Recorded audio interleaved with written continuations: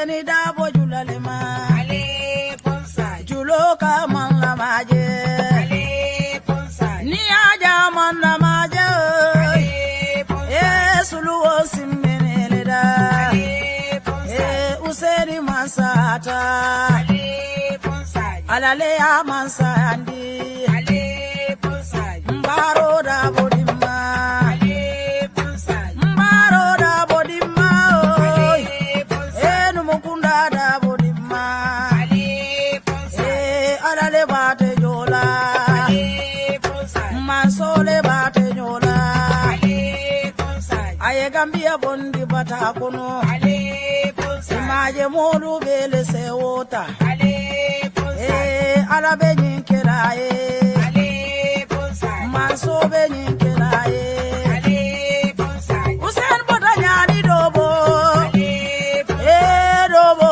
gaye usen Ale ponsa anata kombo tumami Ale ponsa londo nata kulli Ale ponsa okaelo adabo Ale ponsa ayado kuoge gambia Ale ponsa gambia kaye mandela Ale ponsa mayinduru kema Ale ponsa alafo salida bokema Ale ponsa adale bate joda Ale ponsa jilansi sedimma Ale ponsa ganja mane dimma Ale ponsa sali suare dimmalem Ale ponsa jari jalo dimma Ale ponsa jari fulo dimma Ale ponsa tida si sedimmalem Ale ponsa munaninta tata mailitu Ale ponsa munantani mpumbole mude Ale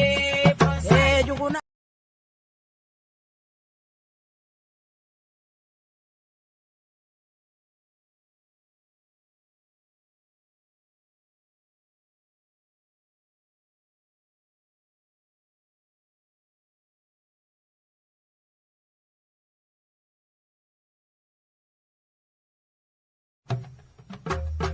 ale fonsaje de Ale ponsa ale fonsaje Ale ponsa muna dabo sanka baluo Ale ponsa mbe useni dabo julalema Ale ponsa juloka man la maje Ale ponsa ni aja man la maje Ale ponsa sulu osimene da Ale ponsa useni masata Ale ponsa alale ya mansandi Ale ponsa mbaro da bodima Ale ponsa mbaro da bodima Ale ponsa numukunda da bodima Ale ponsa alale bate jola Ale ponsa mansole bate jola Ale ponsa aye gambia bondi bata kono Ale ponsa imaje modu bele sewota Ale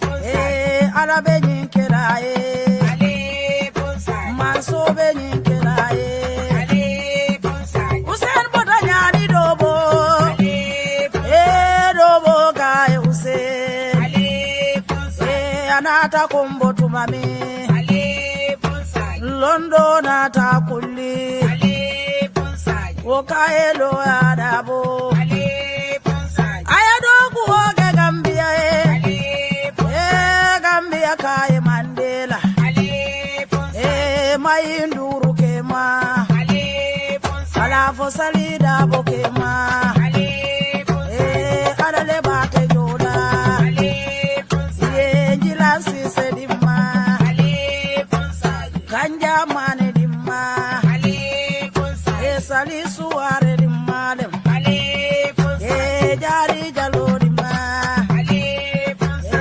jari fulo dimma Ale ponsa tida si sedimmalem Ale ponsa munaninta tata mailitu Ale ponsa munantani mpumbole mude Ale ponsa juguna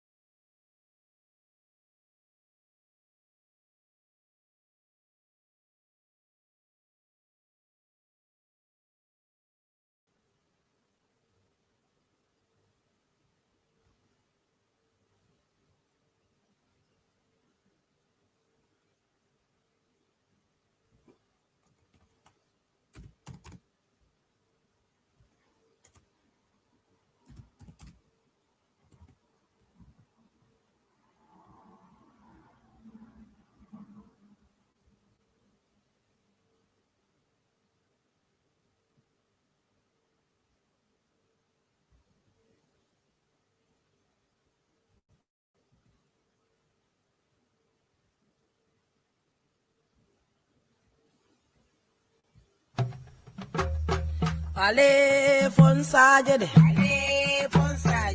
Ale fonsaje. Ale fonsaje. Muna dabo sanka baluo. Ale fonsaje. Mbe useni dabo julalema. Ale fonsaje. Julo ka man la maje. Ale fonsaje. Ni aja man la maje. Ale fonsaje. Suluo simbene da. Ale fonsaje. Useni masata. Ale fonsaje. Alale ya mansandi. Ale fonsaje. Mbaro da bodima. Ale fonsaje. Mbaro da bodima. Ale fonsaje. Numukunda da bodima. Ale fonsaje. Alale bate jola. Ale fonsaje. Mansole bate jola. Ale fonsaje. Aye gambia bondi bata kono. Ale fonsaje. Imaje molu bele se wota. Ale fonsaje. Alabe nyinkela Ale fonsaje. Manso be nyinkela Ale fonsaje. Usen bota nyani dobo. Ale fonsaje. Dobo kaya usen. Ale fonsaje. Anata kombo tumami. Ale fonsaje. Londo nata kulli. Ale fonsaje. Okaye lo adabo. Ale fonsaje. Ayado kuoge Gambia Ale fonsaje. Gambia kaya Mandela. Ale fonsaje. Mayinduru kema. Ale fonsaje. Alafo salida bokema. Ale fonsaje. Adale bate joda. Ale fonsaje. Jilansi sedima. Ale fonsaje. Ganja mane dimma.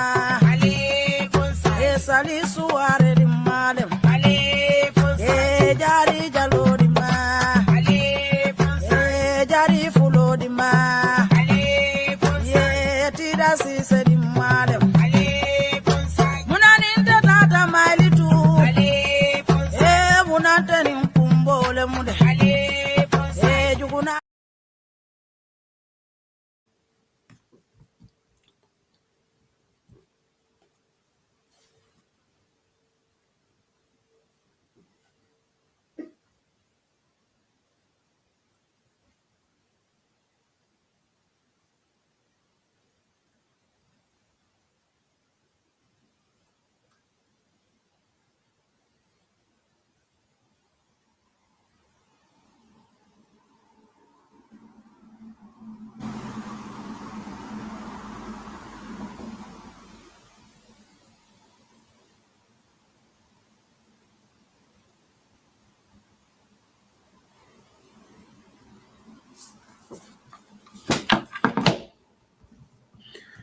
Yo, assalamu alaikum. Bading olo mbal kontona bantaba. European like bantaba be Thursday the 8th of July.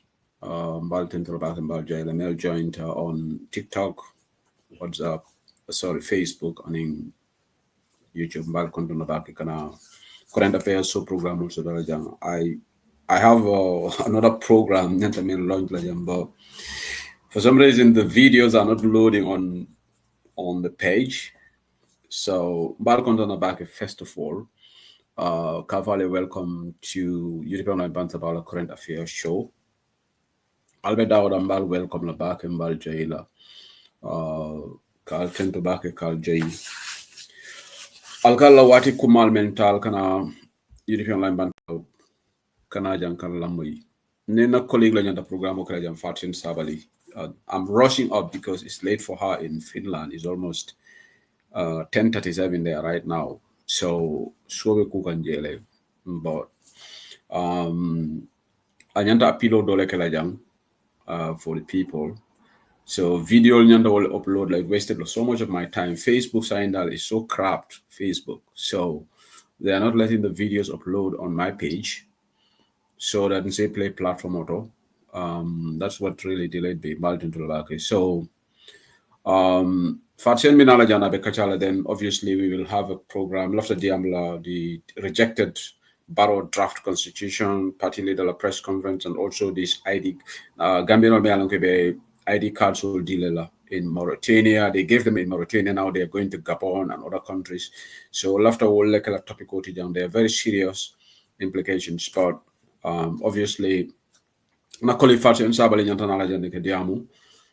Kafodo le amuta Bati in Gambia, and she's looking for support. So Alaji Jabi for Tatale annual Mitai video Kenyan. And so I was trying to upload those videos here on the platform, and for some reason they are not uploading. But I've got the videos on my phone. So instead of playing all Aliela Diamol made, and after fashion for me Nabi Diamla Nabato appeal, then we'll carry on with the current affairs show. The topic Nyantamin Kachala. Because it's actually late for Fat Shane. It's actually 10 o'clock, really, 22 minutes to 10 in Finland right now. So she will come here, and then we will have the program, and then Nimboto direct. I don't know whether I can call her, whether she wants to come now, and we discuss this thing. So that, because let me just call her so that I will that can get out of the way.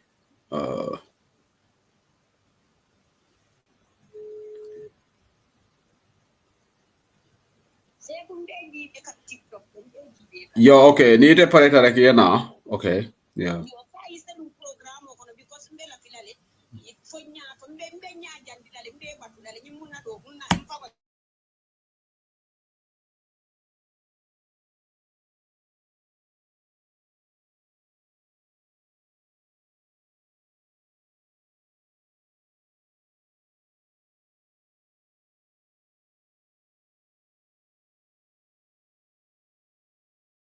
Because there I was thinking of the time factor for her over there. But I can't battle kelale. So ngado program kono. Mboko inu na len si European Online Banta ba tay Alhamis juram ñetti fan ci wéru July kon manglena ni bu baaxa ba di len gërem. Support bu ngeen jox platform bi European Online Banta ba ñu ngi broadcast on Facebook, YouTube ak TikTok. Nuyu naa leen gërëm naa leen ñaanal leen te jaama yàlla suñu borom defal ñu jaama defal suñu réew jaama defal suñu njiit yi yàlla ñu yaagal suñu kanam yàlla jaama continuer si àdduna bi surtout Gambia waaye most importantly yàlla ñu am change boo xam ne dinañ jëriñ askani Gambia du pour ay benn nit waaye benn party waaye for the benefit of all Gambians irrespective of na da nga support nguur boobu or not. That's what governance should be all about. Governance should not be about kuma farle ak kuma farle wot yow so nek njit da nga wara nek njit pour ñep. It doesn't matter kula supported waaye loolu moo manqué Gambia loolu moo manqué Africa moom dañ dee gis ne kii bugut ma su ma duga si nguur gi rek dama ko toppatoo te loolu is very bad loolu axala sax so maa ngi ñaanal di ñaanal yàlla suñu borom defal ñu jàmm ma ñu wéri garam aji joti ñu ñaanal leen kon nag dinañ am programme yàlla suufi continuer seen kaw yàlla suñu borom may ñun ñëpp jaama ñoo xam ne ñu ngi si jafe-jafe yàlla safara seen jafe-jafe yooyu noonu dama doon wax si soose dama doon yàkkamti because suma kole bi faat seen dafa war a ñëw fii waxtaan am na group of women ñoo xam ne ñoo ko jàppa Fanegal maa ngi laa nuyu bu baax a baax sis la laay jaadama ka jumala invite ara maa ngi UDP goodi so den jàppa faat seen sabali yaay dina ñëw fi waxtaan ba pare amay audio yo video yoo xam ne dama doon bëgg a upload loolu noonu si page bi waaye for some reason it's not uploading waaye maa ngi ko amee si suma phone bi danaa play ngeen déggal seen baat yi faat seen tam dina dugg si kanam so loolu benn façon si programme la because ñu ngi saxakun dimbal ajaratu Salimas be kontona baake alama kaalo mele konto be kontona baake so Fatou dina ñëw fii mu ngi ñaan dimbale dina jox ay numbers yoo xam ne ku bëgg a support ñooñu nga war a contact waaye later on moom su ñëwee fi waxtaan ñu play videos I will give those numbers out xam naa ne we are having a lot of bit of donor fatigue in the diaspora because programme yi dañ bay waaye Fatou tamit ñii dañ ko yaakaar te moom suñ ko yaakaaree rek dafa ñëw fii mu ne dafa ñëw fii pour ñu programme waxtaan voluntary la of course donation ku am dara loo xebu dara nga may leen nga support mbootaay yooyu noonu groupe am bi nekk Gambie ñoom UDP women lañ so ñu am yaakaar bu mali bari si Fatou Seen Sabally nekk Helsinki jàppa ko yaay so dafa mel ni yéen ñëpp xale yi dañu war a nekk seen doom parce que Fatou Seen nag dafa si bokk si ñun diaspora bi la nekk so waaye bala Fatou Seen di ñëw fii rek ma dugg si waxtaan tuuti si about xew-xewi Gambie fan yi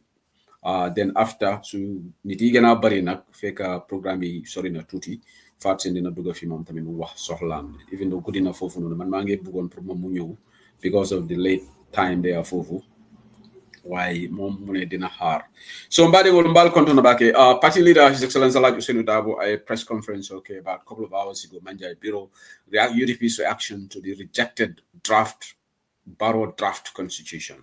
So I think let me just get rid of this. Maybe TikTok, please tap the screen. We are just having 3.9k. That's appalling. Even though we are here about 10 minutes or so. 49 people, 50 people are watching. Please tap the screen, share the live so that it can be good to Facebook. So Facebook ni fanika alfana ya side. Mbadi golu mbali tentola bake. Gambia mengada je kunung mbele ngaje. Anon ka Gambia deputy will tentu. Surtout na UDP deputy will. Ngalongo Noto Alliance fanan kafuta male, even though regional fatatale, but ke fanan tentu. Honorable Tumanjai will independent will melialonko kata Mr. Lamin Sise will mealonko independent will ani Janjamborela deputy ngamira and all those patriotic lawmakers melialonko ikafita United Democratic Party la pruka banko fasa ha because nying is not about UDP. Yalon Gambia nak metonyale fola because nga molu moyle ba fokanko ha UDP nim barolom problemoti. UDP in Barrow, they are holding this country at ransom. They are not, they are blaming us because don't be near Barrow blame for UDP blame. But nyatonga ya bewole nyama. Nimo public institution oti fontol fananga pare wole. Don't be wolbem haninga ke make wolbem gengela. But menketa kunun nte se huse deling content the backet. Nte na content o mabola. Malum fatal content but nte content ale. Barrow will not have Barrow kukilinum. Barrow be sonna 2020 draft wala. Or Barrow under his tenure constitution kuto de sotala. There is no other way around it. Either he has to succumb to UDP demand to adopt Gambia's people's constitution, that's the 2020 draft, or Barrow will go out and under his legacy, Gambia constitution kuto sotala. Wahbi, there is no other way about it. And same on Adama Barrow. 8 years at the constitutional samalana. Yalo ni NPP deputy olu. Ndemalon for union malo fongo sotole bang. Mal nende.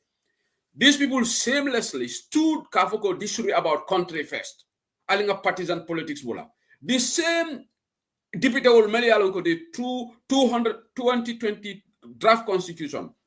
Melon ko CRC. Justice Chorno Jallo na letimo. The Gambia Valley control. That was very consultative. Length and breadth of the Gambia. In other diaspora, jay molu nyininka. The stakeholders wole kacha soto. Ini almamol kachata. Ini mosifa be kachata. Communities, religious leaders, ye molu nyininka. Dalasi million tani woro. Italio le fay mbalito da Blay Sise na monyol. For Blay Sise was so bold and arrogant. Kafoko ha ateo constitution on him blockle. But these people stood shamelessly. Wala nan kafu malo fo atuma ranke ada banko kan fo NPP député wol nyante dayele le kafu député bo ngotoko ha alinga banko jibe mona na Barrow man banko jibe bri yo constitutional fight in 2021 mona nda ya fay the 2020 constitution bri lungo mena vote mekela fo NPP ngol tate ye video ke celebration wala Adama Barrow na la molu mona tinne tol memir about the country first la Gambia nak alinga na Afrika ya tala mo manyim banko kong mentami da Adama Barrow la anunda fala stafurlay Adama Barrow abe koku kala Gambia la selfish interest la Adama Barrow is too self-serving Adama buke mira kula namanka kumoti everything baba halini sila doku wala menga bake kan Barrow mantra ke kan Gambia ide Barrow ka silolu doku le pour mole carte o faye pour ay continuer man sa yalla nda fala stafurlay because nim Barrow e Gambia je ite time killing o yoke time killing ye time fulake Gambia mo jelle be kala president yo banko kan dolbi je wolna ta kala president fo Barrow la fisata woldi ning ala yete harge moliye mako ye face à coalition 2016 ite fonko president ya ye tarala ibe lari be skino le ma expect ye ku so to même explain hakil le kan nyambe si so new constitutional député mo ning killing o me yalon ko they voted no hani UDP debate wol damman to sa block la lenu bari Noto Alliance kafutama if all deputy okanyame ya very 45 deep yeah ya fine balito kono gachi ngalama Gambia deputy wolu meliye constitutional vote out NPP ngolu They can go, MPP lawmakers, they can go and bite the dust. Well, they can go and swim across the Atlantic Ocean. Nimmengo membe diale yake ngana system ele maimuna sise dabo. Aka foko hania tara malla fi nyimman sakunda la mote nyimman sakunda bondi la noje. Yamera maimuna sise fa yala kumo moyba. So wala nyinti NPP man sakunda wala nete bola Gambia. That's not true. Woman ke tonyati. Because ala talla damala man se yabe tola fofo. Nabo toto. Ñun dunia ñaton kolu momo ila wato banda you will go dal lumina la maymuna sise dabo adama baro tekla president ko tala sadawla kayra ba jawra sanji tansa ba wala keji yaya jammi ay sanji moni fulale keji adama baro lumina sida bala baga sur pakle la ni fatu babaro yo bo number 1 mari pare bari men kuma yata jam atolo bring atolla moliye constitution on you fight 2020 alme mira bi kabe soron because al tata la les safiroke ka barola la mulu ke sansang kala attorney general use me alonko womu bulukono mo attorney general ati me dawda jalloti nin dawda jallo fo mo doti abe resign nale bari mel ka fo dawda jallo resign wolle fo ngamero mo le fon ke da fo nyoba ba dawda jallo nana te resign because dawda jallo man consensus so alinga bulo ko sin nyin ko ngo mel ka fo time limit nga musa jeng wol sifal jele musa jeng kafo doy damale consistency sort. You know, we have to get away from this. UDP has been very consistent. Wolam ngo 2020. For manke consistency. But in Nimolu, it will fi often is at the UDP to nondila ye doy to de da. Doy ko it will ya support ita for first reading and for second reading, whatever they call it. Womu doy la nyantoleti.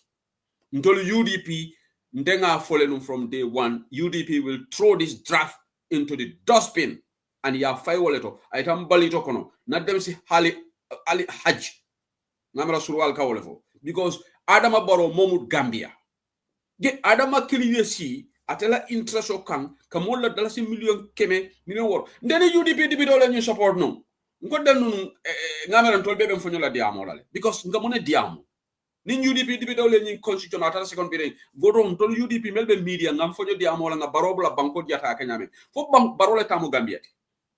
So it is because of the retroactive clause. Bena retroactive clause. Atol nala cabinet minister so se humbalo be yale radio ha this is discriminating against Adama Barrow. Ite mo killing. Ye time killing the president yala. Iko because of that term. No more mo like afoko law cannot be applied retroactively. Ja because mo be kata loyalty, mo be kata ham.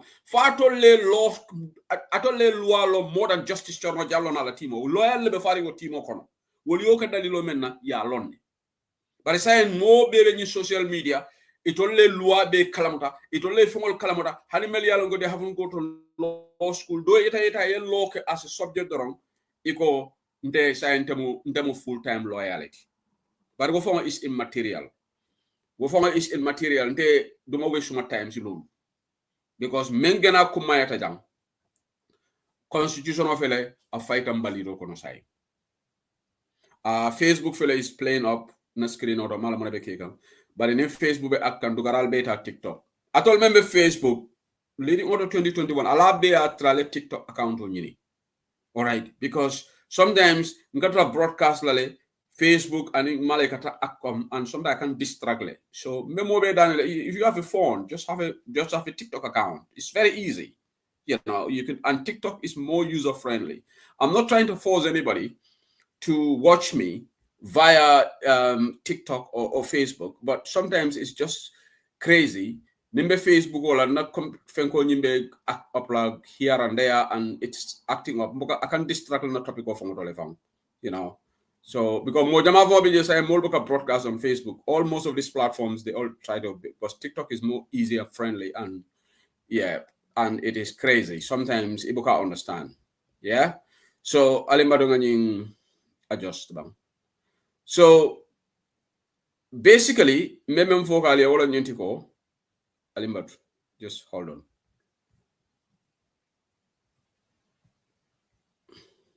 Farsen Minalajan in a minute.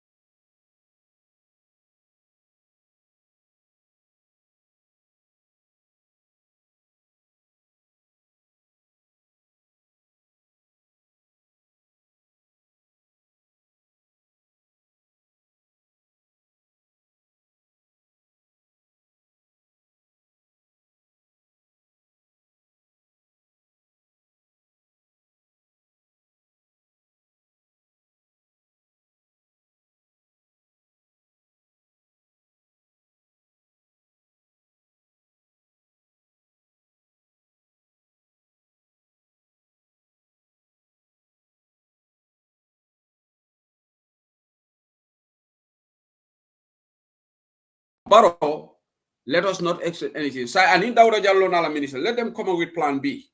Because Malabe Monekala, because Baroko at a UDP be kuokudo at a Bokatarawat. So what Baro Tetala 2020 constitution. What Baro Fanan a la legacy, a Fonkajadi legacy. Then we will not have a constitution. Atol Menga Vogo is disadvantageous. Look, Surwal ko martahut nganan put it. Yeah. Martahut nganan put it. Mandingol malam mandingol go explain nyadile, but Surwal yolofo. Mo kana mo alinga dankene ya nga mo jele kafo because of this term limit for 2020 draft constitution man term limit so. Nde ñu ko fo ni nga jibe nga vexle. Ndongol ka nyadi nga vexle because Gambianol kasi kafo ko alinga baro mela ta baro la Musa Jenna bonyoli kafo ko baro lafta menenga nte o ko fon kan dibi de fam. Nde I have zero appetite for Adam Baro. Ngama mo be yolone. Baro is not my cup of tea because adaji kolom. Because Baro is too damn selfish.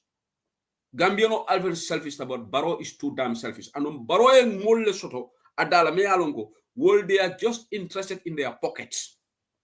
Go. Mole Fatanyam Bangoye. Mole le new sacrifice. Itenatake president. Nkonga constitution kuto samanam bankokan.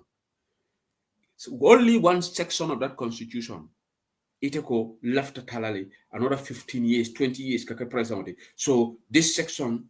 So atolo tata als the malesita, alma oppositional consult, alma stakeholders all consult, civil society groups all make consult, alma yalon tol diaspora all mu ba fenyole ten dol consult because baro control man kumaya. Okay? So imam consult ngela député nonsense dole de kunun ako social media warriors. Député dole di amta kunun ako social media okay fatsen don't tell us I'm ngata. Social media warriors akon tollo wodi. But in social media warriors nalka jutun tolla ndolle bal dampon katilo banko kan.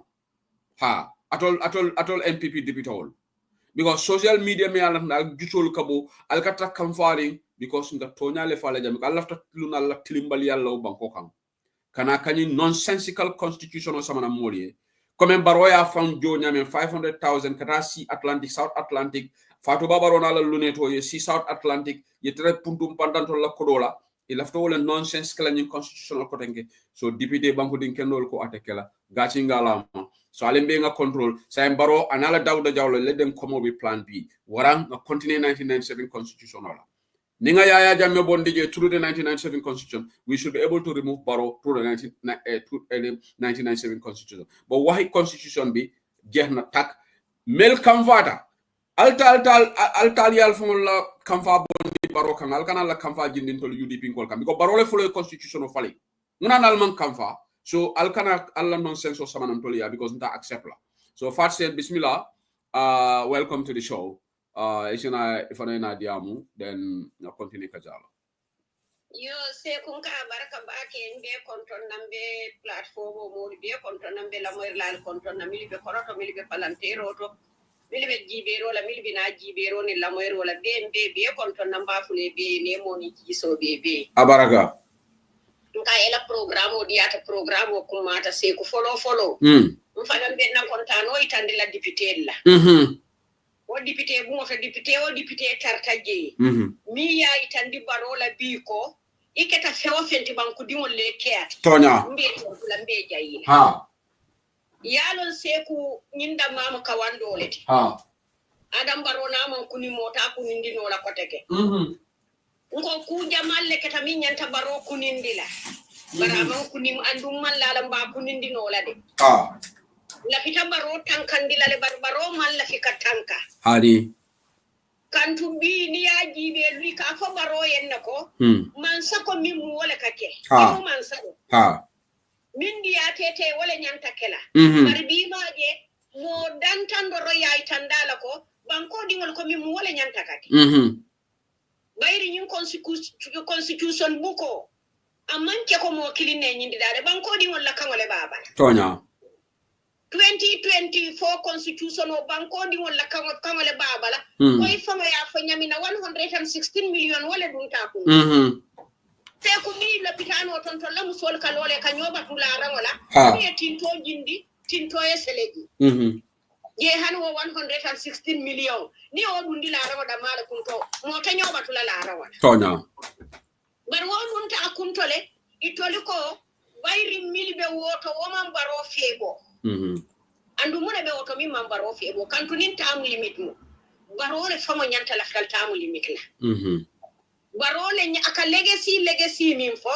atele nyanta tam limit londila wo banko ka wo famo mu legacy leti mi yalon ko mota ku keno la kota ga min tambita wala bayri banko min na independent woni biite ma sanji taworo ye nin tam limit woto c'est ko president o tam limit dundi e banko di wol tanyina letela barni tana teta ko tam limit kelaje itebe maralo kelale fadi ate nyaminna and wo kola ni be dunna ni min dun kan salon barni be fintle ni min fintiranta wolonna e mol kunintale silam barintala diamo te siano wala jambinta nata minna wala mun nakafu mol la poti nata yudi pinkoli noma milibe gambia e bantala nata musoli noma nata keli noma ndefat sen sabal toñale mum tamanke fenti man fensi par alala man sabaya to bi UDP kano kamma ha ka fomi benta bul gambia siatale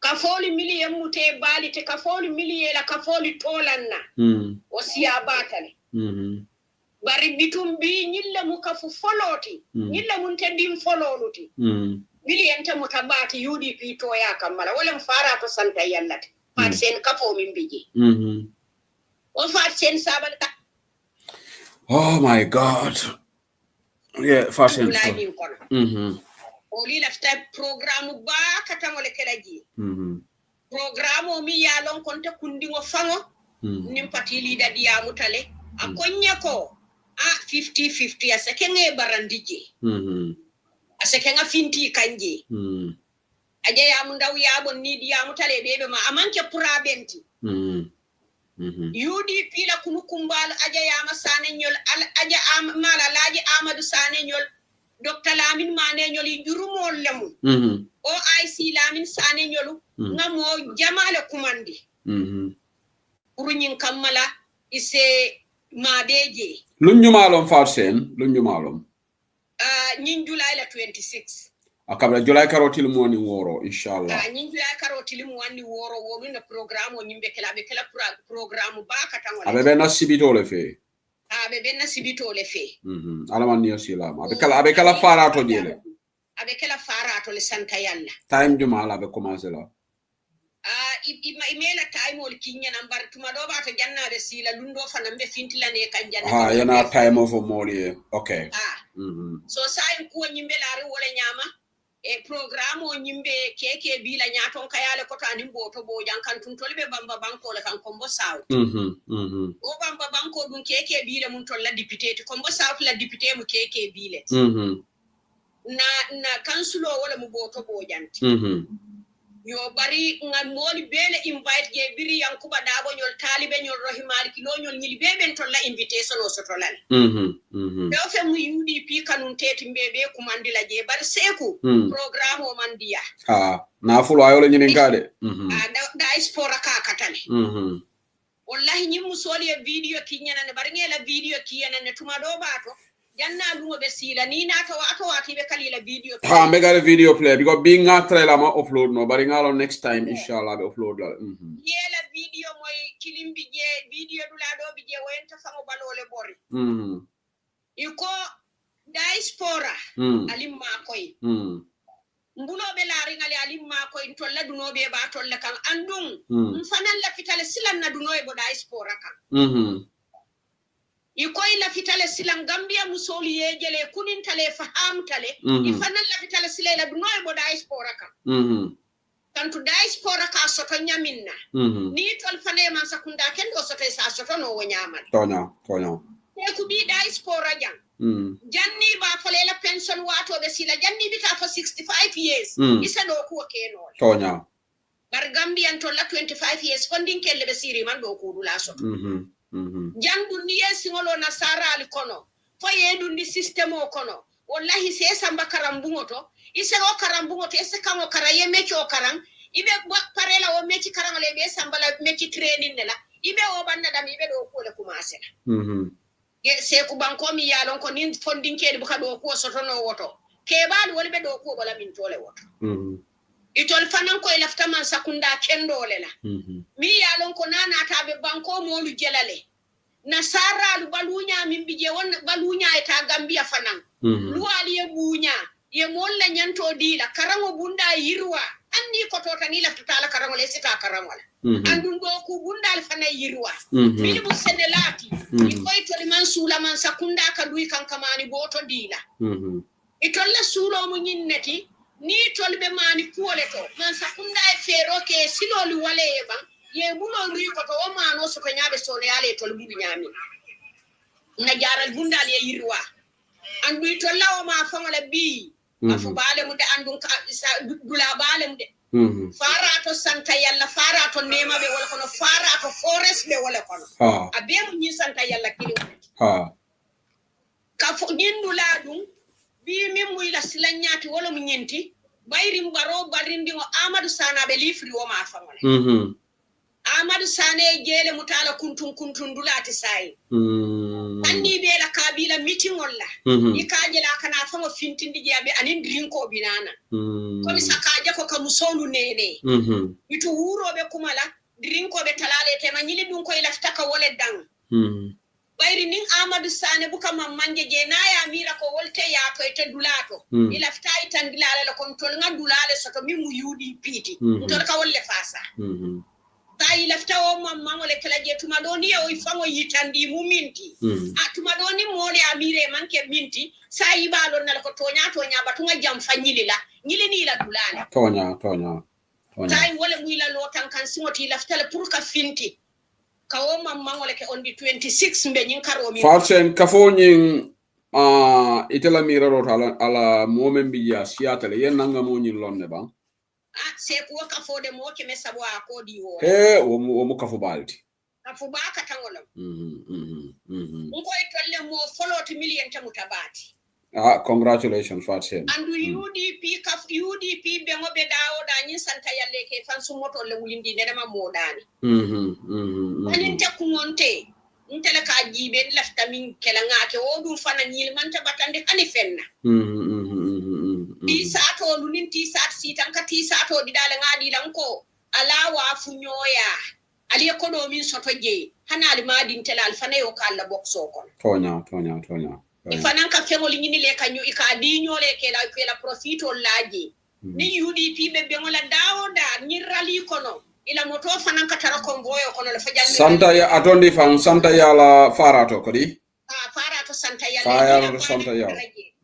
farato ila mo bana fangon tele ya dida Finland jam makiye be wo be Gambia kono UDP be ngola ni santa yalla musol nin kelu ika moto le wulindi e bulabe ngokono fajal nimbe ngobe danna dami e manke ko man kati UDP so fachen me ngambadi ngolu comme mbe ngambulo ka forma ya tele mutabati amanjutu fenna ni lungo mu juray karotil moni worolti sibitu lungo be mbakala farato bari ni programme kana studio to manda be nala janni faranke detailol di maybe ni ngala musu kilim fon so Gambia ngo call WhatsApp o fana tra WhatsApp ngo fana na diamu jam bare fundraising long alonko UDP activity solve sharing because Seattle fela nyateling 2nd of August diaspora convention of Seattle tisatol be sankane tiketol fanan ibe wa fila je ngalonko nyin chapter sol be ba UDP mashallah nyabo be na watu beta France fanan September karo kono on the 13 Sweden fanan be 27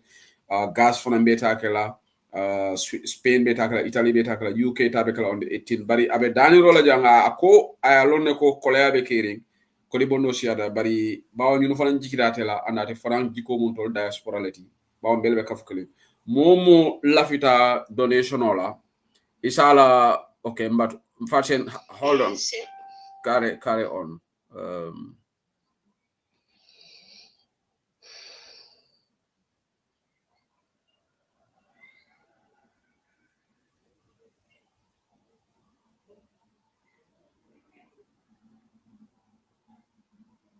Alimbatu 1 second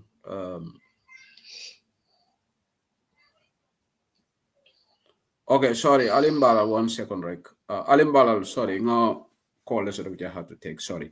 One number Fatsen ni momo after donation ola Adama Kamara atela WhatsApp number 70 704-1116 wala la WhatsApp Adama Camara ni momo lafta kodo kila ngalon through wave fonga sa kinwa ene aning oli sen wala number gam ñu be mo Gambia number leti +220-739-1031 739-1031 be repeat la ko denge ni momo lafita donation odi la nyin kafola ebe Adama Camara ebe wala contact la 701116 ni aki ay fana maybe ni lafta se copy nyin ki far senie ya lon wara ni aki nante far sen balon nale oli sen fana la number 739-1031 comme donation wa be wala nyidin ka kan jam mon jutu fenna janni ni lunga si momo ngam bulo kafala isaje lungu ni se kidima bawo ya mota balati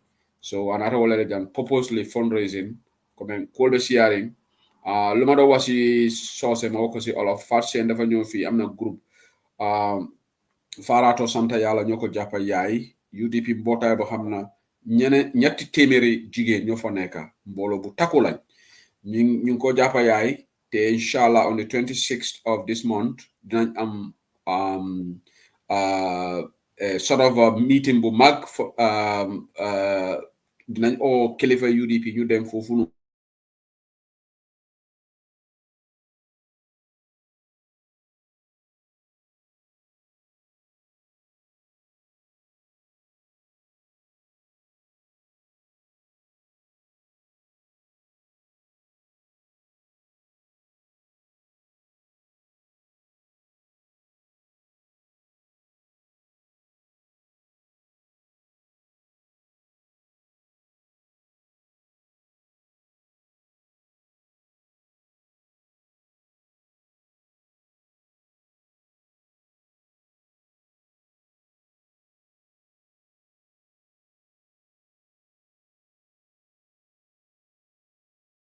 convince ñu pour ñu support Adama Barrow so lolu ta jigéen tamit ñew ñu ne li du fi am so li la bëgg yok ci waxtani Fatsen rek Fatsen bu nga demandé na fa je pour mo li ima koy rek bala ñu lu nga ci ya ko se ku ya be la fa ko ko fa mo wala to nyale diaspora ko siya tan kunale bari mbele be ko no kan to haninte kundi ngo fango la fula be nyin min ka programme on mil kana dula fula be ile tekela moda of the date so dunomi mu abembele kunto okay Lamin Conte ka be support Lamin Conte ni Fatsen na number so defense sa contact Lamin Conte be atebe Nottingham jana safaro ka ko abe support la le so thank you Lam Allah ta wala fanam folaje bayri nomba nyi nimmin ñinata nomba ñim fanande ni momo la fite support lan tela nomba be forum ol be ko non ni en contact do ron tabe nomba dile telale den ni ya kiye ibaje la ni ya ki tol ye do be risito ki la ñelen te fa be o risto fo wodi le tol fa wala forum risito nal momo risito ke ya ki Fatseni pour asa long fanan ko penda dambele iben jibe kan ifane ko do bondi penda dambele be London Fatsen donné penda dambele ko do bondi de anu ate mashallah ko jamale babu soto ni mi $10 soto ni mi $5 soto ni mi €20 soto ni mi mano mani male soto ni mi tulo male soto kan ko ni murali ba ka tangole ni mel la fi da fanan ila fi da ima la fi ka ko ki bari la fi da manol sanen wayon tulo ye bidik ya yeni bidik tio bole Gambia ite ko ki jere keta bagasol kamaje wo fana isi pora bagaso kama ni mi te ko do ko di ma dino la momo semma ko min to manjutu wala yes ma ko ino min to manjutu wala kan to tonya min ka drink ko san aka ngumbayo ke jabe o budule na tan ton fana mo motin to mo batandila okay Lamin Conte be Fatsen na number siala video mbel Fatsen na number dile yamoy ara jame sisla la cousin ite fana mashallah ko di jama be boli fana donation okay ani imange UDP ngati nyawnya bari fana ko do bondi albe ko do bondi mo jama be programme o jibe kan sayna na tol mo be jam a Fatsen man jutu fenna momo donation olom amanke prati fong pour kafo ni nom ñu me alon ko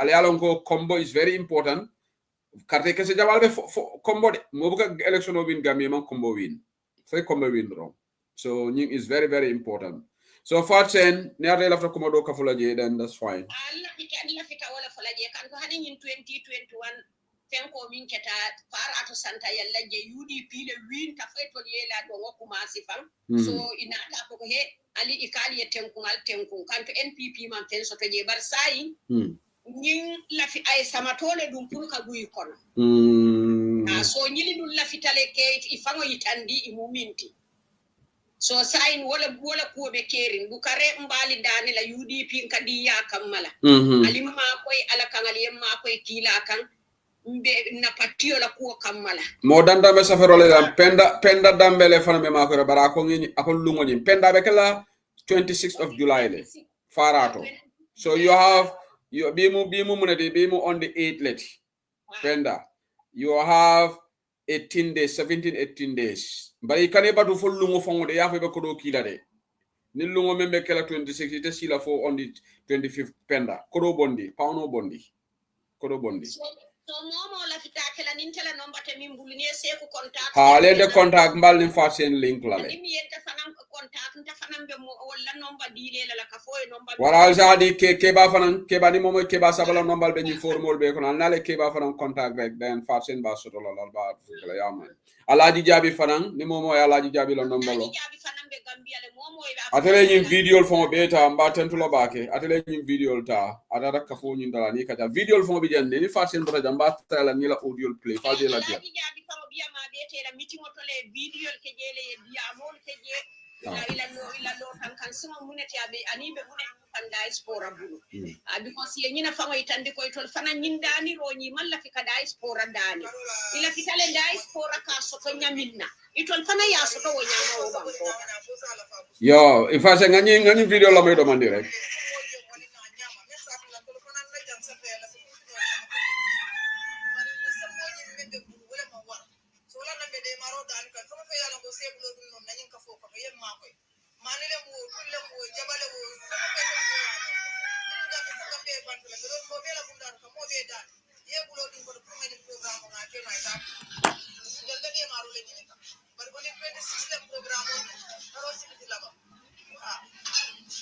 yo ali moy le video nyimbi janne so ngaf audio le play ali moy ko 26 lom fa tene même fa jamu sunu ko be la faro la nyini kan rek momo memo men so the cast or kind you know cast or kind momo so donation keno so du kare ali mbenga today da nga fa tene la nyin kafo nga kol kibinani yam alman news silal makayra fa tene abaraka okay baraka mbadi ngolo saying comme bengo mo nyola just comme mel ma kalam to don santa yala farato kafo ni mele farse mutabati wala be mbakela farato je inshallah ni sibito abe na makini sibito ti bari abe na sibito lon for on the 26th of this month inshallah patiola alfalu kadana deputy party leader ning delegation o jaratu yamde geya bo onkol Amadou Sané woluna the senior hierarchy of the party inshallah be ba attend la so musol be support la nyine kan so momo la donation ole man jutu fenna bawo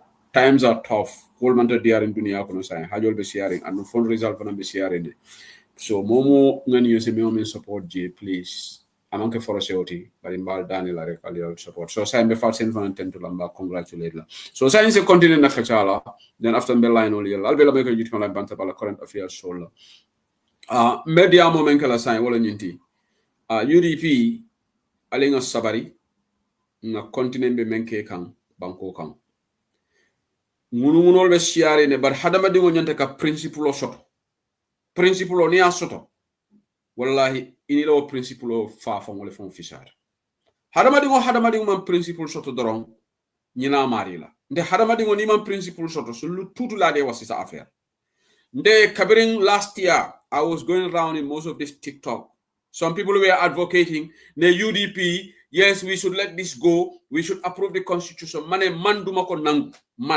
man luma advise suñu MPs let them vote against this constitution te dina don am nahar bo xamne munuma ko question su fekkene bill bi passé because man yabate la man yen baro su len yab man Cheikh Ousseynou baro do ma yab because baro ne gënu do nek Gambian baro la Gambian ka yamante 30 ñaato de momo yaaje ko baro jututela baro so jutula bare nte baro ta jutulante la anala ñaato ka ya anala president ya nte alala harje wala for whatever reason okay bare momam fisaya moti andum Gambia mbele kanyanta je yaje nyin ko ninka fa kan dimile wala nante Gambia no dol bije ninte ka modol ye nyin Facebook auto e ka for let us allow this to go through al dalilo fonye why we should allow it to go through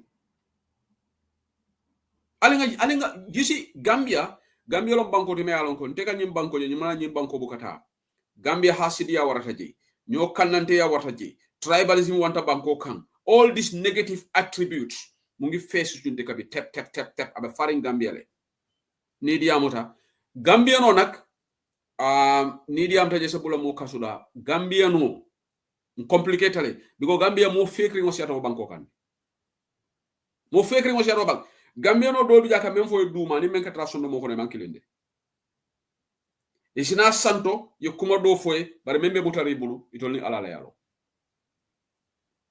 yaje Gambia nyanta nakarole bulala banko kan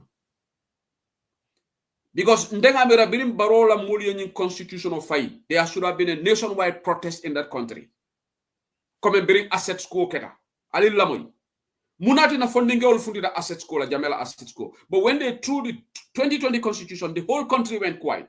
The only people who celebrated were the NPP Baro Youth Movement aliela video jele a celebration okay barbecue okay. But the rest of the country went quiet. You know why? They felt that UDP was humiliated. Why didn't Gambian go out and protest? Those of you who are saying about Gambia first, why didn't you mobilize the youth to protest against Barrow? No, you let that slide, right? You said, the rhetoric then was Barrow ak UDP lan alinga singe jibe. Yaje nyine Gambia no batandi. Just like when Yaya Jammeh started carrying soldier all far from 1994 November 11, Gambia no site ko soldier damal lebe nyola. But anata laba mindole aman laba soldier to anata journalist all exile ay civil servant all sorong yalla wala na ni la nebo la bunda be jang dimba be ji wuli ya mako yo dimba fa but ni ko ha dimba be dana jana be futale male when the Barrow constitution when the constitution was thrown out, that 2020 constitution, thank you Zainab, the whole country went quiet. Why didn't all of you who are on this Facebook saying Gambia first, why didn't you organize yourself to protest against Barrow? Oh, and you know why? Today I will say it here. This is why I have stopped going to most of these platforms. I don't have time. Let UDP man say who said I don't have time. Because I look at people's modus operandi and the approach. I figure out there's a lot of hypocrisy in Gambian society. This assets thing, when it started, the whole momentum about the assets, because they thought UDP leadership were involved in Jammeh's assets. That was the reason. Lolota protest Wahuma guy gala ide. Why noisemakers in diaspora, that was their reasoning. They thought they won lottery. This is time we have to cage UDP. Because they're trying to get UDP from many fronts. From the Local Service Commission. Baro any Local Service Commission samanane. Puruka UDP la mol nondi. Bao atelan man sekunda notale already. Baro ngura me defa tilima betilima. Passe tilim. Moy corruption. Baro so wahe nguri baro rek corruption. That's the next thing people say. Because Barrow's government is synonymous corruption. So now he is strategically, because the constitution has empowered him to set up commissions. Barrow can set up as many commissions. But constitution so Barrow set up this local service commission so that all our elected officials at the level of the local government authority, they will have something. And because Gambian ol Jamaba Mutulu, you see what is happening at KMC? Because of that Senabu Martin saga, some people cannot separate the wheat from the chaff. Most of those things, Senabu Martin is involved, but they are putting it on Talib Bensouda. You go to Banjul, they said, yes, the mayor of Banjul also is involved. In Brikama, they will not, because Yankuba was not in office then. That time, Sirifo Sonko was there, and Sirifo Sonko is NPP. Do you hear them talk about Brikama that much? They don't talk about Brikama. I'm just trying to highlight the hypocrisy in that country. They don't talk about Brikama on the local. When it comes to the Local Service Commission, there are two areas that these Facebook people are focusing on those on Switzerland, KMC and Banjul. You know why? Because if Yankuba was there then they would be focusing on Brikama as well. But they are not focusing because Sirifo Kotahog was the chairman. Most of these people here, some things that they have interested is trying to smear UDP in a bad way. Ning kelo jamaba bi jamu UDP kelo leti dolbi jamafu mobere ning asset sting. But when they realized that the list came out, UDP leadership not on the list, the team faded away. What happened to the asset sting? It faded away. Where is the momentum? They don't even talk about it anymore. Now the draft constitution, they are trying to blame UDP. for not allowing this to go, some of them. But if you are not hypocritical, the person that you should blame is Adama Barrow. UDP voted yes for the 2020 constitution, which Gambian people supported by large scale, according to the CRC, because UDP did not do the consultation. The very commission that Adama Barrow set up, Adama Barrow appointed Justice Charnajal as the chairman of the CRC.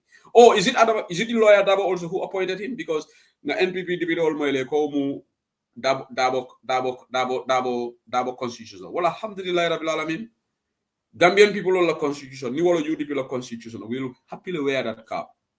But Mawalendara, if we are serious, 2020, the youths would have protested when the Adama Barrow and his cronies and few of those MPs voted the constitution to the constitution. But there was total silence in the country. They said, some of them celebrated, wow, Barrow has humiliated UDP. UDP didn't have it their way. So Barrow is going to have another term. The retroactive clause is not going to apply. Some of these people have so more sympathy towards Adama Barrow than towards the opposition. That's what I don't even understand. That's why I don't even understand. Now, we are where there's a stalemate.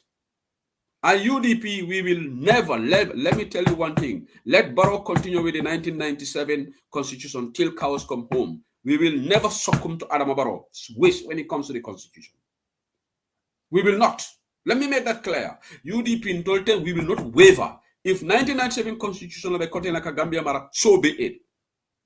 The other day I saw a post. I did not see it. Somebody said there's one Claudius something Taylor. Mamoje mayo UDP Kong, ka UDP Jawya. Kataka Safiroke.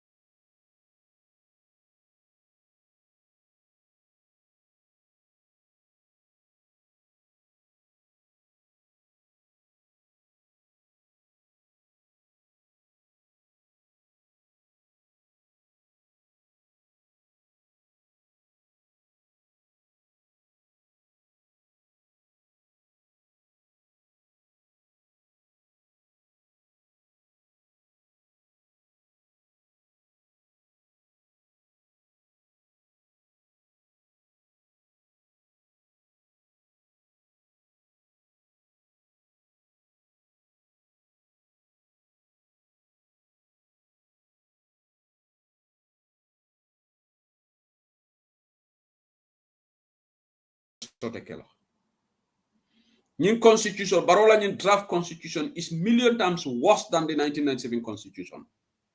Okay, I prefer the 1997 constitution to Barola new draft.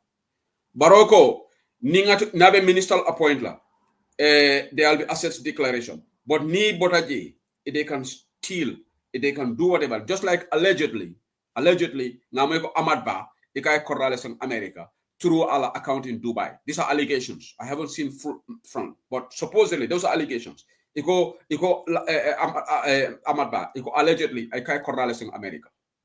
Okay, we will find out which state in America. I told me America, Nalia long. You got any hope because funds went through allegedly our account in Dubai.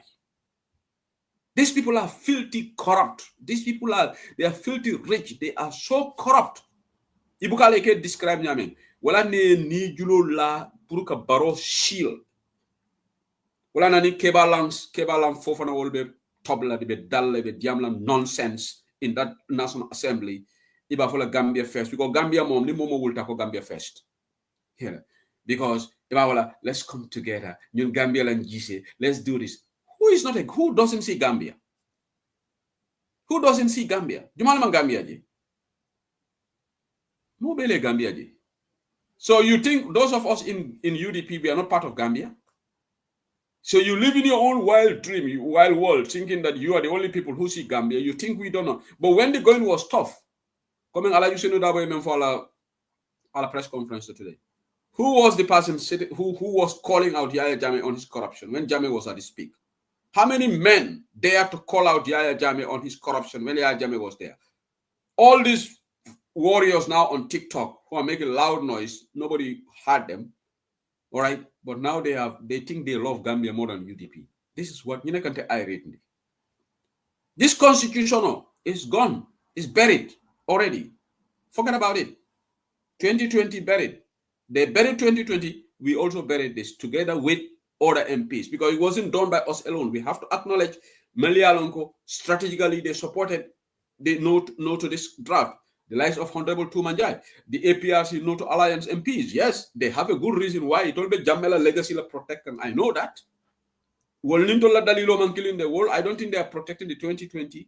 They are protecting Jamela legacy because Gambia political is so polarized. All right. Couldn't any MP or from the what the heck? Somebody was talking about how Molgafoko Baro is there is no democracy in the country. Baro is this is the most peaceful, blah blah blah. MPP Malong from Najara, Deputy or whatever Malong. He was talking a lot of crap. Kafoko Baro Bankoleje. Nim Baro Bankoje my that guy was delusional. Nimbaro Bankoje why would he reject 2020? And he say who balol and I'll enter cabinet Ibrahim Silla.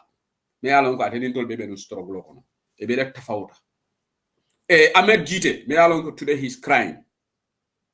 Ndeysaan because yate useless ya throw into the dustbin. So en CDC se me alon ko biring NPP ngol be tabirola aman dépasser bondi na broda CDC se aman dépasser bondi aman tan dugala bi comme Sidi Nyaka Jom Jabe Nyame CDC se be men enjoy kan NPP Ahmed Jite nala all the advocacy because lungo men draft constitution of 2020 Ahmed Jite tata life la ba celebrate la kondesan but today atela faith keta nyadile he felt disappointed. He felt that he betrayed. Dauda Jallo wala complaint la kola ñun diaspora voting. So kudos to our National Assembly members. Yes, we are going to celebrate this. Ne more comforter. Go and throw yourself out there. Atlantic Ocean. All right? We will not allow Barrow to remote control Gambia. UDP man ko patriot. Ni party dol. Because now is election, everybody's talking. Oppositions that have been quiet, they are all coming up now. This is Gambia. You wait 5 years, you got defeated. All right? You lost election and you went to have sabbatical leave. Yeah? Now 1 year to election, now we're going to change the dynamics. Is that what Usman Sonko did in Senegal? No. Usman Sonko came second or third in 2014, Pastef. Senegal 2014, they came third. But when they came third, then they continued. They didn't go and have holiday and wait until 1 year to election in Senegal. Then they would not have won. They carried on just like UDP. What is sort of amona jamono bo xamne dafa melni UDP rek mo nek ci dekk bi. Bo baro ka foko ñi dañ ma sonal. Na manam bele ngolonya. Bo lo ka loja ka fo politique bu du je. Even Senegal sa politique because UDP was on the front. All right? Ndolbe ñatole we were challenging Barrow, we were exposing Barrow, another minister, but some opposition decided to take a break. But this is a fact. Yeah, we have to deal with facts. But today, those are the people who think that they love Gambia more than us. But when it was tough, when Barrow and these guys were doing worse things, corruption was going on the rampage. During the COVID-19 period, lot of things, mismanagement, global funds squandered. Billions of dollars going to that country. Low platform to UDP, then you get in.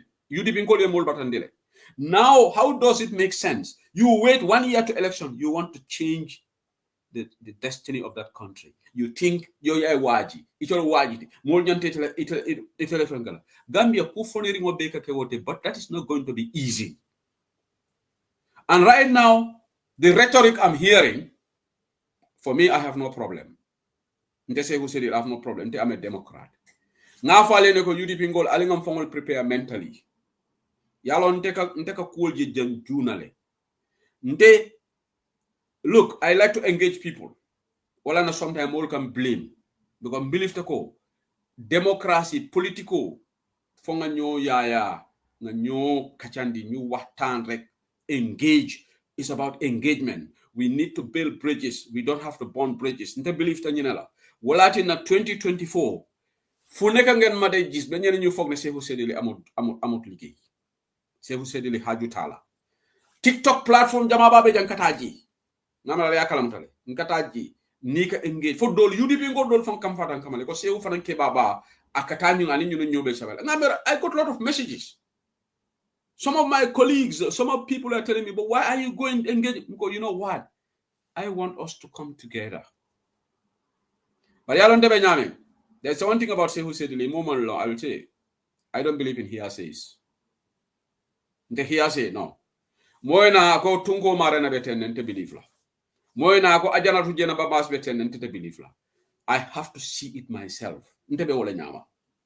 Because alinga na society lu mul katale ka nyotinya. Mo sinanole me alonga la fata tunko to tinyala ina ko he se wite malanko tungo mo kurumbaleti. So ninde kata tulu kilingoti defa na ngo samba tunko kan. I could be wrong. So it's better you take your time. If on your due diligence, you cool korosi. When I used to go to this platform, when I watched the activities all day, I added 1 + 1 and it became 2. So I withdraw myself because we are fooling one another. Most of these people who are their problem is United Democratic Party, but they would not say it publicly. All right, because nobody will go to the platform and say, "Oh, I don't like UDP." Some would, some of the extremists, the radicals would say it, okay, but majority will try to be diplomatic about it. All right, and I have heard statements like, "Alhaji Ousainou Darboe should go to all these platforms." Let me address this. Gambia, alinga chahano bula. Alhaji Ousainou Darboe is one politician who has granted more interviews than any opposition leader in that country. Yes, I'm going to say that here. Even Barrow, to the extent Barrow said, Alhaji Ousainou Darboe, the number of press conference he did during at that time, Biriya Jamebeje, Ako Barrow, from Mame Barrow yo fojang. Ako Alhaji Ousainou Darboe, every minute he's doing press conference. Alhaji Ousainou Darboe has gone to Kerefatu, he's gone to For the People by the People, I think, and he's gone to Pamodo Bojansla Radio, gone to Coffee Time. Yeah, these are the major media platforms in the Gambia. Conventional platforms. I'm not talking about TikTok platforms, okay? I'm talking about the conventional platform. So he has granted tons of interview. Guten Abend, Nadalin, Hadijato Bailaba, Mekondona. So, but let me ask you, I cannot remember some of these opposition leaders don't even appear on Member Caring. They don't. They have never appeared on it. Some of the key opposition leaders, they haven't. And when you go to Member Caring, Su Radio is one of the biggest platforms in the country. Okay? So how can anybody say that this person should go there? Alhaji Ousainou Darboe went to QTV recently. So what else is done? So you cannot expect Alhaji Ousainou Darboe will be all over all these platforms going having interview for what? What is he going to say that has never been said? What is he going to address that has never been said? Or people just want sensationalism. Alhaji Ousainou Darboe is on a mission. Inshallah, he'll be heading to United States to go to the Seattle Convention. And from there, he'll be on a European tour. All right? But he has granted more interviews than any political leader in that country. That is not an opinion, it's a fact. We deal with facts. And that is not questionable. That's indisputable. All right? I Bantaba, wala nantol from a break deal, wala no we don't bring him to UDP platforms. When was Alhaji Ousainou Darboe nata Bantaba? Yala muna nangake because he goes to these other platforms, the non-UDP platforms, because nata Bantaba jeba for the UDP platform all. But I attack Kerfatu, which is non-partisan. I attack Pamudu Bota, non-partisan. I attack QTV, non-partisan. I attack Peter Gomez, at least addressing the Gambian people. Nintolu Sulatala, we will have him here. Because Atolantola Alfati, Nin Sulatala will have him. Alhaji Ousainou Darboe is our own. Nimparetala. But Ndolfananga Kontamelela, I diamu Gambia Bay and Tolfananga follow. Well, we are not too keen to cast some on a UDP platform all the time. Our people Uncle Larry, Dr. Lamin Mane, they are all over these platforms. Tom Bonsedi, they are all over this platform. There is no party in Gambia that talks to the press more than United Democratic Party. But so if you go on this line, you hear idiotic statements like, oh, Ousainou Darboe should also come and talk. Are you having a laugh? Are you okay? Alhaji Ousainou Darboe has granted more interviews on bigger, reputable platforms than any opposition leader. So what do you want again? What do you want him to say? Even today, he did a press conference. He went to for the people by the people that most of these government officials went to. All right. Up to now, I cannot see Honorable Halifa Saleh. I don't think he has gone to for the people by the people yet. I don't know why. And even people have engaged Musa Jeng. Why are you not inviting the PDO as leader? Why? But he hasn't gone to PDO. That is one of the most popular Sunday programs online here online. They have wide following too. But most of our UDP leaders have gone there. So we have granted enough interview. And even if I hear people say, UDP nyantanala la agenda wafi moli. Yadi nimbanko. Mol menke fangolo kurandi. You de favor loss and bop. Therefore, barisi de kabobuno. Because today, if anybody is asking about UDP agenda and policies, then you are not following Gambian politics. You chose to be on the sideline just now that you are showing interest. That's a simple answer. When UDP launched its 5-point agenda, the manifesto, Sadauda Karaba Jawara Conference Center, I think, when Oli Dibawada, Uncle Larry, made a presentation, a 5-point presentation, the day Alhaji Ousainou Darboe announced the social contract that he was going to sign between the Gambian people and the UDP government, if UDP government emerged, where were you? Then you would not have been following Gambian politics. But I hear all this rhetoric on social media. UDP nyantanala ya fo molie ila agenda momoneti. Nite ye churumpen Gambia politiko kono te yo toy te nga duga si Gambian politics. Yo rek ya lache UDP policy. Where anybody, take Coach Pasamajaw will not ask about UDP policy. Tugulorsi will not ask about UDP policy. They've been there. But the newbies, many alongo, they chose to go and study and develop their lives. They didn't care about Gambia. Now they said it's time to give to the people who deserve better. These are the old. And you know the most condescending statement he come for? That's who said it. I support Alhaji Ousainou Darboe. He's my leader. But I'm not going to hear Ngafuko. Alhaji Ousainou Darboe rek mo muna yore Gambia. Dede, manduma wax lolu. Because lolu sumako wahe, it is so disrespectful to millions of Gambian people. Ndengam fo kumo lon de. But modol ben in TikTok auto, they don't even know. Yalong wah soko wahe.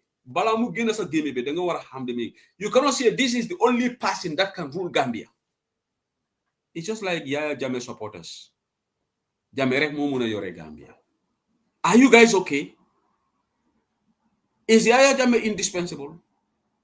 So that means nyano makore. If Yaya Jammeh is no more, because yala mo yi ñun yep lola ñoo xaar mote jala ñun dunia kono, death is going to come by hook or hook. It's just a question of when. So if Jammeh is no more, so Gambia can rule. So you have these new politicians who are coming. They say, "Diu sangam rek mo muna yore Gambia." Are you guys okay? Do you even know what you are saying? Because most people talk without knowing what they are saying. There is nobody who says, "Man, I cannot sit down here and go, Alhaji Ousainou Darboe rek mo muna yore Gambia." I can say I would prefer Alhaji Ousainou Darboe to be the next president of the Gambia. I would prefer UDP candidate to be the next president of Gambia. Yes, that's perfect. But yalong social media, diamo, amankeko you got a TikTok account. Well, enough people go to school of journalism. Well, enough people go and do training courses. Because wasa tenko wara janga. Diamo nyantakano. It's not because you got a TikTok account, you can just come and open your mouth and talk. Because it is condescending, it is disrespectful to say, Fumnekani Gambia, diu sangam rek momuna yubu. What about if that diu sangam is no more? So you're telling me that Gambia cannot have a president? Zainab Gane mi kafi. Muna neka president in Gambia. And I'm sure she will do a better job than Adama Barrow. There are a lot of you watching this. You can become president of Gambia. Presidency is not an entitlement. Need you put an express interest. You try to canvass votes. And that's what UDP has been doing. We are not forcing anybody. And for me, I have no problem with anybody who doesn't support the United Democratic Party because that's your civic right. So bugut Alhaji Ousainou Darboe nekk president lolu sa civic right la. Ken warul la saga. Ken warul la mere. Why the other people also who want Alhaji Ousainou Darboe the president, don't accuse them they are doing badi ya fasa. They didn't know it. Because we are hearing all this rhetoric on TikTok. Man, I listen and I come and debunk issues here. All right? Because if you accuse us of badi ya fasa, I can also accuse you of badi ya fasa. I can say, why are you supporting Diu Sangam? What is your rationale? Democracy, people have their rights. If somebody wants Alhaji Ousainou Darboe to be president, that is that person's right. If somebody wants Yaya Jammeh to be president, again, that is their right. I have no problem. Somebody, another person can say, man, Jammeh rek la buga mu nekk president. Why would you get angry with that? That is the person's right. Somebody say, I want Barrow to continue. It is their right. One's rights are respected, Germany. But what is wrong and condescending and absolutely disrespectful for whoever you are, you go on TikTok or any other platform and say, Fum nek ni diw sangam rek momu la yore Gambia. You're even insulting yourself without knowing. Yes. Inadvertently, yange saga sa bopa. Nda yo mënu lo nekk president. Presidency, there is no school of presidency. Can do them school? Ban school ngeen gis institution you know yes, the school of leadership courses, yes, leadership courses are there, but that's general leadership. That's for everybody. All right? When you are a leader in your company, you are a leader in your community, that's all leadership. But presidency, mobuka karang. But you hear it online. From like in Gambia can Diu Sangam rek momuna yore Gambia. That's laughable. Monsuma dega comments you know, I say, you know what? There are so many ignorant people in our community. Ignorance pass would connect. Yes, that's ignorance 101. And if anybody wants to challenge me to a debate, yes, we can have it. Ignorance pass would lulu. Right now, man Alhaji Ousainou Darboe, moy suma leader. Su nekka UDP flag biara, dina ko support, dina ko campaign just like I did in 2021. But duma talk mané fum nekk ni Gambia mom rek moko muna yobu. Did it. Without him, somebody else can be president. Barrow is president even though he's not doing a good job. All right? Honorable Halifa Sallah can be a president. And I'm sure he will do fantastic, better job than Barrow. Honorable Sidia Jatta can be president. Tumanjai can be president. So when you walk be fum nekk ni waxal ne xam nga wana wax den ko mun. Just say, man, my preferred candidate is Diu Sangam. Nobody will have qualms with that. You have a right to say my preferred candidate is this. Wah, then ko janga. Diamo ikamo walanda Bantawa is a reputable platform because diam for jang. Motita yalla me yafo this guy is an idiot. Fanatra yalla fi don kala idiot ote. But momo ente moy. Sabudu Fort Bapa, I will say Hussein is an idiot. Man, I'm not going to be able, I will just say my preferred candidate is Alhaji Ousainou Darboe. Yes. Who is going to insult me on that? But I cannot sit down. You will never hear in Great Britain, they said, only Keir Starmer, Momunar Yobo Rekabi. Angale Yosogo Herenyo for the Dengadof. Nilungo yo for Jabafle Ninya Matale, Alasamba psychiatrist ya Kumudiri. Wara ya fo kemi banino damale senyim banko gis nga man Gambia malom faka kala tollale bari nteka diamo sifal moy Gambia nteka mele nka jahalde sinin TikTok auto e kan Gambia no fongol longol to control. We have a long way to go, absolutely long way to go. Civic education is at ground zero in that country. They are not Gambian on ka force class leke but not many Gambians are conscious intellect wise. Force class in Kawaleke, because in other Tubabudu, Gambian civilization motamate, Yemoto Nima Burundi, Ngas Sol Montor Busser, Yedenica designer Denicol Doom. Yawnasani, passport obey, Jagar, like Taladala, it will ever add no film, but Nigeria, you will never go and hear Nigerians in TikTok name. This candidate is the only candidate that can rule Nigeria. Dokomusa Dega. It's only Gambia TikTok you will hear some of these wayward comments. Gambia rek do ko musa dega West Africa, Senegal do dem ñu ne Jomay Fay fu mu nekk ni Jomay Fay rek mo mëna yobu dega. Senegal yi duñu wax loolu. Dañoo wax ne man dama bëgg Jomay Fay mu nekk président. Why would the Senegalese say fu mu nekk ni digu sangam rek mo mëna nekk président? Wax bobu non da ngeen xam the implication of it, waaye ñaka xam la, ignorance la, but we need to get out of that. In a democracy buga la. Ñu ni UDP luñ buga Alhaji Ousainou Darboe. So majority of Gambians ni Alhaji Ousainou Darboe nu nekk président. Du nekk président. And we have to accept that. Ñun suñu buga la ñoo express. Ñu campaignal ko, raise funds, taxawal ko, Susani Carter am, mobilize people to go and vote for. But Gambia, I'm going to work on it. So maybe I'm going to draft constitution because I'm done and dusted with this draft constitution. Yesterday, I had a field day. I'm content to back the kunum. Famata nyim content si fal kele kunum. Mjuso latele sewota. Nga Adam Barrow Malundi, another justice minister, send constitution, nonsensical constitution back to the sender. Take it to State House. Okay? We don't need it. And that's what we've done. Thanks to the Gambian people. Go back to the drawing boards. Aliala House put in order, or Barrow will leave the presidency without a constitution. And that would be a real shame. Yaya Jame, Anala Kumbe, Anin Kobe, Yaya Jame 1997 constitution or samana. Yaya Jame. Another like I kiddo letter. It take a president de Sanji say, Ibarako man constitutional di moli, and it ko best president. Ite ko ite sidolu men doku. But the sila de dara president. Woko ate la first priority is roads, infrastructure. Second priority is infrastructure. That priority is infrastructure. So yalo wote constitutional sambala lena. Gambia will need to have change of guard the leadership for us to have a new constitution. Barona la molu wolente. Yeah?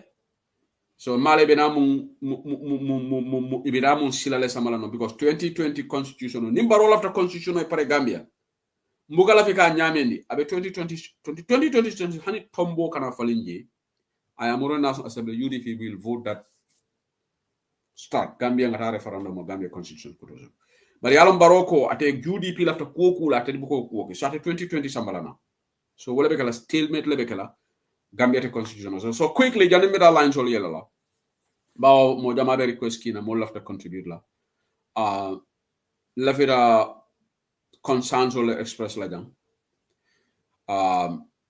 UDP leadership ngalon ko nyinko afutate male mbe Gambia audience ol be asola ko UDP la nyaton ko yalla concerns moyle about nying man sekunda ibe ID card men di kan Gambian or la melbe nyimbanko so the executive is fully aware of it so molme alan ko ka diamu alkana UDP alkana ta sharing the leadership is aware of it okay and ngalon ko is a very serious matter nga intelligence soto from the system I don't know how true that is but mbafola lejane iko Barrow will possibly is a diaspora voting is a mundina nole ale lamoy so ikoybe menke kan kamolo nyato kuntu kanyin Gambian ol membe ni Africa bankol kan ka ID card la prepare nin ata diaspora voting mekela is a cartodi ngani kumol moyitol fongola mol la insiders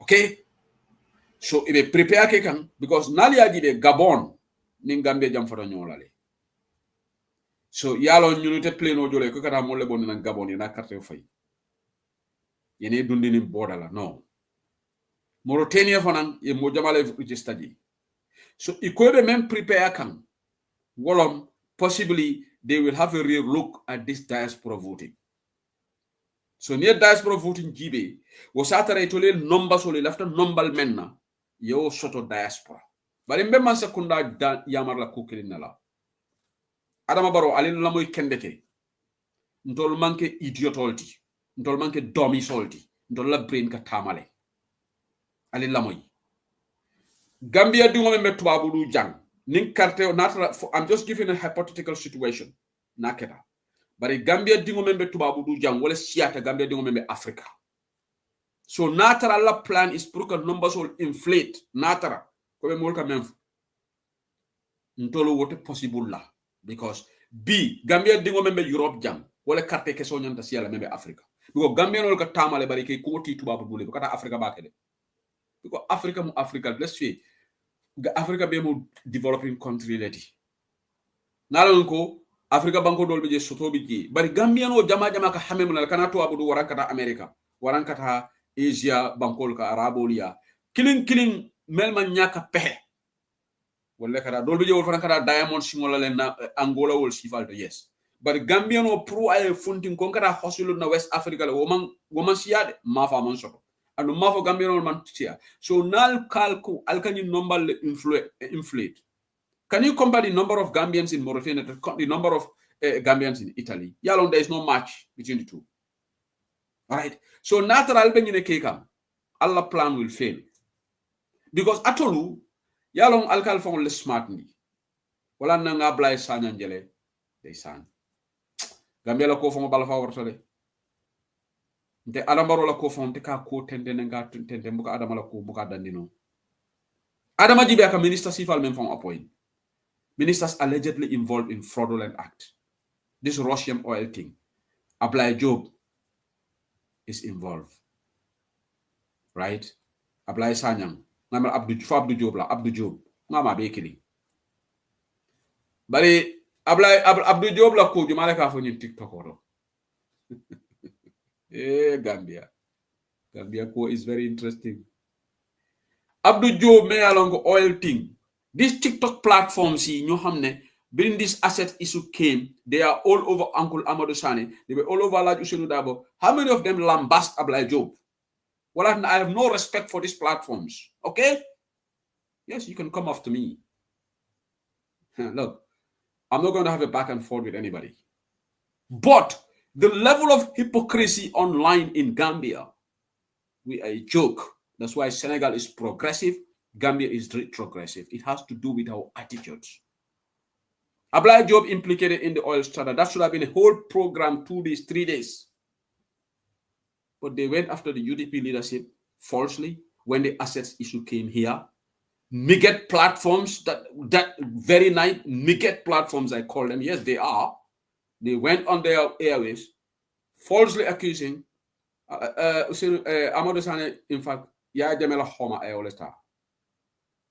But Ablai Job is involved, according to the FPAC report. Yala womatola mira kumuleti. Dolba falako, there was one loose cannon. A big hater of UDP. According there is list 1 to 9 on these assets. I have a platform oleto. I call 9 list. Akate ya be sotole. I call list be parengut. Hey, Harlem, list be parengut. Then I just to your hamnes ado jahal. Wolun diaspora ja UDP ngol man sino man kayra so.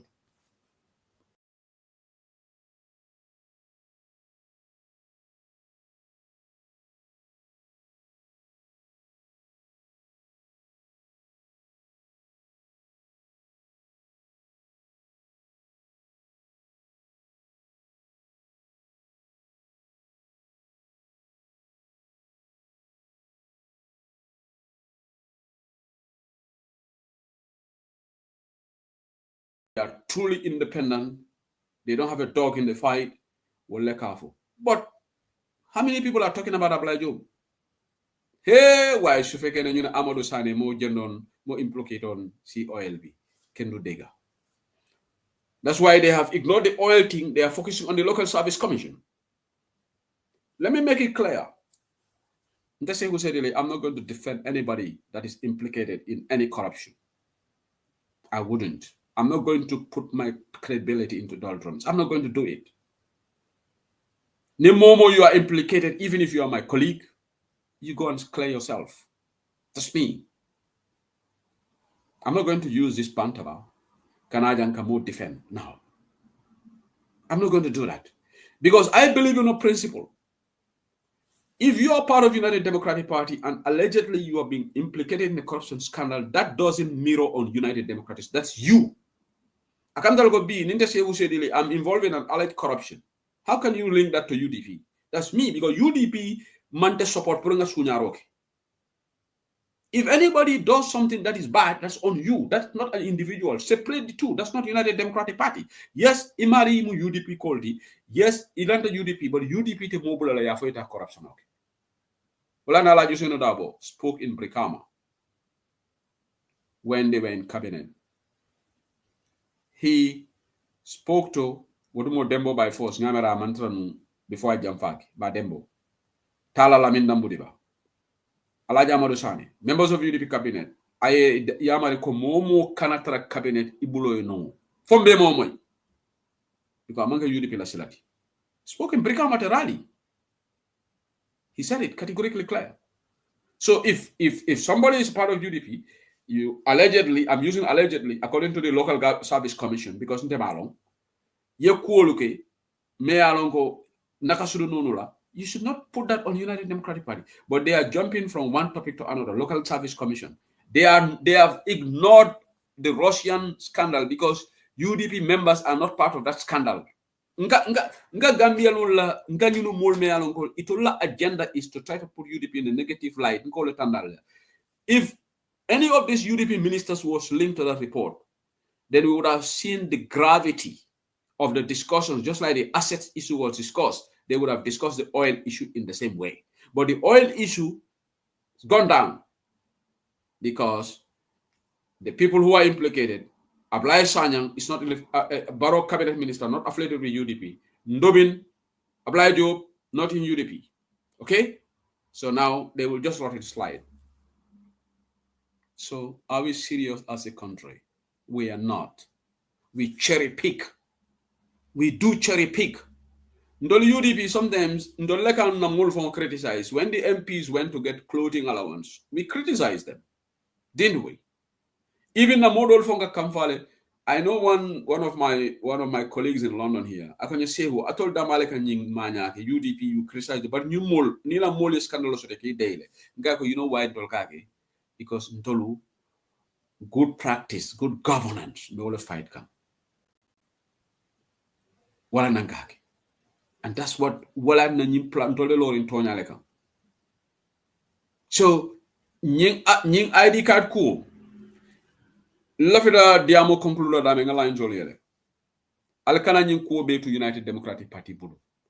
Bankudi wo bankuding is your civic responsibility to protect and defend the votes, defend our verdict, just like the Senegalese did. They didn't leave everything to Usman Sonko, Prime Minister Usman Sonko, and President Diomaye Faye. They did not. They defended their country. Let Mol Canada Siri la kona ha UDP ngani information di la kamini 2020 ngama ha UDP nga video kini man fenki ite muneke o kuoto. Because ite da UDP la executive maybe about less than 100 people or more, maybe 100 or so. Ite ko wala nyanta nyido ko dikela. Banku di nyante la wara da nga wara bay sa war. So mbe heads up la dika la jang ye information o men di wala nyindi ko barona mulu be fon prepare kan in case diaspora voting mekala. So wala nebe koronto kanka ID card di nyudu bela ni supplementary registration o bekala. Wala na baroma IC chairman o appoint hani sign. Il after ni groundwork bekala le ya asoye like ID card di nyula bari it will be men ala le yalo because it's like ID card do modo la gabon na te karto file. Ise ID card di modo la Mauritania wote kato fayde anu mol vananga mistake limenga manke ko nyil mol men be kari kaydo de la wodi vanamba fayla barole no oba possible so bari ndolbe menkela ndolo ninga menala to abdu jam alim fananga prepare ha because ngalon to abdu la vote what they cannot tamper with that Africa de wole kumo jahala because Africa ku trust. Yeah, sako nying Gabon wolto kata Guinea wolto kata nying Senegal to abdu jan they cannot manipulate with the system. How possible? Jang suntu touré na la molu yan to la janata diaspora vote mekala jan they cannot. Bari nying Guinea kotor wol nying bank wol mel yalongo Africa corruption be fari njele tep ikafisa nyoti la Africa dula beto also ikafisa nyoti le domande ndoro. Imagine ko Guinea la nyin soja ro fane mol ki Gambia pour kanaka Guinea no register. Because maybe often left a lola. ay uniform mo bonda fana lo ano na lota be win na it's no doubt about that okay hano o bi wo bang fenso na de lota defana me 90% so ko alo colleague membe for mintola wo ma way 90 something percent so media mo conclude la janne nana line sol yele alena kata so but today we are in a celebration mood le kono the victory over the satanic Adama Barrow constitution ne alongo nga fay mbalido kono satanic Adama Barrow Dawda Jallow draft constitution nga fay mbalido kono le kunung a diata nye ndol fananse barbecue keno le ko NPP ngole barbecue kenyame in 2021 ala baraka baka the line is open bare momo nata please alim mako ya kana noise samanang ni momo minala platform auto please watch your environment yeah ni alongo be damin noise yata je you don't have to come because sometimes ka koleale so ala baraka bake Nin noise with Carola, I will have no option but to drop you. I'm sorry. If anybody is having noise, I will have to drop you. Okay? So, yeah, I'm still hearing noise.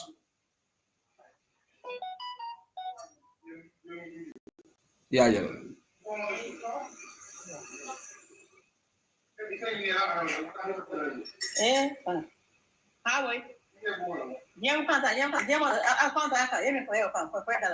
for me, I don't know about TikTok live level. I can't understand people. It was a lot platform and y'all okay, Janning got a platform. Okay, now I go sometimes TikTok model selling the but I'm very careful with social media. It's a tarela kullu ko kata kan it's a platform to molu la biamo. Fantasy sends them through against Chelsea legend Thiago Silva and Fluminense. Ngamara dolu wol kana leka mol professor. So GAGA Malon Joana Gabo. Jamalo Woti. Please, it'll follow now. GAGBO. Please have the floor. We're gonna leave it here for her. Okay. All right, let me just disconnect this person. Okay. Modi John, you go have the floor, please. Hello, assalamu alaikum. Wa alaikum salam. Say unanga def. Manfirek. Ya wala man. Yo. Affaire constitution bill al Acha, bismillah. You know. I agree on his head when it is. Because it doesn't make any sense for you vote that constitution. So man, I was very happy. Okay, good. The other thing more is, I mean, I'm like, you deep in your hand, then you get the diaspora, I'm going to mobilize because I'm like, that's what like Mujo.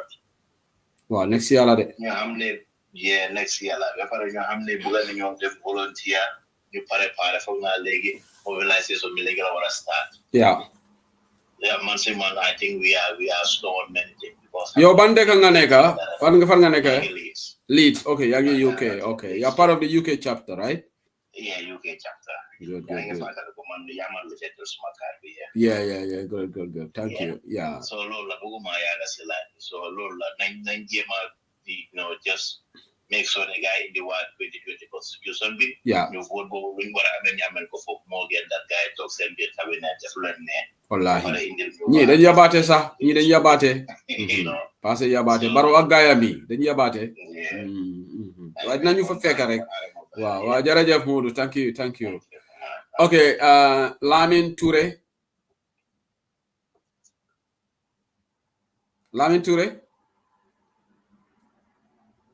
Okay, what for select the Lamin Diamus? No, Madega de for drop.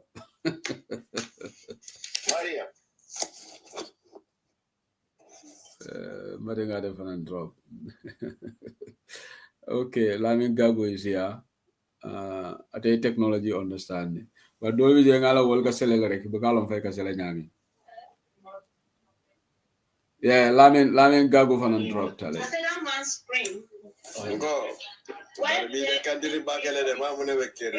No, barola nonsense wala kan fandi.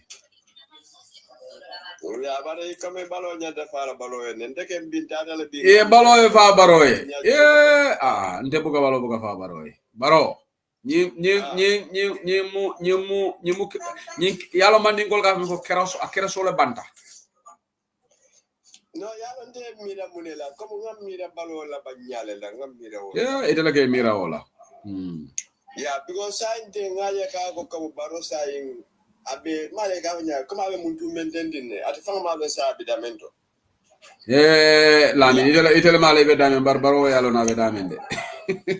Wala baro ko anyabe tilim ko men na ab casino. Nanga foy barobe damen lamin. Barobe ku to wolom ka gambienol filindi. Ka gambienol kunami. Member jina tebe mela nyin bland. Ali Mamadou Ndiaye bugana nga exi platform bi because ya ñoo taxam lu ci Facebook bile about this draft constitution. I don't see the logic because this constitution should not pass. Okay? Yeah, mbado ngede drop lamin is dinni wala dije mbado nga lamin drop. Sorry, I'm nga lamin drop. Dinni wala be kubo kanje. So, lafta manager wala. Let's not joke about this country.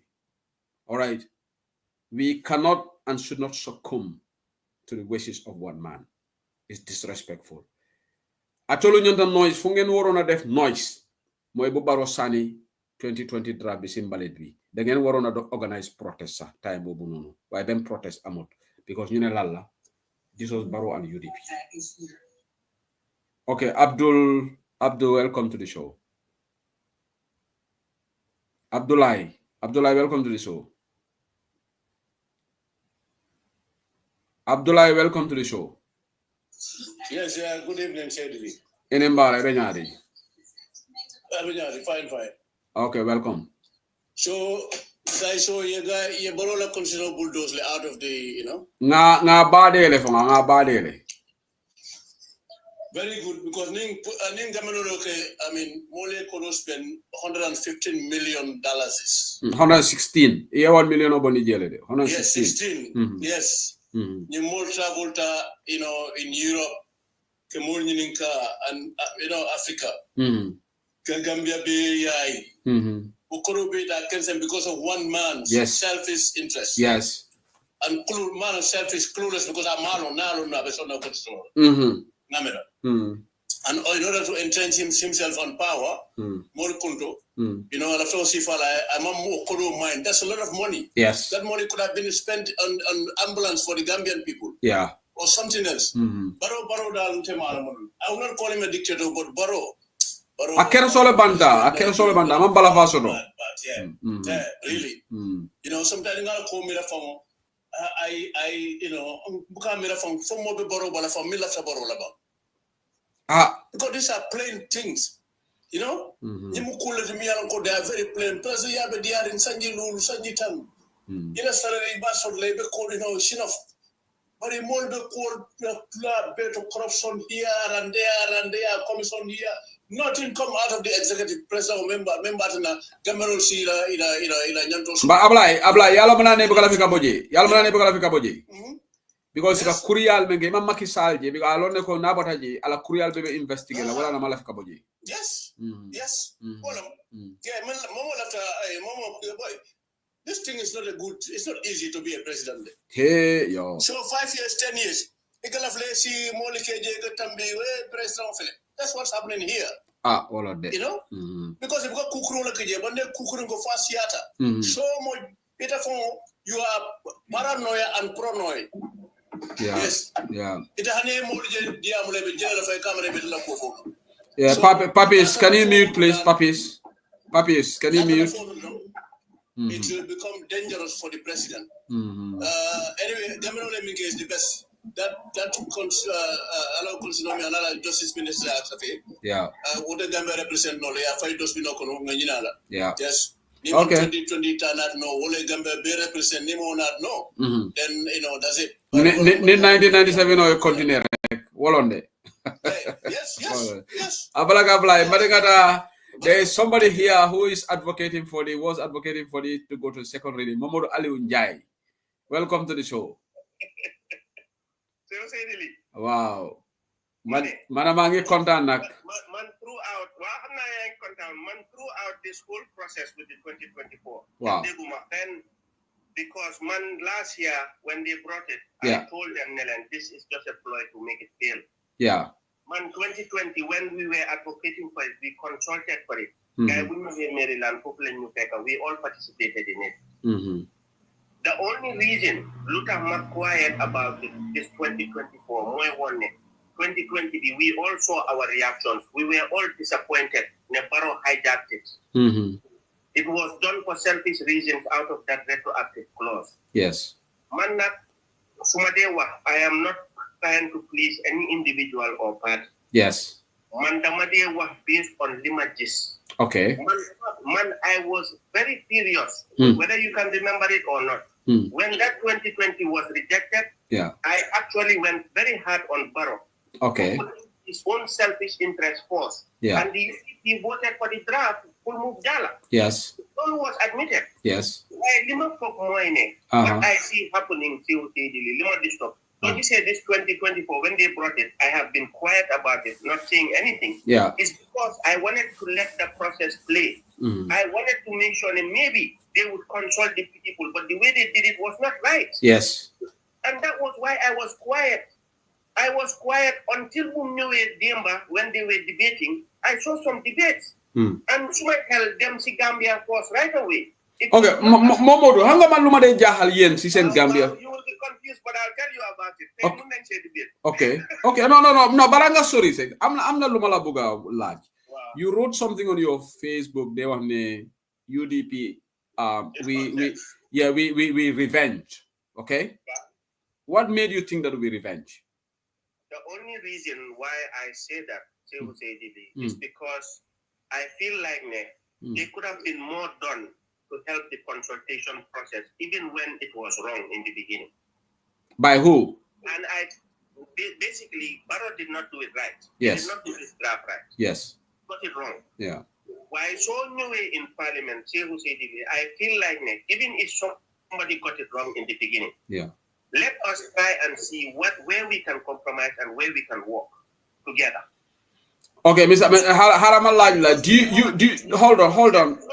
The UDP is upset. The only reason why I say that is because prior to this coming, they had already made a position that they would not entertain it. They would not pass it. Yes. Because of how the process went. And they felt like the 2020 is what they need to bring back. Yes. This was the position of UDP. So, when I'm looking at the floor of Parliament, it is not about the good speeches that somebody is giving to try to convince somebody. It is not about that. The positions are already very clear. There's no changing minds there. Yeah, but Momor Aluja, I think you're making a colossal mistake. UDP's rejection was based on the principle, and we've been.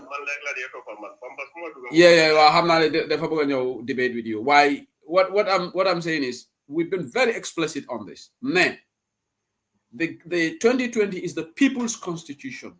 We are with the people. That constitution was through a consultative process.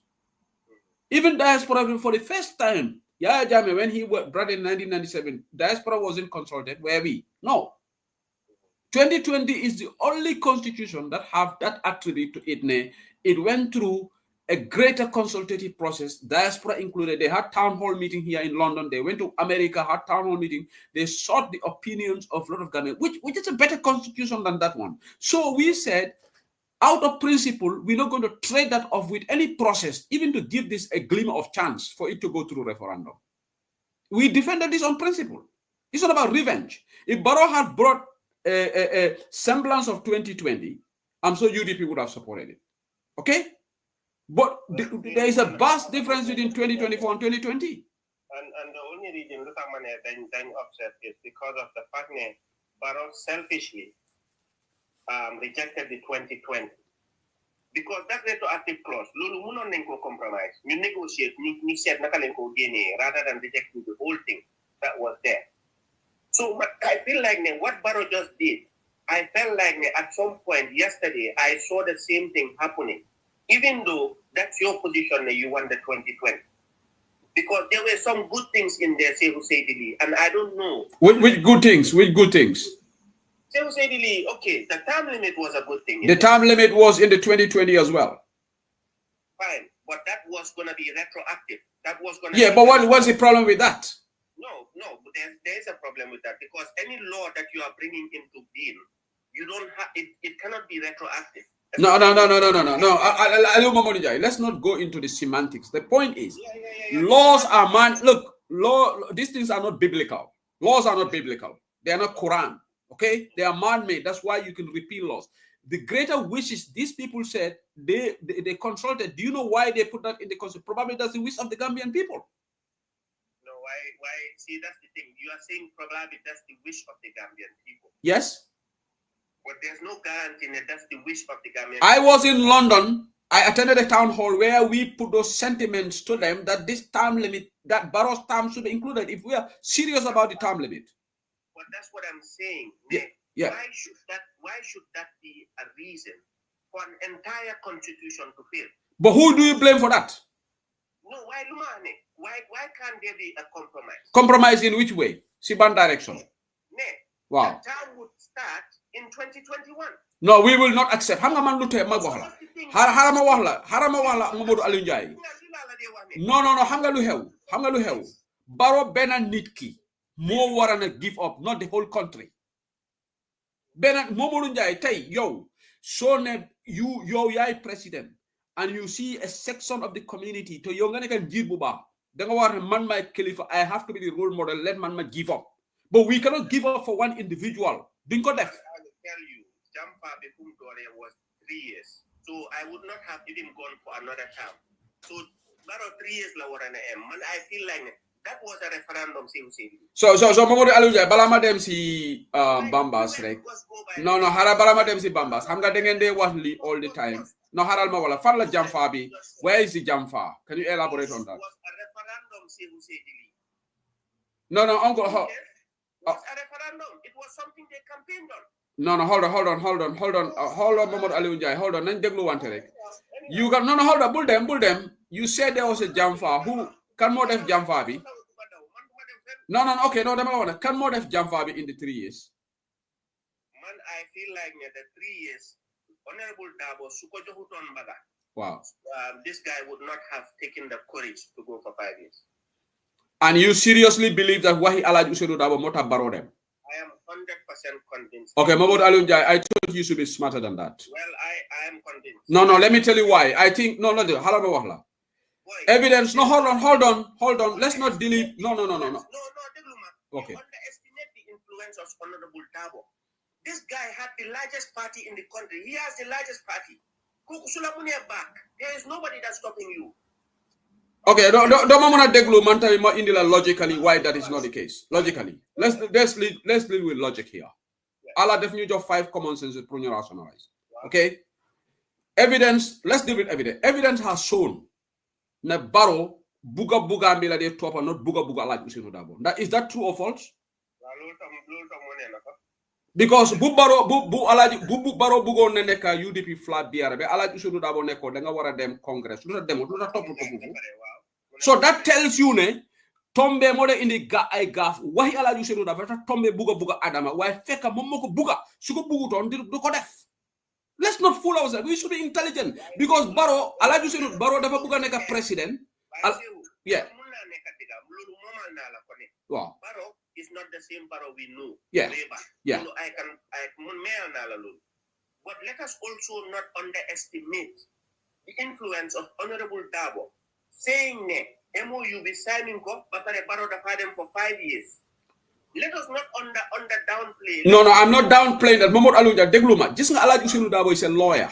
Te lu was interview bi. Okay, man.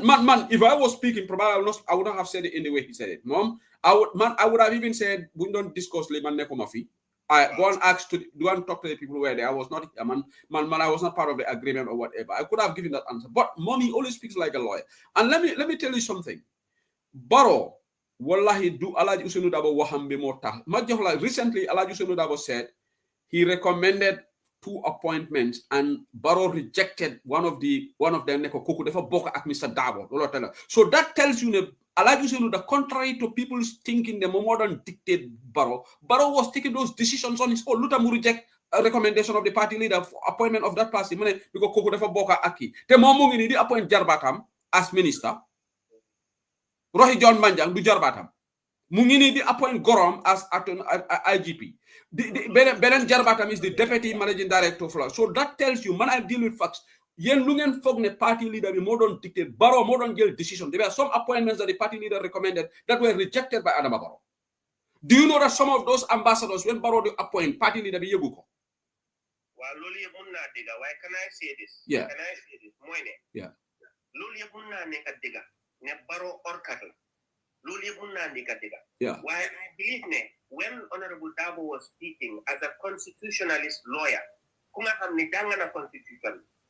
So he was speaking from a lawyer term. I'll agree with that. Yes. When he said that at that moment, maybe a day or a week later, if UDP had made a position known, they are for the 3 years, I would respect that. But that did not happen until Honorable Dabo left there. And this was my contention, No, Nangunako, why man? If I may come in. Yeah, hold on, Miss Ablai. Let me give chance to Bambas, then Ablai, I can come to you. Yeah, Bambas go. Because I learned for the UDP, when Dabo said that there are UDP executive members who rejected the following day. Some people spoke that for almost 3 years. That's happened. People saw that. People heard that. Maybe he don't hear. No, Mama Aluja, you guys listen to each other. Don't talk over each other. Otherwise, it was not the position of UDP, but then this rhetoric is not. In fact, why is Barrow going in for 15 years now? Is that 3 years?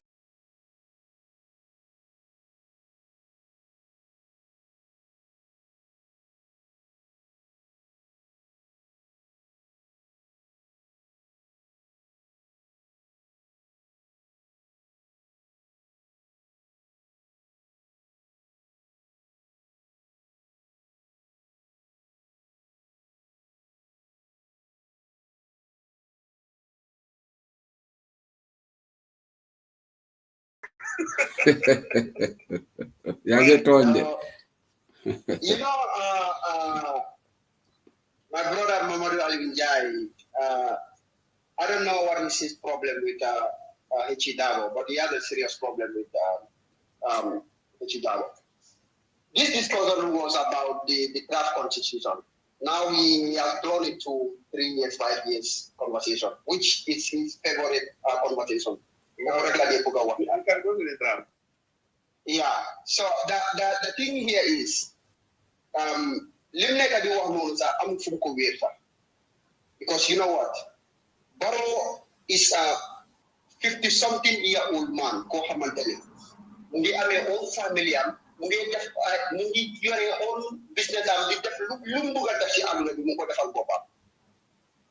There is no way on earth Barrow can you def loko lolu muta am lolu xel sa mu ko nangu and we all witness ne Barrow si bopam mo taxaw fi mu ne in 2017 as early as 2017 mom commencé na di jam fa the coalition partners lolu lan la won yow lan la jangatu si lolu nonu ana yow jango si lolu nonu ne Barrow dafa bëgg dem bi yow lim agree coalition partnership. And you know,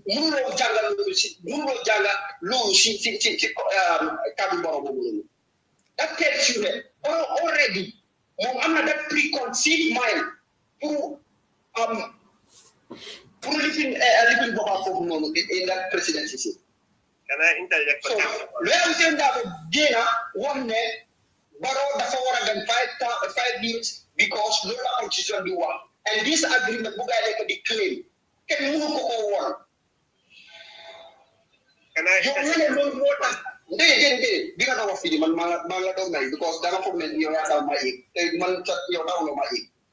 okay, go ahead. Because I know say who say the lead. I'm a random program on the time in 2017.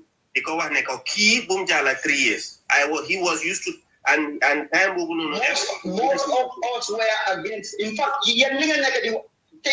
narrative being there pusa, they know what I buy because it is not correct. They never walk about the motor how. They want to wow, UDP that hard win that in Chicago, Silla that wants to do one for like 3 years. No, that wasn't the case. You don't oppose the 5 years. People hate it up in the office. People like myself, people like Yankuba Dabo, you name it. Members of the UDP, not against that 5 years. Many. Okay, guys, hold on, please. I need to control the discussion, otherwise it will become chaotic. Can everybody just listen until Bamba's finished and you give in your slot? Because if you want to talk over when somebody is talking, you make the program chaotic, yeah? So let's have a good conversation. Bambas, if you wrap up, then yeah. Let me just leave this 3 years, 5 years thing, because I think Mom Super undertaking is because it's just boring. They can see 3 years, 5 years what for how long. Let the constitution we make a one feeling. One this will keep me call Hamantene. You are fair enough. You want to be rational enough. You want to be objective enough. Not to blame the UDP for the failure of that draft constitution. Draft Mohamantene, Lola Gambian senior d'accord. CRC, you down the entire country. Every chick decabu, when get a civil decabu, you them diaspora, lots of Gambian sea. New Gambian said input, we need a draft constitution. Draft constitution Mohamantene, let us spend 116 million Gambian dollars. That consider because Adam Mune, Mom, draft constitution Mobuno, the 2 term limit that include more 4-star man. The more 4-star man be shot. Come Nico one, the water complete the 5 years. So I can a mom, the Fabuga house in Batam, course in Batam. More 5 years, I want to go for while the constitution beyond a privilege, to more complete 5 years, and why do I Muna Boko another 5 years? Adamamuna Luyep Doyko. Adamamuna Luyep Doyko, Adamamuna Fabuga beyond 10 years. No water who sali Minister Constitution Mohamantele. It went through consultation. And the Gambian people, spend their tax money in that draft constitution. Adam Musali no bit. Okay. Adam Mudem brought it in Balangarabo. Adam Mudem draft constitution Bobu. Mutelo Kopo, Nuko Sute. All the accountability causes you put Giri for Bunu. One man tell Adam, Lee, draft being the advocate, Lishu Party. Lishu Party more, it will be the worst constitution Gambia ever had. Because Lee can not hold Adam accountable. Because all the accountability clauses at the good government clauses, Adam again in the Kofuno. Let it wonder your woman would die impossible to see Gambians. You mean that you have support no. Okay, Bambas, let me just quickly I just want to address these 3 years, then I go back to the panelists. Thank you guys. You're listening to Bantaba's Current Affairs Show. There is something that I want to bring in this discussion because I want to actually put a nail on the coffin on this 3 years thing and the constant blame of Mr. Dabo. Today, I want to do it on this platform because we have had it. It's boring, it's monotonous, and it's inherent bias towards UDP. And I will tell you guys why. Where was Khalifa Saleh when Alhaji Dabo made that statement? Why didn't he come out and make a press conference and tell Mr. Dabo, yes, you are a lawyer, but this was an agreement that we did? Why was a press conference not summoned by the coalition partners? Because Mr. Dabo neka domi Gambia. I'm neka leader, nyenenyi tamit leader lang. Why can't we blame them for keeping quiet? Hana Mr. Dabo kadwa mirek mo warataw si dekabobo. Why are you guys not blaming Honorable Khalifa Saleh? Because manak yo new bokadara. You agree. Yo man magena. I expect Bambas, Mr. Dabo, and everybody you knew that again Sehu, yo mamulo Gambia, you leading your d'accord. Why didn't the coalition partners do that? And why are you guys not blaming them for that? You always credit PDI's leader leading. Khalifa failed there and the rest of the coalition. And Madam Fatoumata Jallow Tambadja because they should have come out and challenged Mr. Dabo. No, party leader, yo nekolo of you answer. But this is the agreement. And don't encourage Barrow to go to 3 years. Mahmoud Alunja, you guys should call out Khalifa Saleh for keeping quiet. Dafa mini kadu Mr. Dabobi. Hana momo gena wara am weight over Khalifa Saleh. Hana they are not all both citizens. Hana they are not both leaders. And Honorable Khalifa was the spokesperson of the coalition at the time. Why didn't he condemn Mr. Dabo for that? That's the question I have for you people. Because I'm going to learn more like social media. This person is my cup of tea. The other person is not my cup of tea. You keep blaming one person. Manak yo ñu bokk dara. Tay. If I go to the room, we have a coalition meeting. Bena nit ñëw génn wax man dinaa génn ma daaji waxam bi. And the Gambians will choose between Kanwe Wadiga. But they all went mute because probably they want the blame to go to Mr. Dabo. They should have come and challenged Mr. Dabo. Why didn't they challenge him? Aliu Mohamed Alunjai. Can I answer? Yes, go ahead. Okay.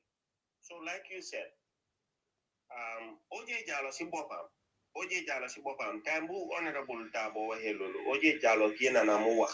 Okay. Ne Dabo neku forward. Exactly. We were agreeing to this. Yes. Halifa did not say nothing. Why did he keep quiet? Halifa should have said something. Exactly. But why are you not blaming him for being quiet? Listen. Yeah. Dabo cher buko guy jox as kilifa. Ne mom neku forward. He was in prison when they were setting this up. I think the owners lied on Barosibopa to see what he was going to do, whether he was still going to go for the 5 years or go for the 3 years. Because at the end of the day, God Sakadu more important than everything else. So come like you magi bopamla. Degala a coalition partnership. What on the signing agreement? Okay, just stop there. Just so that moment, Alujai. My frustration here is when you guys are talking about these 3 years, there's only one person that you blame, and that's Mr. Dabo. You should have been honest. No, hold on. We're gonna deal with this once and for all because it's no. Honestly, man, hypocrisy be like a game. I'm not to stand because hamgalala, no deglo misanjai because we degloma. No, Harold, I'm moderating the show and I'm not trying to censor you. You will have your time because Gambia hypocrisy more for let's hold all our leaders to account. Mr. Dabo is a leader. Honorable Halifa Sallah should be held to account because they have done a disservice to our country. When Mr. Dabo, no, Mr. Dabo said that statement, like Ndemsi Yala OJ said, no, Mr. Dabo, you're Nekolofa. Oh, if Halifa had added his voice to OJ and then Madam Fatima Jallo Tamajan give a press conference, their voice would have overshadowed Mr. Dabo's voice, wouldn't they? Why are you guys not calling out them for their silence? Answer my question. No. Answer my question. Mohamed Alunjai, you have never gone to any program and call out Halifa Sallah for his silence on that. No. Listen, they don't want him to digger. Because you always praise Halifa Sallah, he's dude, mom, he's this and that. Yeah. To be fair. Yeah. Nobody forced Honorable Dabo to come out to say anything about the MOU. Nobody. I never said somebody forced him. No one coerced him. No. Don't digress, Mr. I will not. No. Mohamed Alunja, I will not allow you to digress.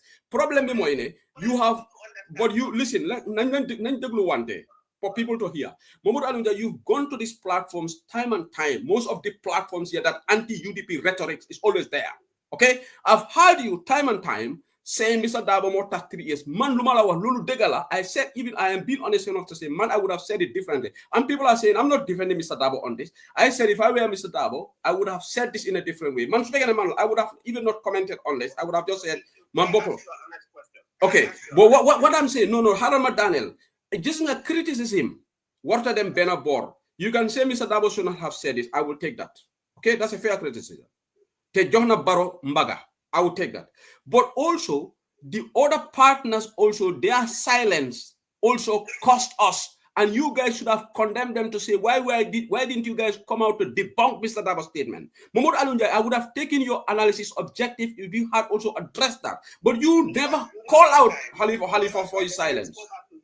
During that time, when he said, let anybody show me where it has been signed, the conversation now moved to whether it was signed or it was not signed. And then people were talking about money. Whether it was signed or it was not signed, it was an agreement that they had started implementing and they campaigned on. So it even moved away from that signature move forward or not. No, Miss Anjay, hold on. Guy Alim Balal Domandere. We are going to deal with this once and for all, okay? And let me say that here. We are all smart people and we are educated. We are not dummies, okay?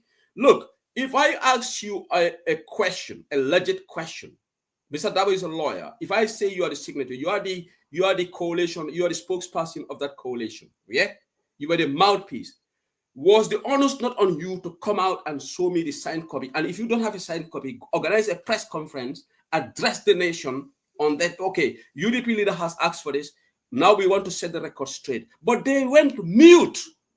And that was unfair. And you guys never criticized the PDI's leader for that. It's just like Madi Jobate is the only one who got the guts to call out Halifa Sallah for failures that he did in FPAC when they had a debate and coffee time. None of you will call out Halifa Sallah for some of those FPAC reports. Why the thing is, unfortunately, Gambia, we put one over the other, and that is not where we should.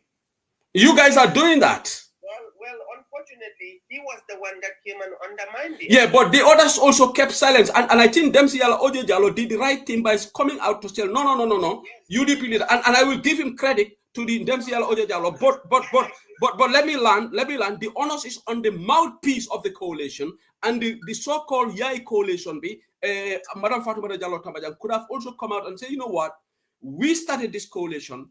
Unfortunately, party leader of UDP leader was in jail. So we want to come out and address Gambians. The Mr. Dabo is unfortunate he made this statement. We in the coalition don't agree with this. We all, Mr. President Barrow, to honor the 3 years. If they had done that, they would have actually negated Mr. Dabo's statement. And that's where they failed the Gambian people. I expect you to criticize them for that. You want to honestly put a nail in the coffin in this MOU. You know what's going to really bury this MOU? Yeah, go ahead. My honest observation, the only thing that's going to bury this MOU is for Honorable Dabo to also take responsibility. What undermine the MOU, the strength of the MOU, Baro Ambaga, but at the same time, yes, he was speaking from a lawyer point of view, but he was aware of the agreement. Because, this is not just like we blame Yaya Jammeh for certain atrocities. Yaya Jammeh or Reikele. I am 100% convinced that Yaya Jammeh was aware of certain atrocities.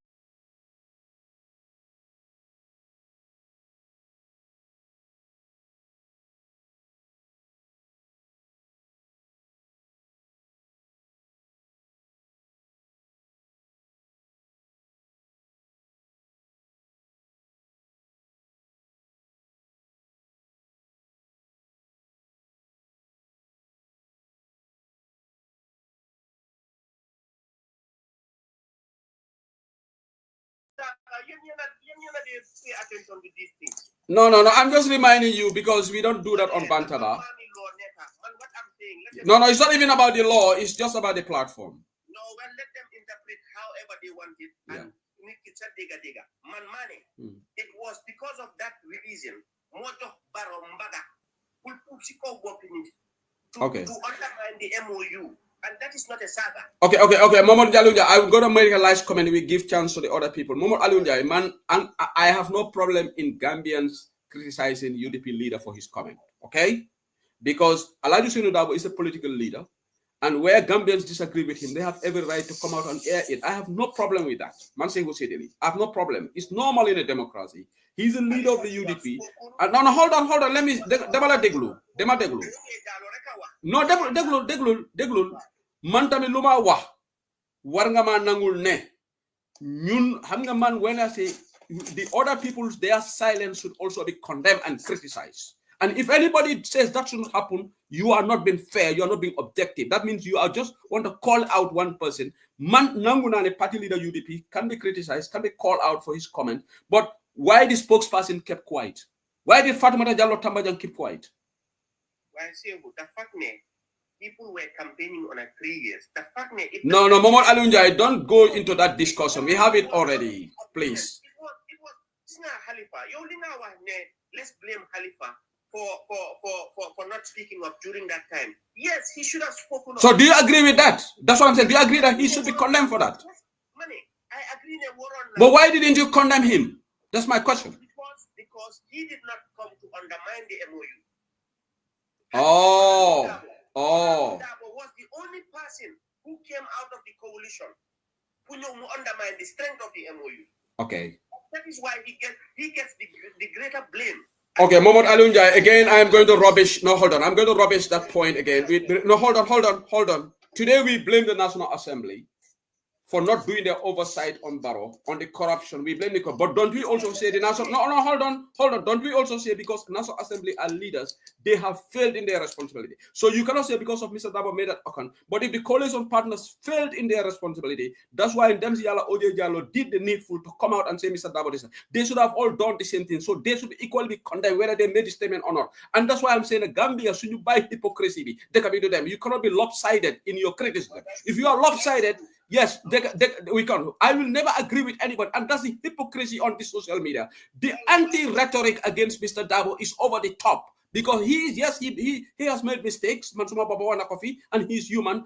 But it's not only him. Nobody is perfect. We all make mistakes. Nobody is perfect. Okay, let me ask you about the central bank thing. Can I just say this, please? Yeah. Okay. You know. Here's the thing. I will be blunt with this.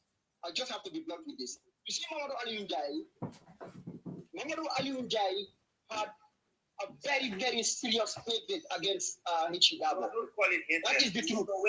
It's hatred. No, it's hatred. For me, that is my definition. Allow me. That is my definition. Allow me. I think that's an honest statement. Allow me. Allow him to go. You can debunk. You can debunk. That's my definition. Allow me. That's my definition. Allow me. Okay. Here you have been pinned down by Sehu. He asked you. No, hold on. Just hold on. He asked you. Did you ever criticize Honorable Halifa Sallah for not standing up with the MOU? And in fact, you are claiming that MOU was signed. And Hechidabo, from onset, he was asking about the signed MOU. So if Honorable Halifa Sallah was having this signed MOU, why didn't he come out and show the public this signed MOU? If there was any. But you know the fact, there wasn't any. Okay? There was no signed MOU, and that is why they could not produce one. This was an agreement made. No, Hechidabo is a lawyer, and a constitutional lawyer. He doesn't think like the way you think. Just to go by, no, he will not go by rhetorics. But please, MJ, Mahmoud Ali Njai, please listen and Bambas, if you wrap up, I just want to be fair to those who have been waiting for long. Yeah. Honorable Ousenu Dabo, he's not like you. He doesn't go with rhetorics. Okay. If you said you have an agreement with somebody, there should be a contract, there should be a signed document to that agreement. That is what he believed. And that is the reason why when he came out and they told him that, they had an agreement of 3 years, he said, okay, show me the agreement. Show me the signed agreement. You cannot just tell me verbally like, how can you compare a verbal agreement with our constitution? And you put that in front of our constitutional lawyer's face, and you think that we will not defend the constitution? Yes, some of us defend the 3 years because we... No, okay, hold on. Bambas, just hold on. Let me address this. Moderators, you should not have dropped him. Okay? You should not have dropped him. And this is not good. He's having a debate. And those of you who are telling me, say, who move on, please don't dictate to me what I do during my show. Okay? If you are bored of listening to this, you can just exit and go and do something else. But this is an important national discourse. Let me go down. He can come back. Yeah, bring him back. Thank you so much, Mr. Dabo. And UDP moderators, let's not, just because somebody has making negative remarks about our leader should not make us disagree. Mr. Dabo is a Democrat. Okay, let's not drop him because he has this is not good for the platform. Okay, bring him back because he just wrote that somebody dropped me. I didn't drop you. I'm sorry, the moderator, one of the moderators did. Don't do that. Okay. When people are having a discussion, this is a very important discussion. I'm exposing the hypocrisy of the people on social media. I hear a lot of garbage on this TikTok, and it's all negatively against Mr. Dabo. The way they criticize Mr. Dabo, they don't criticize any opposition leader like that. These people are not saints, okay? But they have a soft spot for somebody else. Look, I have great respect for Honorable Halifa Sallah. He did a fantastic job when he was the spokesperson. We all hail him. But when he was chairman of FPAC, I agree with Madi Jobate. There are a lot of reports that sat over on his table that some of there were no follow-ups done on that. And he was the chairman of the Financial and Public Accounts Committee. But who amongst these people here scrutinized him on that? You could only be criticizing Mr. Dabo. Criticize all of them. And then we will say that this is why some of the UDP members still think that there's an inherent bias towards this. Okay, look, even this draft constitution, they have tried to find a way of blaming UDP on this. This is Barrow's fault 101. UDP has nothing to do with this. But when they blame Barrow, they have to blame UDP as well. This nonsense got to stop. It got to stop. Otherwise, this country is not going to move forward.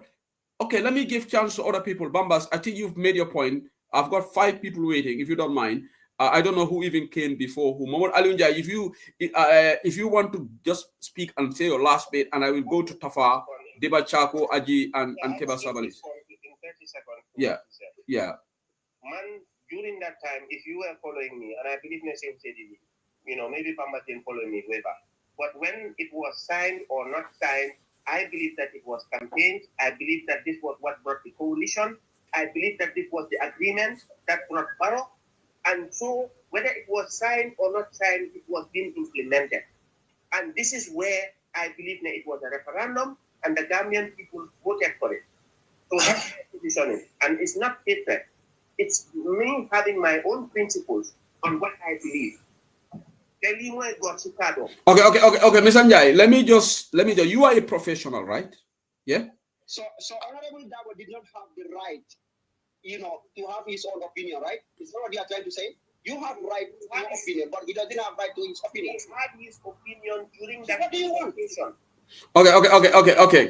Just calm down. Mama Alunja, I want to ask you something. Mama Alunja, just hold on, Bamas. Mama Alunja, let me just say this.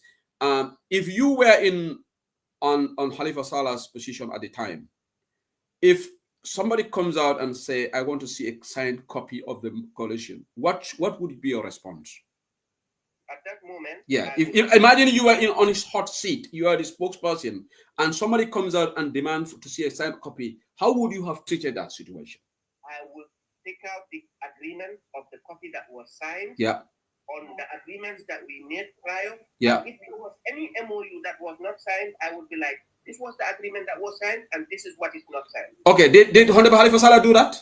He didn't do that. So why are you not condemning him for that? Because the person who came out to undermine. Okay. I'm done. I have made my case. No, Bambas, hold on. Bambas, me Daniel Bambas. Let's not Alinkana discuss on Modi. Bambas, hold on. Mama Aluja, hold on, please. Alinkana discuss on Modi. Mbal Danila. Yalon tell after Memoila Ngamoila. I think everybody should be satisfied. He himself has honestly said, if he was Honorable Khalifa Salah, he would have done that. So that's an indictment on Khalifa Salah. What we just attack. Okay? We have established the facts. He said if he was there, he would have done it that way. And he admitted that Khalifa did not do it that way. What we just attack. Let's not even go ahead. So let's move on to other people now. Keba Sabali, you go first because it's late in Helsinki. Keba.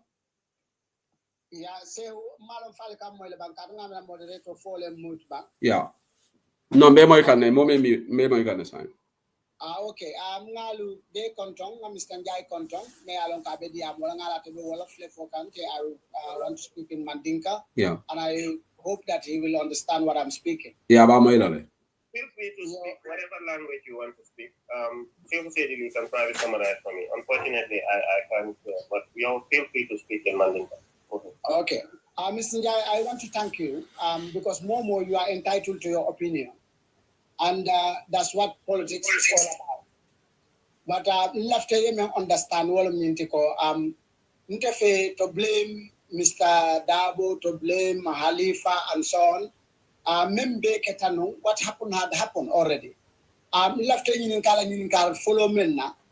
What do you think we should do from now? Because going back to those days will not take us anywhere. I want you to come out to say, like, now it's better we join together to do this and that, or it will stand mentally. What do you think we should do now? Because the Gambia is for you and all of us. So, Ngamira, to stand here to say this man made this mistake and so, even IEC chairman, we were blaming him for certain things. But we solved problems. Saying, what can we do from now? I would like this debate to go to that side. Like, we think positively to think, what can we do together now to bring that back?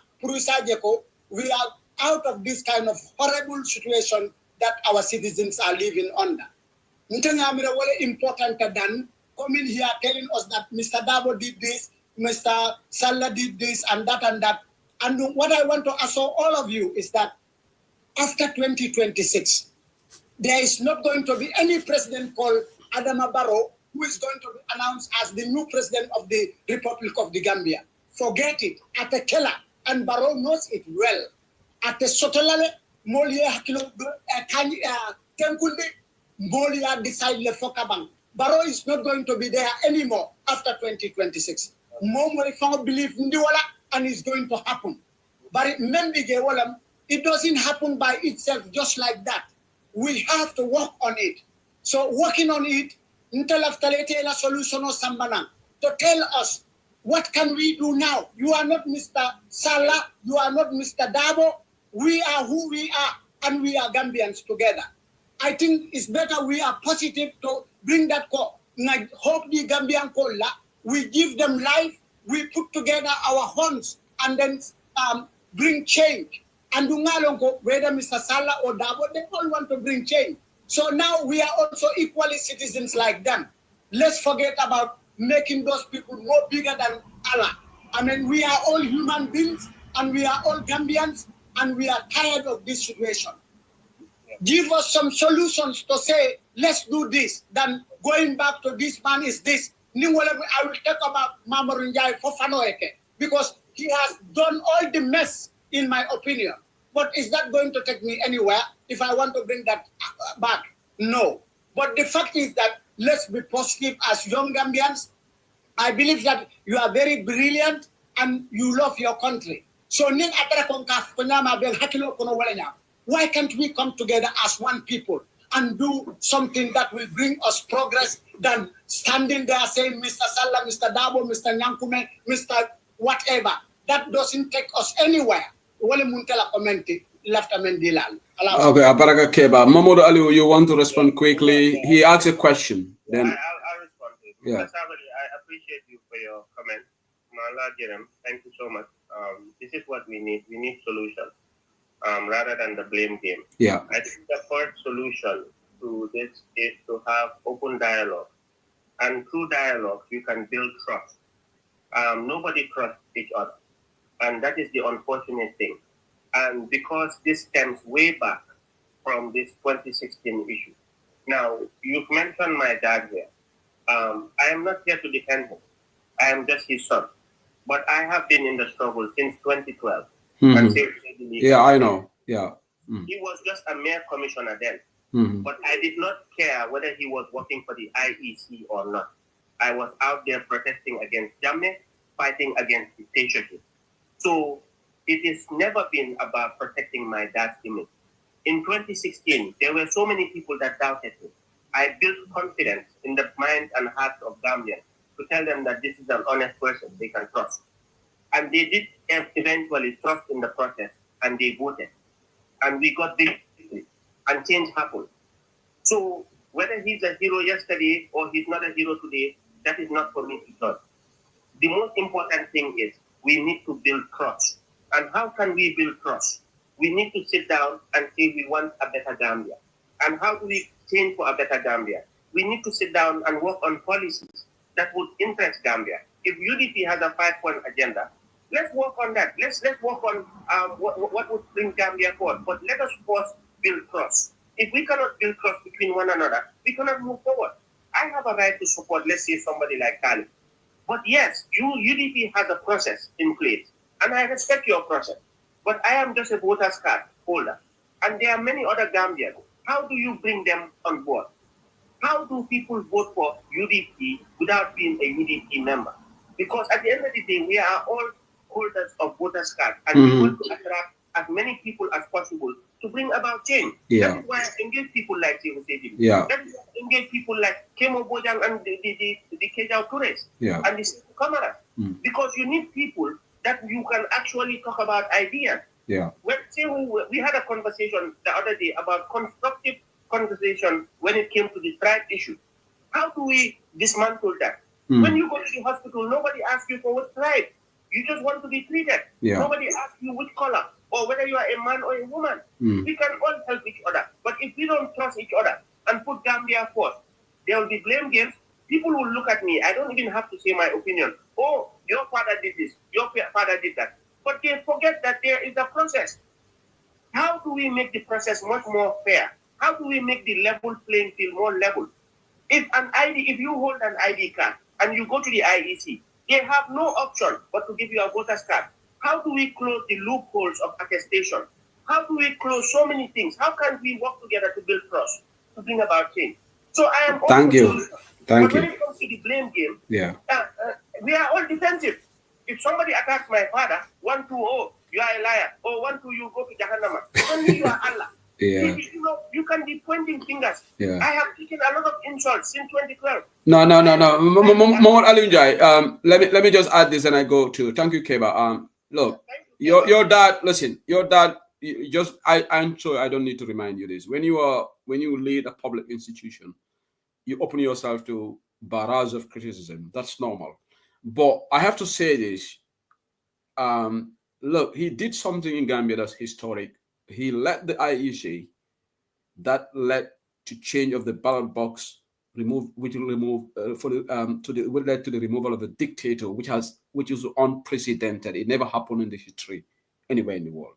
And you know, some of us are preview. I know one of some of the Jammeh was forcing him to change the results.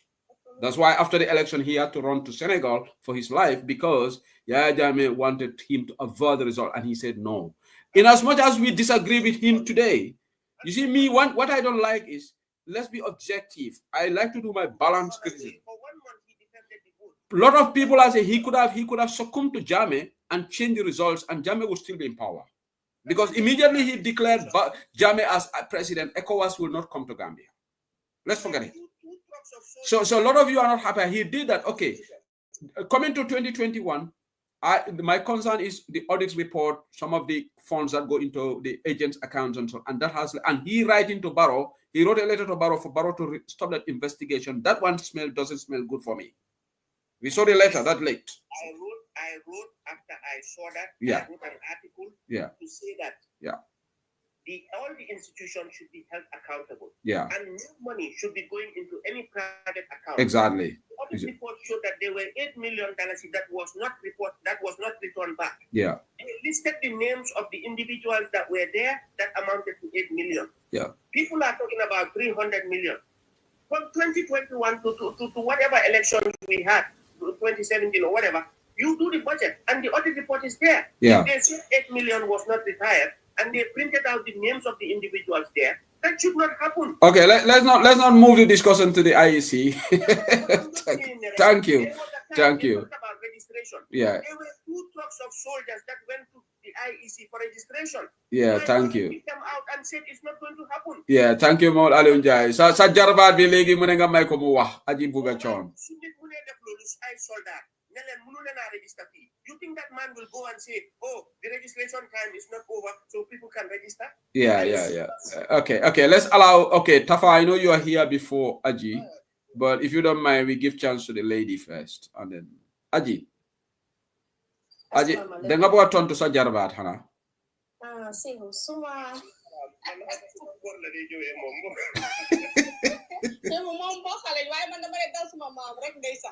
Baadu. Man li ma wax mooy gis nga Gambian si Sehu, they are not fear.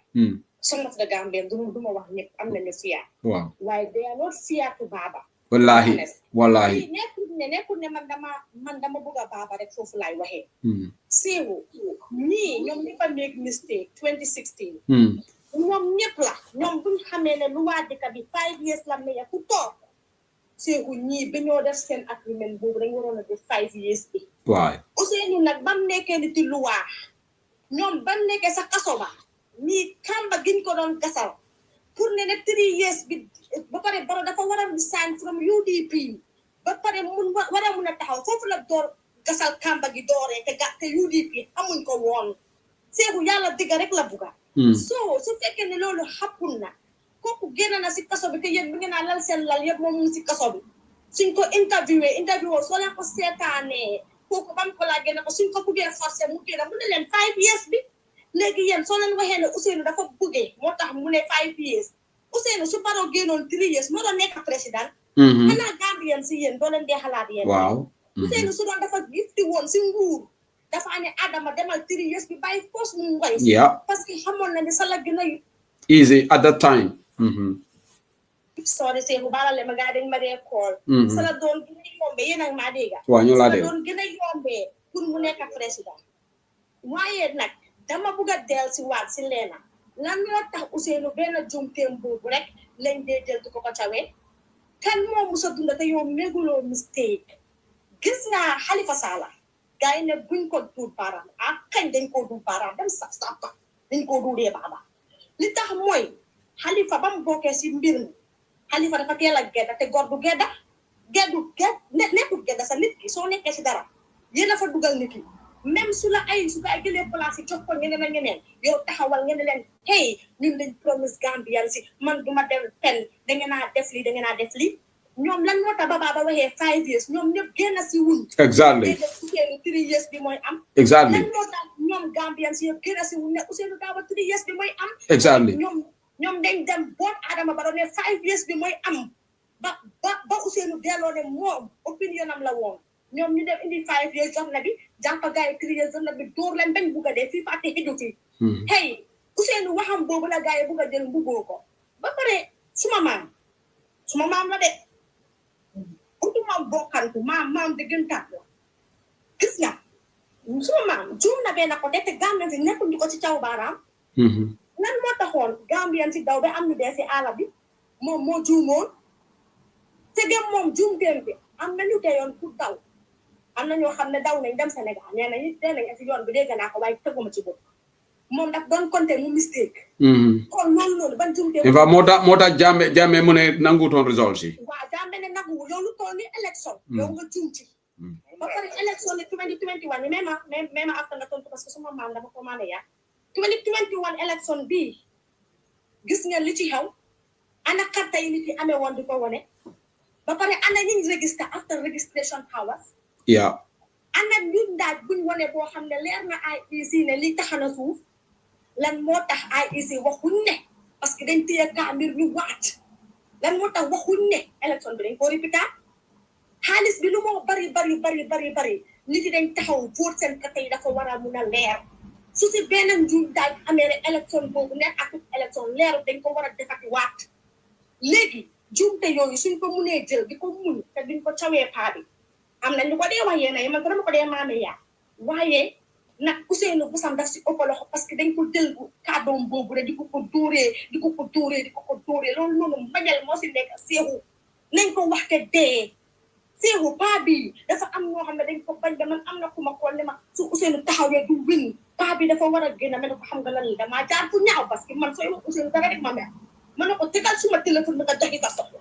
soo amee loo leen doxi li ma wax mooy yéen ñi def mistake dafa bari Gambia ñun ñii yëpp sax we make mistake waaye sa mistake boobu nga dee nekkee nit ku màgga xanaa xamuloo nit ku juum ba pare nga jox ko dara si la dee gën a def lu baax waaye Adama Barrow ñaata mistake la def du yéen a ko jël ban tey di ko fa teg am na ñuy wax ne suñ taanee baaba ma choose Barrow kon this is not about mistake li affaire yi bañeel la man loolu laa gis te kenn mënu ma see change te lii nag maa ko wax bii affaire yi mistake bi de bañeel bi ngeen jël di ko dóoree paa bi te dëgg dañ koy wax bu ñuy dee wala ñuy dunda that's it thank you Aji thank you appreciate na dëgg bu set bu nga wax fii Mr Ndiaye dina ñëw si yow dama bëgg a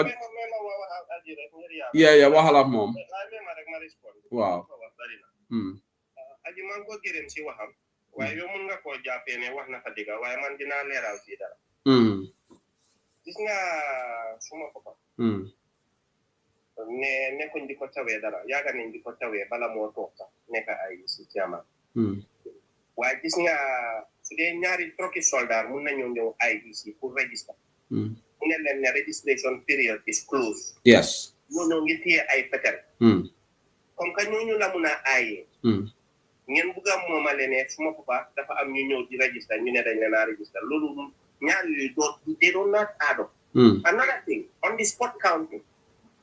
Yala ñoo si taxaw pour make sure on the spot Yaya Jammeh nangu si d'accord ak interparty committee ñëpp taxaw si loolu am. He is the last person to find out the result. Te yow xam nga ne Yaya Jammeh same say today yow yaa ngi toog ko 22 years yaaga ngaa def lu bon yaaga nañ laa jiin ni ngaa rey ak li ngaa def yow tey nga ñëw nga announce yow sa boppa bu suma papa bu ko gars yi doon pression pour mu ñëw wax naka su mu ne leen ma ne moom si boppam dafa wàcca pour dem announce result ba Yaya Jammeh continuer waa léegi xaaral moom mu ne dina wax dina continuer léegi kooku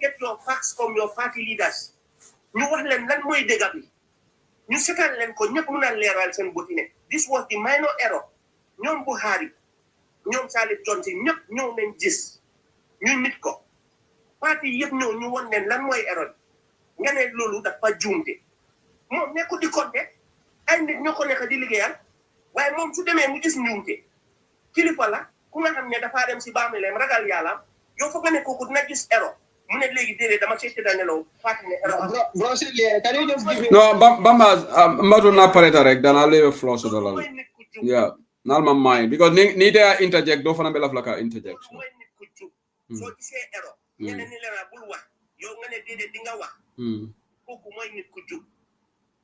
When it comes to 2021, ba pare yëfi nit yi am na ñu dee si yëfi impasse beeg yooyu noonu. Suma papa toog na 1 month si biir dëkk boobu. Depuis December 2nd, the end of December, defending the vote of the people, the will of the people.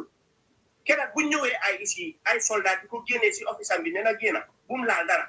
Mu dem di wax ak ñoom Pandé ñoom Fatou de ñoom ne even if they burn the building down, the results will not change.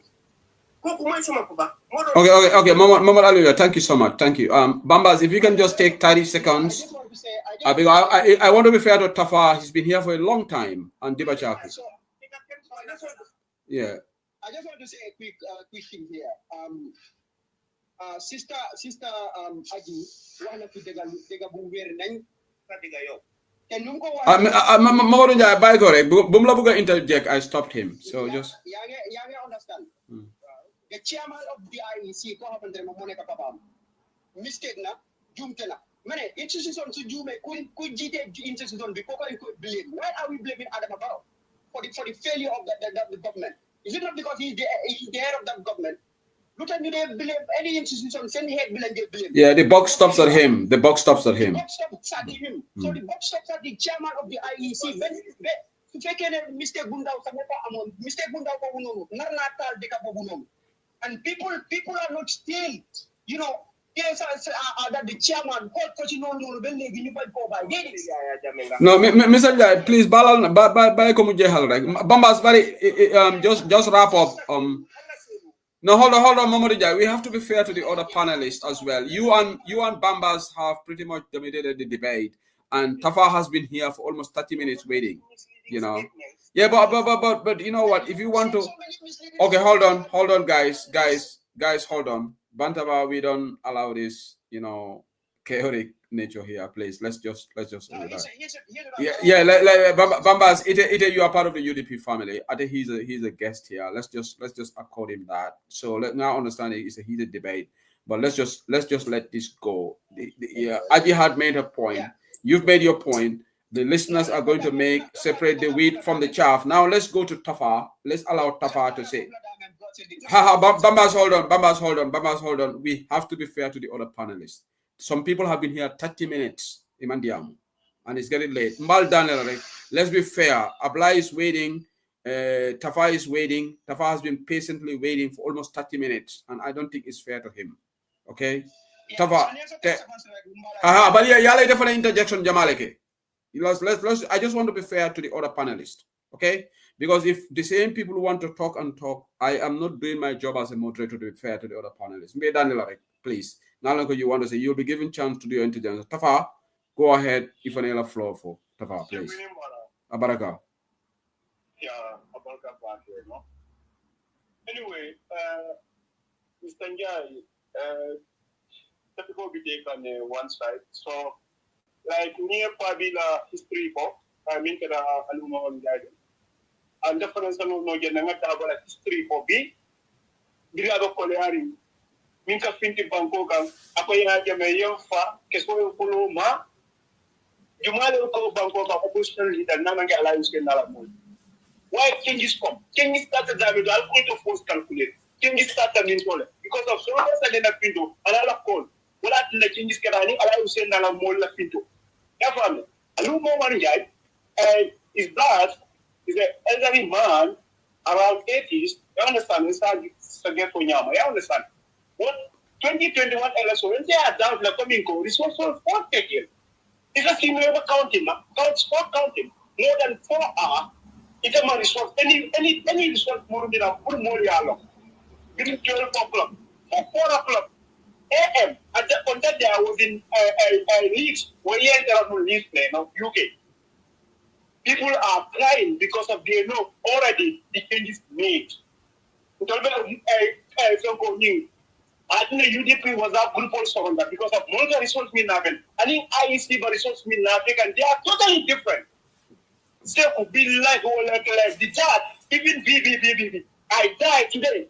I don't forgive him. Now election I have I'm not of the building one. Yes, still on that day, all my supervisor, the guy go today, it was on Sunday night. Because of the medicine. It's a more fun, no medicine scan. I never tell me, today I'm going home. You understand? So, say, you won't go back on the so, what allow him for the demons of the social media would come. Like, I can tell you, I love Fabil and cover up Yami. Allow him for the demons. So, that Facebook every day. But in a target, I fed that feed that more against because of Yepinafala and La Fabi. You understand? This country. What I master you for William Tonyati. Yes, headless of the Napatida. I will say that. Follow me up.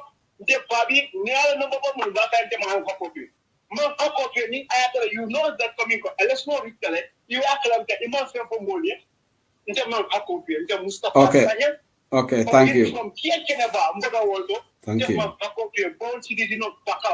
You understand? Beaton Valentine. I don't talk myself, but here we love to make it back. People have allows them like that. Is our leader. Monella and fall for the Nimban Cola. Some of them UDP, some of the UDP. We are not going to take it out. 2027, sorry, 2020, means last constitutional final. Gambian people come out, they are separated. Those who said that, this draft is an UDP draft. It's because of Allah Ushani Dabo. Thank you, Tafa. Well said. I on that draft constitution. I don't please if I was rating this guy, they are talking more than 30 minutes. I am not in place. Understand? So I'm not going to put your Nimban Cola. Nimban Cola, Nakabota, this year. Nigeria, Lumina, what tell Keda, and Mulbe Diabuga about Talib Yankuba. Yes, can not make it in Nigeria. Because we're talking left in the open Daka, Puruka, at the Sonoma, that was flat better. Need to be coming by in the Yanni. Yes, can not only Mr. Njai, we say, we know, yes, that's the opportunity. And then it's going to start 2026 as a flatbed, we funding getting Banoka, the Yanoka, the other things, the funding came in Banoka. Mimba Nokam, funding, it's not for Mimba allows state to go far, Honorable Fake Bacola, here, former deputy Mimfa. One of the youngest, the Mialo Yanim Pavilion, the Marco Minister, but the Minion Pavilion, from that guy. The youngest. I understand. So, what I'm funding killed it, what I'm funding killed it, don't know what I'm on that. I want a menu, I took a call, Fortuna to a call. One guy, is it something Dabo? Kabiro Dabo. Hey, Shebu, Allah for we come together and you perform body, you know. Coach Platform Bajao. The day he's going to Washington DC and in Juga Jani on that day I was in Italy watching those people. I was crying with these people, they love this country. God come out and then you back up body. When in 2016, we meet that thing and then you back up body. So I know do a new table, they are leading us. You understand? Being at a new level, Uncle Odia food and put a life still no figure. Kenya, Uncle Odia, but I come. Ning after about the 2020, I have the government. I get the same. But what Odia, you know, I'm not only for support 2021. Yeah, that you're right, but they don't criticize Ndemsi Yala Oje Jalo on that. Yeah. Yeah. Yeah. Yeah. They don't even allow food. Yeah. Because of making we are doing it. Love of our country. Yeah. Yeah. Abaraka Tafa, thank you so much. Thank you. Your point of I think that is another very important point, Tafa. Yes, Ndemsi Yala Oje Jalo, yes, Nyunkonyana Yala Sufi continue Sirekawam. But when he was agriculture minister, he did say if Barrow wanted to continue, he was going to resign. But later he also reneged on his words. Okay? So these political leaders here, there's no perfection among all of them. But constantly the nagging is on Alhaji Ousainou Darboe. And this UDP guys, we are not going to have this anymore. Okay? Me, I don't mind APRC guys criticizing us because APRC and UDP were there. But if you are in the opposition here, you want to constantly go after Mr. Darboe. We will not take it. You have to criticize all these leaders, but you cannot be constantly going against one person, cherry picking, singling out. That's not fair. And if any of these opposition people do it, we will go after their leaders. That's the battle down we will draw. Yeah, no, Mr. Jai, hold on. I didn't. Hold on. Hold on. I want to be fair. Bambas wanted to have 10 seconds. I said no. Yeah. Hold on. You have spoken a lot already. Okay. Yeah, I know you have, but Mr. Jai, be fair, we have given you enough time. There are people here who haven't said a word. Like this gentleman said, he was waiting for 30 minutes. You and Bambas, I will come to you to do your 10 seconds. But also, let's be fair to the other panelists, okay? I just want to be fair. Even myself, I have said a lot. I'm going to include myself in it. So, Abdullah spoke before. Now, is it, what is his name again? The one at the bottom of the screen. Mats is here. And you have GH15. Who is that? GH15, are you there? Okay. March, you have the floor. Let me just drop that one. March, you want to say something before I go back to these people to have their second round?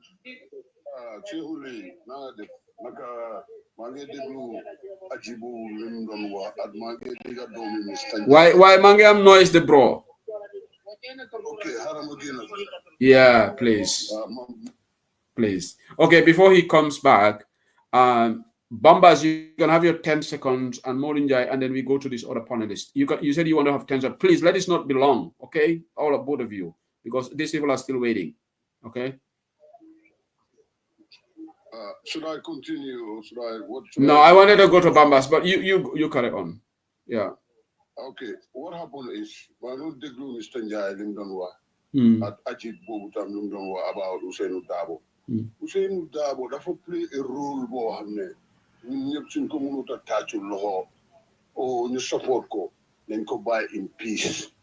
Ousainou election si passé ni 2021 bi passé ni last election bi passé ni man understand ma IEC luñ doon def li boy bi doon wax boy ñun dañoo compter carte gi ñu toog xaar for 4 hours. Yeah.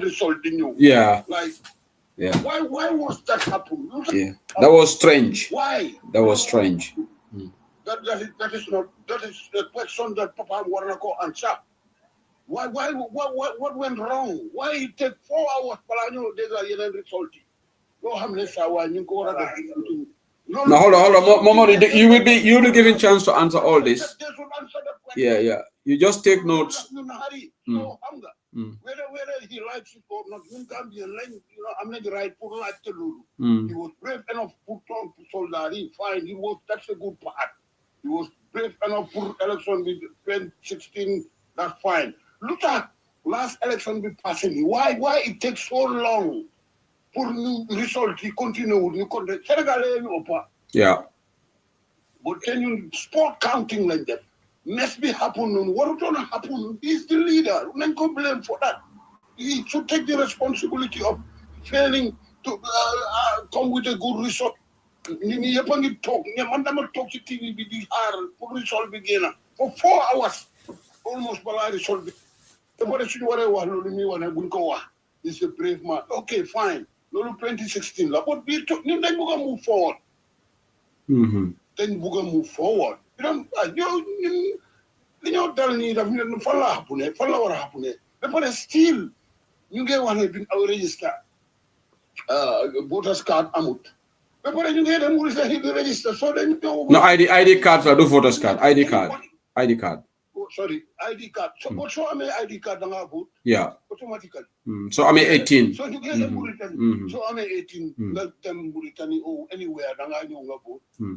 So lolu yeb ñu ko paré ñu ngi tok ñu ko gis dé so waxtu bi joté ñu mbabal ñu wati wax né non li lolu dañ no waruñ ko nangu nak match ñun ñoo waruto nangu lolu waruñ ko nangu lolu lañ war ñun we wanna go forward li passé na li may broda bobu do wax li passé ñu ngi wax 2026 li ñew lolu lañ wara focus on man yow Lamin Bakary Fatou ak yépp ñu next sonné bu ñu no nga ñom ñoo dé indi affaire yi trier because ñun sa draft constitution bi lañ doon wax Mamadou Aliou Njie more in the 3-year jotnabi because they cannot get over that 3 years. Okay, today is about the constitution. That's our topic, and this ID cards. You know. Yeah. Okay.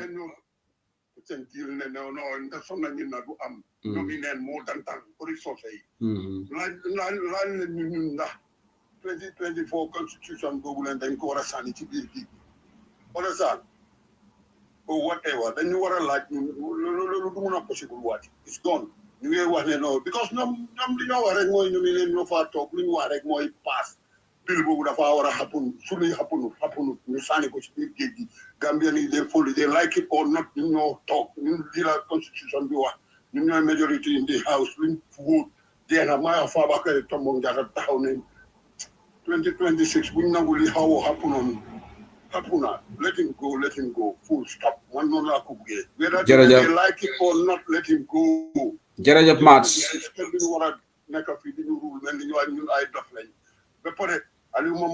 he is there, let him play his card correctly because this time they happen. No, he has resigned. I don't know who is coming next. No, Barrow is going to appoint a new person, so we don't know. So look at that. Kimo appoint na new set. Yeah. Yeah.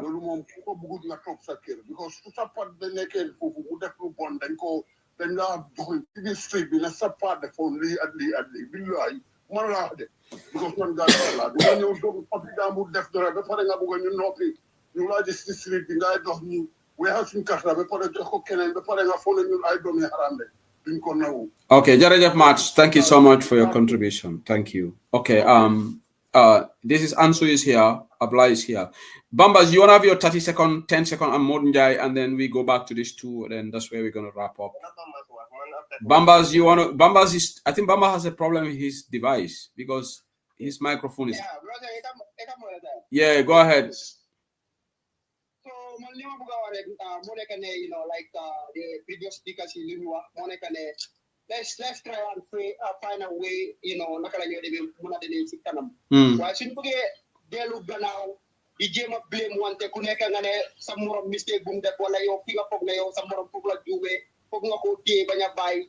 I think na dun dem fen because fi kuneka am nga fo xamantene jum nga fofu non am na kuneka am na fo xamantene def na ko mistake whether yow xam nga ko wala xamulo ko wala d'accord nga ci wala d'accord lo ci waaye kenn perfect fi so suñu bëggee téye wante ku nekk foo xamante ne yow nga ne fi nga téye rek foo ngay téye doo bàyyi nga yaakaar ne yow yaa perfect wala yow moom yow musuloo def benn mistake foogu mën a dinañ mën a dem ci kanam unless and until ñu bàyyante cër then we can go forward. Thank you so very much. Thank you, Bambas. Mamadou Aliou Njie, please. Yeah, man, dama bëgg a respond ci lu Max wax. Okay. 2021, man, I spent the whole day at IEC, the Suba, at Paris. Okay. I work on what I witnessed and what I saw. When we were here, where these results were taking long, I was with Pabisi officer. Pabi got a results that they call mu confirm nekasi regional office mu bina results am tie. When they come with the paper, ñom sambu ñang ñaay su ñëwé ñëw tégal ko paper results. Dafa verify mom lan la ko regional officer bi wax from way back there mu compare mu soga sign. What was taking long based on my observation lima fa gis moy ne results bu nekk at every polling station dañ ko dé tay ci maradi. So legi agent regional officer so jëlé lolu results nga yone ko ci regional officer fofu lañ def tabulation. When the tabulation is taking place, all the agents ñu nga xamné sign nañ based on the UDP la, the APRC la, the GDC, ñom ñepp ñu sign lolu goes to the regional offices. Legi balañ ko dé yone ci headquarters ñooñu tam dañoo wara am full sign. But what was taking long su ñëwé ci headquarters and they dega because everybody knew what the results were going. And I incidents you have the man taken up. Kurang was there. I don't know what party I think he was going. And Demba Sabali was there. But the other agent for UDP was not there. There were many times they said that he's coming to sign, but he never showed up. I was there, sitting there. When two people are there or more, they will then sign and the IEC chairman will announce the results. So this notion, it was taking so long, Lolo Tasata, we don't let them go and point us. Panda Sata, I've heard Dr. Mane say, polling, nonsense polling agency, they were nowhere to be seen. Some of them were bribed. Why Bessas Yalate, one of my Ben party agents, Kunyo net and Major $1,000. Magina Sumapus. Tell say really, we gave them 2026. Pros, maybe pros to come Munate, that's fine. Why Lima Ampul Wak Moy. Next today election, dañoo bëgg a gomloo ne sàkka moo am pour ñu mun a convince nit yi ne o dañ sàccoon soo léegi sàkka du am. That is not the case. There was a protest vote.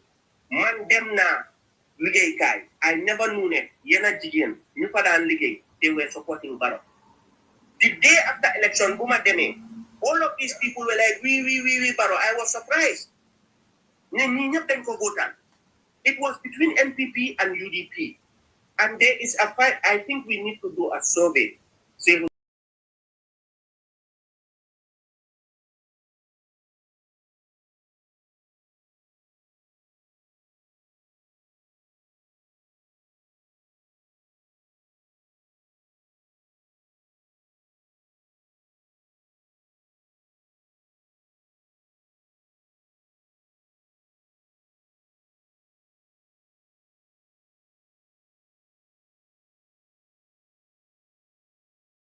the right to deny anybody with an ID. Why put guna gumlo nitine? Saka mo so legi nen just go with our party leader. Mon chuta hawe dina win. Man, I have said my candidate of choice. You have your own candidate of choice. At the end of the day, I respect UDP's process, whatever they come up with the outcome. Kepa kunyo coalition mo ka muna jene baro.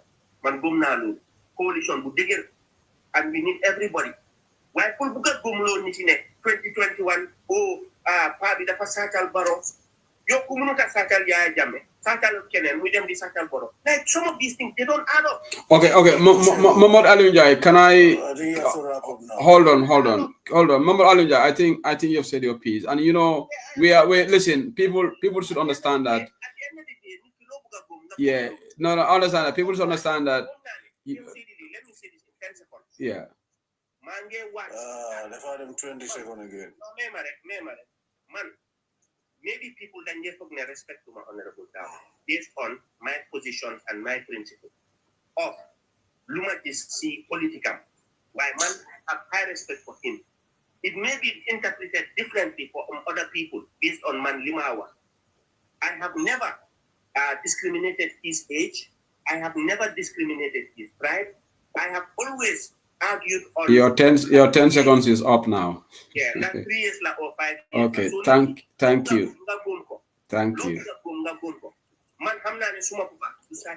I know that. Okay. So Mr. Dabo, just hold on. I will give the last. Hold on. Aliu, I think you should understand that we are very democratic on this platform. Mr. Njai, just let me come in now. We're going to wrap up in the next 15 minutes. The next 5 minutes I will give you to Ablai and Ansu. They will say their piece, and then we're going to wrap up the show. But before they come in, Mr. Njai, I want to say something. You have to live up to this fact that your dad will be scrutinized, and I think you know this. And in doing so, people will speak their opinions rightly or wrongly about him. Just like Mr. Dabo, people say they are wrong about him and Adam Barrow. Okay? One thing I would advise you, I'm not going to say that I will never be here to say that IEC is the one that rigged the election. I've never said that, because if anybody understands me, I like to deal with evidence. Okay? I don't like to deal with hearsays. That's not my style. I'm not stopping anybody from saying it's IEC that rigged the election. One thing that's suspicious is the audit report about the IEC. That has really raised alarm bells for me. Millions going to private accounts that those people refuse to hand over to the auditors. That is worrying, because they know when they hand over those private accounts to auditors, they will know the cane of where the money comes from. So the auditors said this. It's not say who said it. It's in the audit report. And again, your dad writing to the office of the president to stop investigating that also doesn't smell good. That letter is out. I've said that here. So that is always going to raise serious outcries about him. Because if I were him, I would just say, okay, you know what? We want transparency. President Barrow, go ahead, let them audit us. That would have given him people have confidence. But when he wrote that letter to say, stop this, Mahmoud Alunja, you cannot make that look good. Let's be honest. Yes, he did good. Hold on, let me learn. He did good. He defended the callers, and I said that here even before you said it. But this also is suspicious. And again, when it comes to Barrow's election, I've heard a lot of people say 2021 was not rigged. I believe 2021 was rigged. How? I don't know. Okay? Just like a lot of politicians said, up to today, they said 2021 was rigged, but they don't know how. A lot of people say that. Look, Momorunjai, I was in Gambia. And again, what were you doing in your dad's office? You're not an employee of the IEC. You said you were there on the night. You shouldn't be there. Hold on. You shouldn't be there. No, hold on. You spoke. I listened to you. You should not be there. Let's be honest. You shouldn't. That's unethical. You shouldn't be there. You shouldn't be there. Okay? Yeah, it doesn't matter. In Europe here, IEC. No. Mahmoud Alunjai, listen. No. Come on. Mahmoud Alunjai, please show me respect. I did show you respect when you were. No. Hold on, Mahmoud Alunjai. Please. I showed you maximum respect on this platform. You were talking, I'm the moderator, but I attentively listened to you. Everybody listen. Even this guy said your 5 seconds was going to 10 seconds. I let you speak. So accord me that respect. I'm speaking my mind ethically, professionally. IEC chairman in the Western world here. Nobody's going to, when you're doing your job at that very, very important night, none of your family members should be around you. Nobody. You cannot justify that. You should stay at home, whatever, because he has got security guards there. He's on the protection. No, fine. You can go and do. Listen, this is my opinion. You can disagree with it. Yeah, but listen, let me also say something. Where I want to conclude, on the night, that day I was in Gambia, wallahi, if Barrow got 400,000 votes, Mahmoud Alunjai, you will see the euphoria in the streets. The whole country, there was silence in that country. In 2018, when coalition won, 2 a.m., people jump back in the streets full, because that was real victory. In Barrow's example, I was there. There was silence in the country. And Barrow said he got 400,000. There was silence in the country. I was there. Gambia. If Barrow got 400,000, how come the 200,000 did not go out in the street to jubilate in Barrow's celebration? That election was rigged. I hear a lot of people saying that election was rigged. How? It was rigged through attestations. Attestations, and that's not your father. Your father is not responsible for attestation. That is the government. Alcalo in others may give attestation. That election was rigged. I hear a lot of people on the TikTok platform, the election was not rigged. That's their opinion. I was on most of the people who were talking about that election, the Fekudland Gambia, I was there. I campaigned in that country. There was dead silence in that country. This is not need to Africa to win election. Jamaica, when he won election in Senegal, there was jubilation. They won. Election, Kuko win Africa, you see the people's momentum in the street. Fee can't offer fee.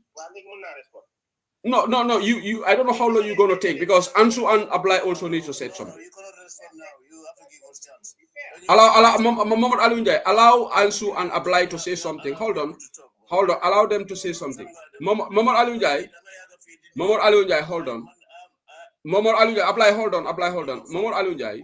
Man, hold on, apply. Yeah, apply, you will come next. Answer. Then Momor Alunjai, you can have your last word and we wrap up. Okay, if you don't mind. Apply, go ahead, please. Yeah. So I think Bulenya will see TikTok guy defense of Papa. It's not right. Because he was a public figure. Motor, you know. So Aglu said he was officer on that day. It was right. Europe young America. Nobody does that. You cannot go to a manager's office, a director's office. No far out because Sapapala. No, I mean, I was, no, what different rules? Because it's unethical. On election day. I'm on the confused the Buljo UDP. How am I don't know. Maybe because you hate UDP so much with vengeance. Man, have not like the time Freedom Radio. I know you. You never say good about Usenu. You never say good about UDP. I can say that face to face, you hate UDP with vengeance. Sometimes about a why did you hate that old man? Really. No, I can say it. Freedom Radio, Yogosta. Call them for their call. I can still remember that. So, you say you joined the struggle 2012. Why we are calling Freedom Radio before 2011 election? Man, the mother degree 100%. So I don't know. Maybe you went there to another Sapabine, but UDP win. Make sure Yeah, I mean, I'll just say that. Why? It's a head dinner for the old man. This man for under vengeance, seriously. Yes. Why don't want to stop? Doing the defend, IEC, Sapapa, because Sapapa, they could defend the whole is the boss there. Why Lufa Hewip, the Komunaham. It's just like Jame was the president. Why not all the things that happen is Jame? So it's better you don't come and defend him. Really. It's not the only, it's the safe. More for the head. Why is not responsible because you have other senior returning officer in other places. You have the so by the different because the whole program it goes to 3 years, came on 3 years, from National Assembly rejecting the 2024 draft to it's all turned up to IEC now because of you. Well, I think if I'm you, I'm not going to do that. Really, it's just a piece of advice. Why not?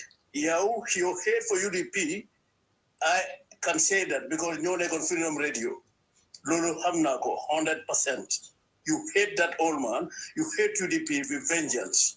Yes, you are the kind of people who can say, Baro Nega president again for the 10 is better than UDP. Seriously. I can say that. That's what is in your heart. Because I've been hearing this more than a decade. Really, from you. Yes, I read your writings from Gambia. Let's be fair. Did you hear, has he ever said publicly that he would prefer Barrow to continue the UDP? He can say more than that. Or are you saying he may say that, but you are not saying authentically he said it? Authentatively. Yes, okay. Because I know. All right, I just want us to be clear. I just want to be clear. Yeah. That's the person I'm talking. That's the person. Really. Okay. Abla baraka ngada ansu fana ya ngada ansu ya. Thank you. Ansu, go ahead, and then Momodonja, you can respond, and then we wrap up. Yeah, Ansu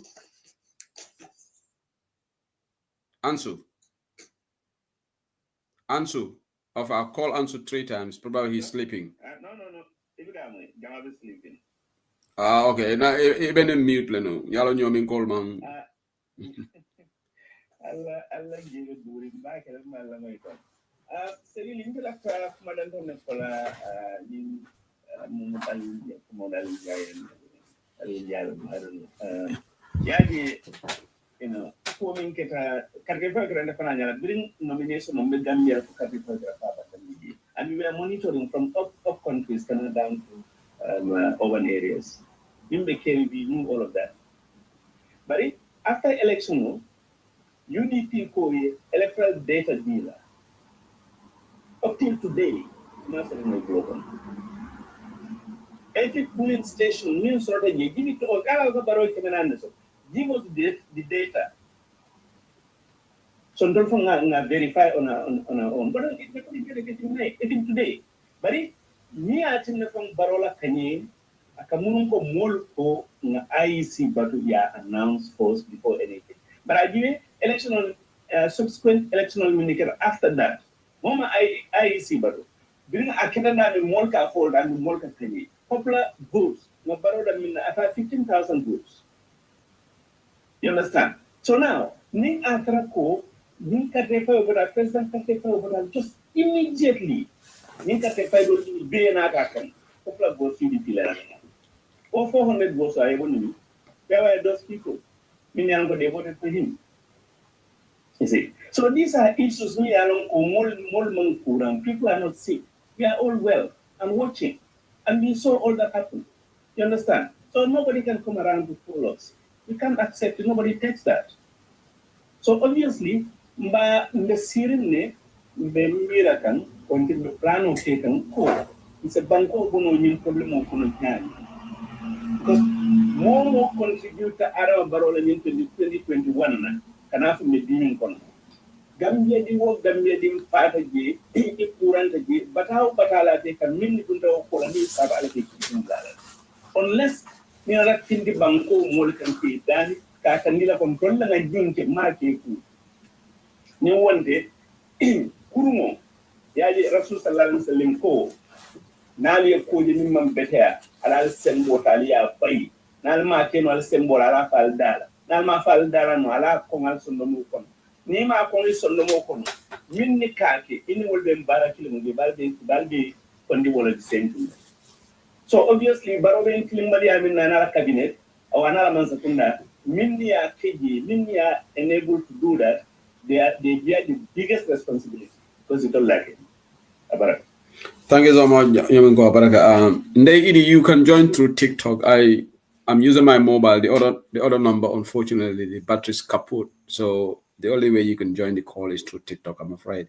Thank you so much, my brother. Mobodanunjai, you have the floor. You want to respond, and then we're gonna wrap it. And it has been a very educative discussion. And I just want to say something here before. Look, we don't encourage personal attacks here, but again, this is a democratic platform. We allow people to. If people think that Mohamed Alunjai hates UDP, that's the opinion. But is that necessarily a fact? Okay, opinions are opinions. People cannot debate with opinions. I have never said he hates UDP, but again, if some people think that he hates, that's not personal. That means no, I don't condone personal attacks. People are just and I think he should understand that. Their opinions are opinions. Yeah. Idi, go ahead, please. Yeah. Hello, Sedili. Okay, I'm content na la platform la mo land content na. Many be jang many along ko wole join teka.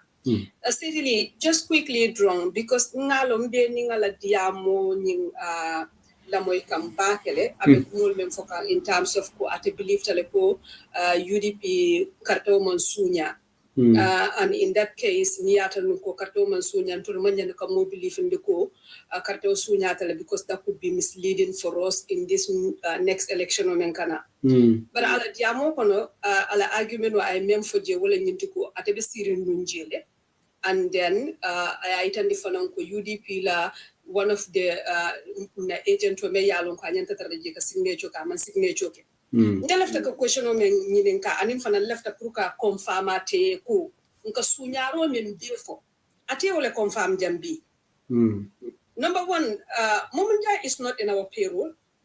He have no business being in that office. Yeah, he shouldn't be there. Number two, Atala stand for UDP alone. Shows that he could do anything in that office. Why was he there? Yeah.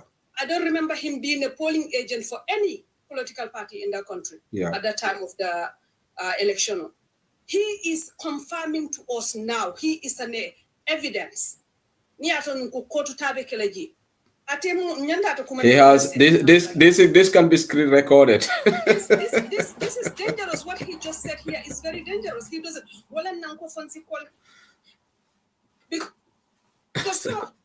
Because we live Ntol buka kumo domon kala moile.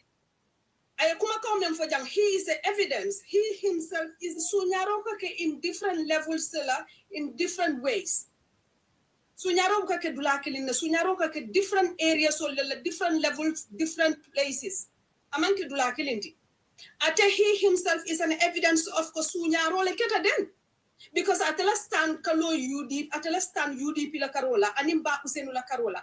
That is years and years and years of record on social media. So he is not under the payroll of the Gambia government. He has no business being in that office.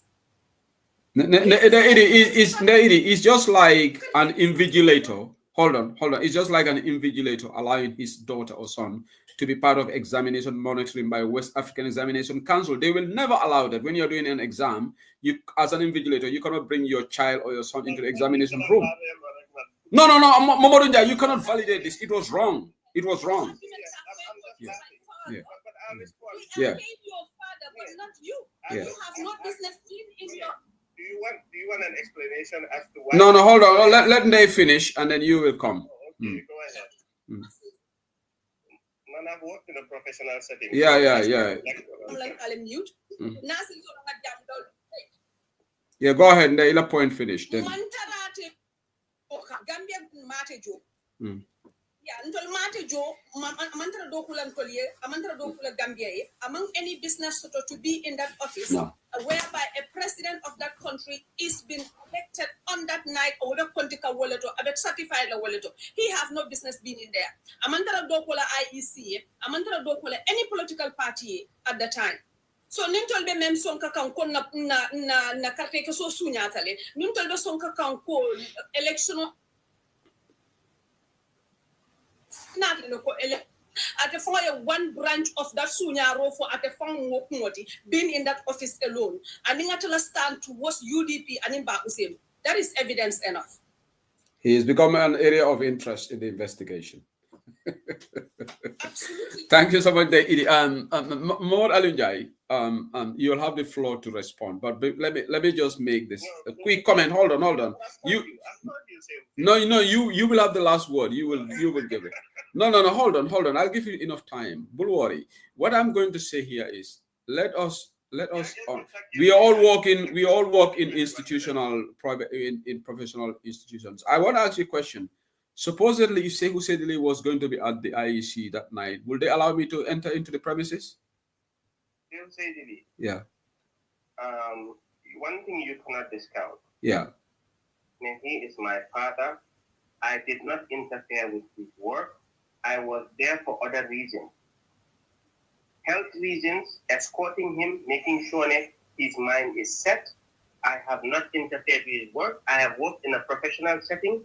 So, man, honestly speaking, nobody can lecture me about the professionalism or the ethical things of job references and all that stuff. I know all this. Certainly, let me just make this point really clear. Yeah. When it comes to the IEC, yeah, he has been a commissioner since 2012. No. Let's focus on this idea of your presence there first. At the office. Yeah. Let's finish that. Sincerely, there is no denying partner. He is my father. Yeah. He is elderly. Yeah. In 2017, he suffered a stroke. Yeah. After the elections. And that is why his voice, Sudewa, I was there to make sure that he was rehydrated. He was there since Fajr. I was there as a concerned son to make sure that he was up, he was aware, and he was in great health spirits as a family member. I did not in any way interfere with his work, see what he was doing, other than I was there to make sure that he was refreshed. Because Dipi Subamufa, Makla, when it comes to Minde Halate, there was one time I said, when somebody threatened if he doesn't announce me, I went and said, sincerely, just because he's chairman, does that mean I don't have a right to support a political party? Does that mean man, as a Gambian citizen, I don't have a right to vote? Does that mean he's my father? I shouldn't be there to care for his health, to make sure that somebody is there to make sure that he's in the right frame of mind? Like the way we think sometimes, I feel like then they yobu affairs for hamne waru fa neka. Legi, when it comes to yifi lingen lu matonwa. No. Hold on, Mr. Njai. Before you go, no, hold on, please. Matt is not here. We've dealt with that. Yeah, but you will be assured. Listen, don't worry. What I want to make records here. I've seen some people here who comment that that's fair enough. Even though those comments will not surprise me. But look, let nobody take us as fools. Okay, Mr. Njai. That reason doesn't justify your presence in the IEC. Hold on. I'm going to be very blunt on this. No. Listen, Mr. Njai, yes, listen. I challenge anybody to a debate out of this, a public debate in Gambia, to come out and say that you should have been in that office because of the health reasons. Look, your dad had an option to... No, hold on. Mr. Njai, when you say what they deglu... No, but Mr. Njai, hana yo degabu verantena. I gave you decorum. Ma deglu la suma wa tamit jox ma decorum. Suma wax bi hejna neexut la waye man tamit ame Gambian. Okay. No, but you tamit bu nga do wax you brought points. I attentively. I think that honestly speaking is beneath you. No. Listen. Can you let me speak, please? I don't like this defanted thing on discussions. We're having a conversation. Yeah. Let me remind Momo Papam Sude dafa febar. The Gambia government kumo lijal, if any service is needed, we are to provide that. Hold on. What I was going to say. He Momo Njai. Okay. Momo Njai. Listen, I don't want to mute people because I think we are all adults here. No, you guys let me listen. We can carry this debate on another platform, sir. Let people discuss this. Hold on. Degluma, Mr. Njai. This is not personal. We are discussing an institution. Okay? We are not discussing your internal family issue. Everything is public. Okay? Let nobody be emotional about it. Yoya in the work befine on that fateful night, waholone denga dem yobuko garabam or something. Ngane you were there. And in fact, you witness certain things. So that means it went beyond Garab issue. So emon ne denga yobu on Garabam, we are emotional. That's normal. Sa papa definitely Garab doma bi yobu konga nyibi. I don't think this would have been an issue. Okay? No, this is going personal. You know why it's going personal, Sibu? How? Sibu, I respect you as an individual. Yeah. I respect your opinion. Yeah. Yeah. But when I tell you, Nella, my father had a stroke in 2017, and somebody is talking about my health. Let's not go there. I am with all due respect. Your health. No, Luma means papa. I'm not stroke in 2017. No, you're in the health is a papa be can in the wood coffee. No, the reason why I brought it is something that you did not know. Yeah. And I am giving you a genuine reason. Okay. As to why I was there. Mr. Njai, hold on. If you want to discount that. Yes. Mr. Njai, hold on, Mr. Njai. Should you deglu one? Mr. Njai. Okay, wahal lady man after ma wah. Wahal benga pare mama wah. Yeah, that is why I said Yange no jala si area bo hamne. See who? People had known me for so many years. I had never talked about my dad's health because he's a public servant. I have never raised his health issue. So for me to raise it here now, because danga lal area bo hamne, musulo ko lal si usedi. Moilan. You had told me, Nema, I shouldn't have been there, but I was on TV all throughout. I was everywhere for everybody to see. Can you let me speak now, please? Okay, hold on, Keba, hold on. Let me just. No, hold on. Left me from Mr. Njai, you should give us time also to talk. Yeah, Mr. Njai. You should also give us respect back. Yeah, what I want to say is, Mr. Njai, you see, fortunately, and because this is a public discussion, everybody heard how this discussion came in. Man, let me be very honest. I've never saw it on television. Man, I hardly watch GRTS. Let me tell you one thing. I don't watch GRTS because GRTS to me is a non-productive institution. Even that election night, I was listening to the results in the WhatsApp. I barely watched GRTS, so I didn't even see you on tele. I'm hearing this for the first time that the young office let me be very blunt to you. Okay, you brought it. Listen, you brought it in this discussion. No, hold on, Mr. Njai. Today, you know, if you raise this in any platform, whether it's UDP Bantaba or not, it will raise debate. Because you are a subject, listen, it's an ethical issue. Because you are the child of your, just like Mr. Dabo, when the land issue came, the daughter and the wife were allocated. Didn't he raise debate here?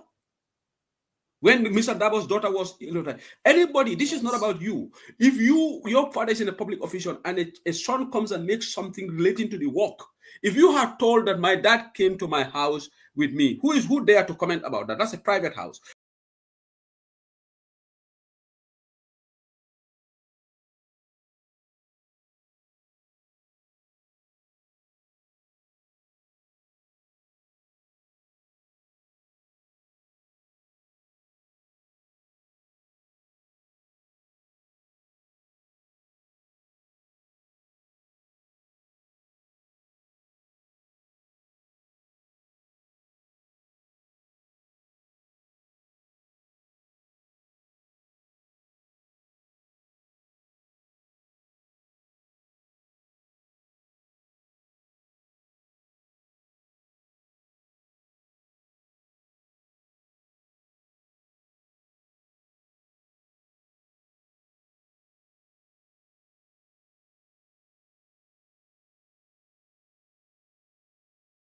Disappointed in this man today because man lima gena warulo moy when he's saying that, I mean, I've been there the whole day. That day I've been with my father, and he's saying that he has his right. He has a right to be there because Papamla. Mr. Njai, I really feel very disappointed to hear such kind of comment from you. I said for his health reason. Mr. Sabes, yeah, but his health reason. Why don't you, Mr. Njai, allow him to talk? Why don't you ask him to resign if you don't believe that he could stand it? Because he has that choice. Listen. Okay, Mr. Njai, Yalong, we respect you. In fact, it is any other platform, member political platform, they give you this kind of floor. We want to converse with you. We want to welcome everyone here. But then you cannot take everything. I mean, when we give you a lot already.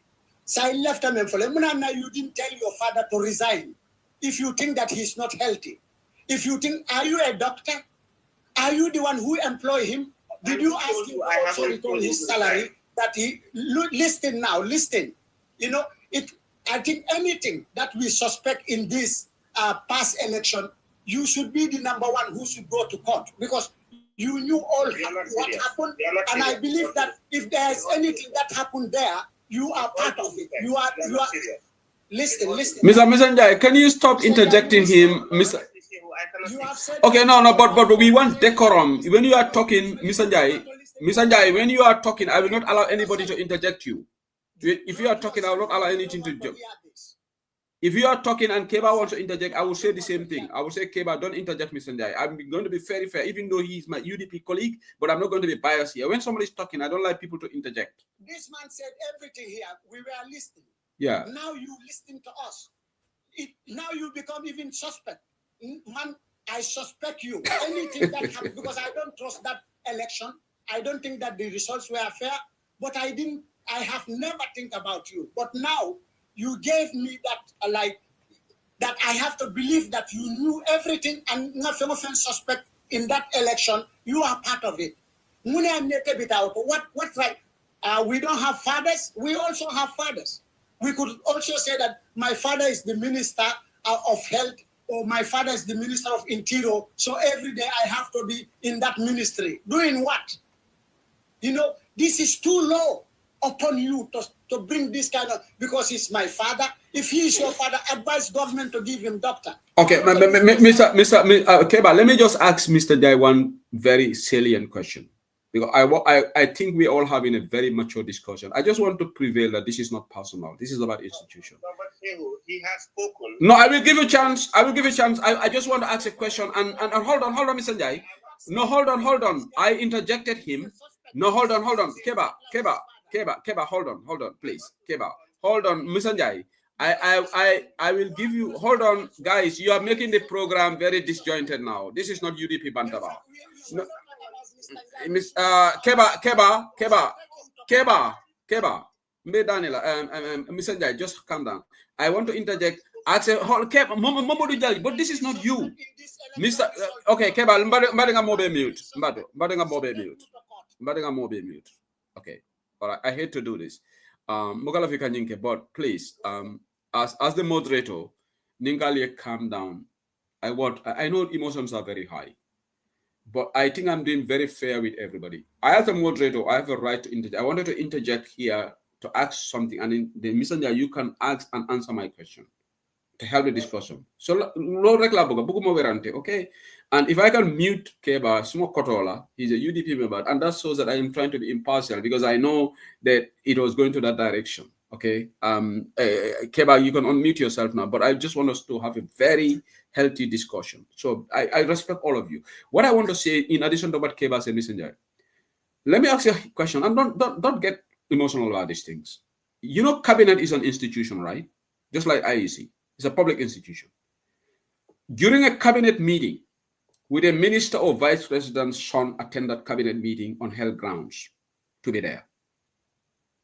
No. And you know that will not happen, yeah? No. So why would IEC one be an exemption? That's what I'm saying. Like I said, No, answer my question. Why would IEC be? Because they are both public institutions. It's both duty in line of duty. I just answer my question. You said cabinet, a minister's son will not be at a cabinet meeting. You said that it will not happen. Yeah. You said during a cabinet meeting. Yes. That is a cabinet meeting. But IEC was also a official duty. It's equally important. Keba, just allow me. Keba, yeah. It ain't nabula rek Keba, internabula. Yalo nga nyuninga question ola. Now you can please mute and listen back to Please. me. My mother, you know, before you answer this question, Mamoru Njai, remember IEC on that night is also doing a duty like the cabinet meeting. It's like IEC was doing an official duty that night. That's the similarity. Yeah. IEC election day, right? Yeah. You go to all these polling stations to monitor them. That is what he does in the morning. He goes to most of these stations. I was not there during that time. I was only there at night when I went there to take him some refreshments to make sure that his health and he's in great frame of mind. But he was not in a cabinet meeting, just like you assume a cabinet meeting is taking place in his office. No. He was there. He is the last person to get the results. I was there for his health reasons, which I have never raised ever. And I was in public telling my dad to resign way back. I have publicly said that many times that he should leave because man gomnane defal na Gambia lumlen wara defal ba pare. I have done that on many occasions, written about it. Why this is now personal, and this guy, Mr. Sabali, with all due respect, calling me a suspect, you are always looking for something to then vindicate yourself about 2021. But I am here to tell you, Nella, I'll give you 3 occasions. Anybody who knows me, knows me, man, they know me because of my dad. But prior to my dad being a chairman, they know me to be very vocal, talking about dictatorship and all that. I have been approached on many occasions by Gambians, right? Just because my dad is a chairman. Ask them what I told them. I will never interfere with IEC job. I will never interfere in their process. That day you No, Keba, please. Nabula Nabula Tiala Diamoke. Let's don't get a bigger percentage, right? Let's. Yeah. No, I wouldn't allow. I'm not going to encourage anybody to interject. But Mr. Jai, you see when you are talking. No, hold on. When you are talking, we are all listening. So if somebody also is talking. Keba, you are losing. Keba, you are losing your cool. This is very unlike Keba Sabali. You are losing your cool. Yeah, no. Allow him to finish. Idi and Keba, I will give you chance to also talk. Yeah. You have known me for long. Yeah. I don't move. I don't bend. I believe in my principles. And I will tell you, Nella Pabi, there was a time in the parliament when Mamure Nyai stood there and wanted a Chinese company to do this biometrics or whatever. Yes, I'm aware of that. I'm aware of that. My father stood ground. That was why biometrics. They said, this is much cheaper with the company they've been going with, and they will stand by it. That was why registration took long, and they went by it. They did not want any interference from government. Another issue, there was another one whereby the election, there was this interference that wanted to happen. I totally forgot it. But I'm just trying to make up the point, Nelan. They are independent as an institution. You brought up the issue of him writing to the president to tell them, Nelan, stop this interference happening with the police. He felt that, and the institution felt that was an interference, right? Because the Constitution itself is very clear there. But I spoke about the money that was in private account through regional office. That is wrong. It shouldn't happen. Yeah. And just like in any other institution, I wrote about it. I don't care whether he works there or not. There were many instances where people had approached me. Okay, can you wrap up and to give chance to others? Yeah. When it comes to the IEC affairs, I have always put that as a line. I have never, on any occasion, discussed when it comes to party politics, when it comes to where my father votes, who he supports, none. The other point that I wanted to bring, Buma Party was, in 2021, there was a lot of noise about whether Hussein Odaba was going IEC didn't accept nomination or not. They stood their ground as an institution, meaning he was right to contest, and they stood by it. And also, there was another incident whereby Okay, stop and move forward. When you get your thought, you can. But I just want to make sure, I just want to let you know, Nella. Yeah. When the president wanted to choose a vice chairman, the institution stood and said, it has to be from somebody within, because that person is identified as not being independent. That person is handpicked by the president, and everybody knows when he supports the president. Okay, thank you, Ali. Thank you, Mama Ali. Yes. I just want to make a quick comment. Hold on. Whatever people believe, that's their but Mr. Njai. Mr. Njai. I am not here to condemn anyone. Why, when it comes to my father, who I know, I have every right to tell Warner resign. Warner Faneka to make sure that he's. Well, you tell me don't wrap up, Nak. You want to talk? Make sure that he's in great health. Yeah. Make sure that he's fine. Because at the end of the day, I know Gambia. Mr. Njai, can you let me also comment, please? Mr. Njai, I don't want to mute you. Mr. Njai, I think Mr. Njai. Okay, Mr. Njai. No, Keba, hold on. Keba, hold on. I want to take charge of this. Momod Ali Njai. Momod. No. Okay, hold on. Mr. Njai, I think you should be very appreciative that. Oh, hold on, Mr. Njai, please. Your tamit, Nak. Mr. Njai, you see, Ndai has been very quiet. No, hold on. Moment Njai, look at Ndai Idi. Yange wa munut interject. She has something to say. Yeah, no. What yo Sunditi was like the interject. Luma Buga remind moi. You just like Ndai has been very quiet with all this talk interject. Mom tami suyi wa bull interject. Sukebadi wa bull interject. He spoke her mind. I was about to say last, and then I. No. I'm talking about Ndai Idi. No, why you right now, Yange wa can interject apart from me, and Keba will do sporadic interjection. No, hold on. Ndai Idi mune dafa buga wa. Okay, so balamu wa rek, demala wa ne rek ne. Legi su nit di wax. No, deglo. No, Mr. Njai, hold on. Okay, I don't like to mute people on the platform, but we don't want 307 people are listening to us, even though it's late. And that shows the level of interest people have got in this discussion. I will expect all us to be adults. Gambia, there is one problem that we have, and this is cut across the board. People cannot have a conversation. Every time this speaker, and this, if you go to the platforms, it's always there. We don't like this to happen on Bantaba.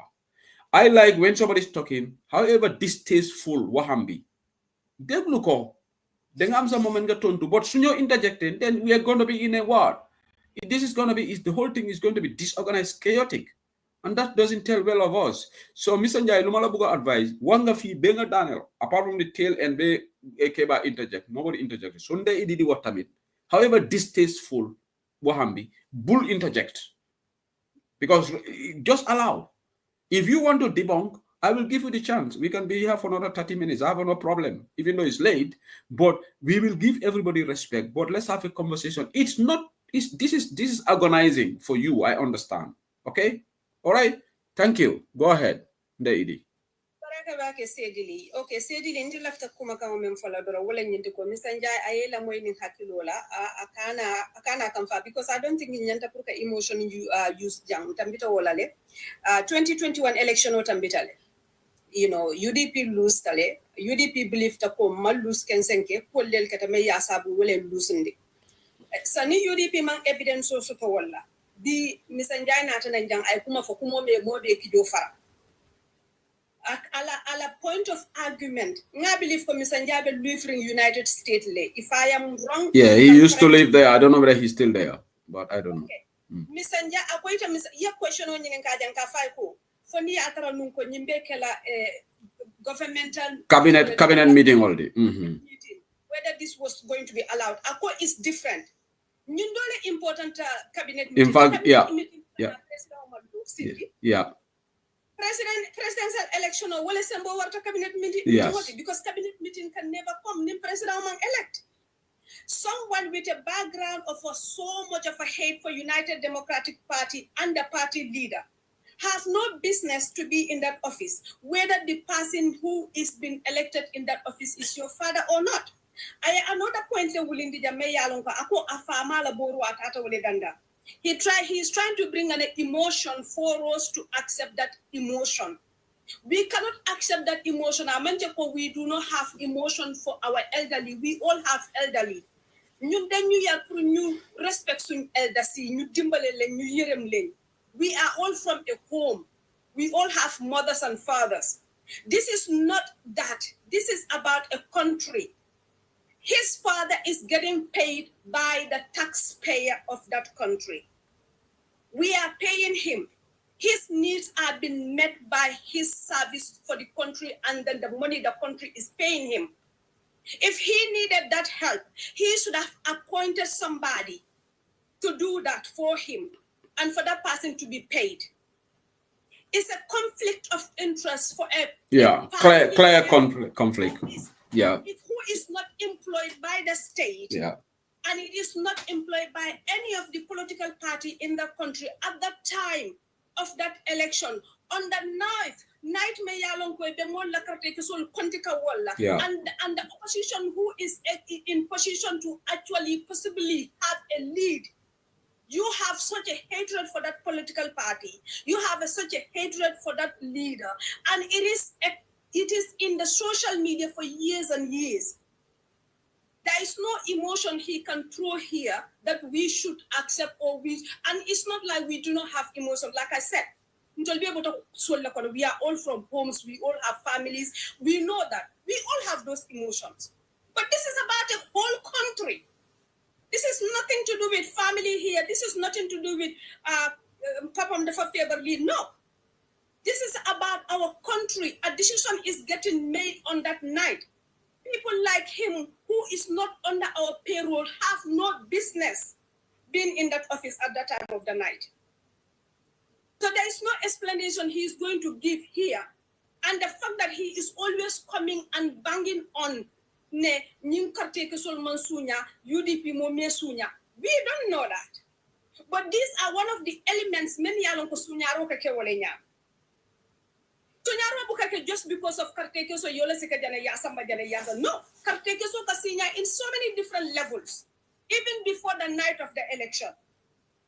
At Europe, I was sitting in America, In which somebody said he's in the UK, so I don't know how true that is. In institution in the United States that will allow such a thing, and in a pretext of Kafacom Farmer Sasatale and Munatala Boru Leganda. The state is paying a farmer. The state is to be provided every single service that a farmer should amend. So there is no way he can convince anybody here emotional as if we are emotionless. We are not. It's an insult. He is trying to insult us. It's an insult to our intelligence. Okay, thank you, Ndai. I will now go to Keba Sabali. Keba, you have the floor. Please let nobody interject Keba when he's talking. Yes, so really I'm disappointed in Mr. Njai. I mean, I call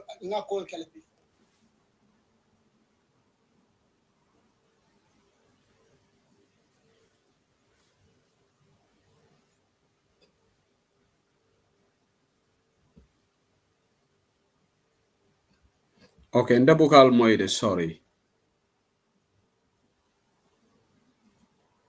Okay, I don't know what happened. I can't hear anybody.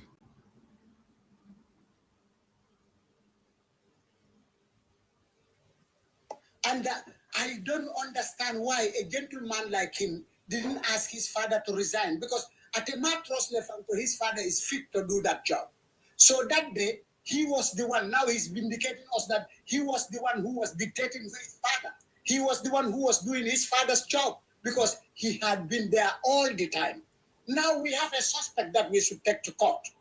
I mean, because we never employ him, and we didn't hear from IEC that he's an employee in that place. That man has an assistant. Alafada is having an assistant. If he is tired, he could go home and ask his assistant to come and take over. And then Natrapo, he's that weak. This man is not a professional doctor or nurse. Why can't he, tell government that his father is not well? Let them have a doctor or a nurse taking care of him that day. We should see him in camera. He should go out and sit somewhere outside. When the father needs Borekeso, he comes and give it and go. He should not even be allowed to go and sit there. Now he's telling us that he has right to be there because his father is so great. All our fathers are great. It doesn't give any judge that, he's going to court, but he's old and he's weak, so his son is coming to sit beside him in a courtroom.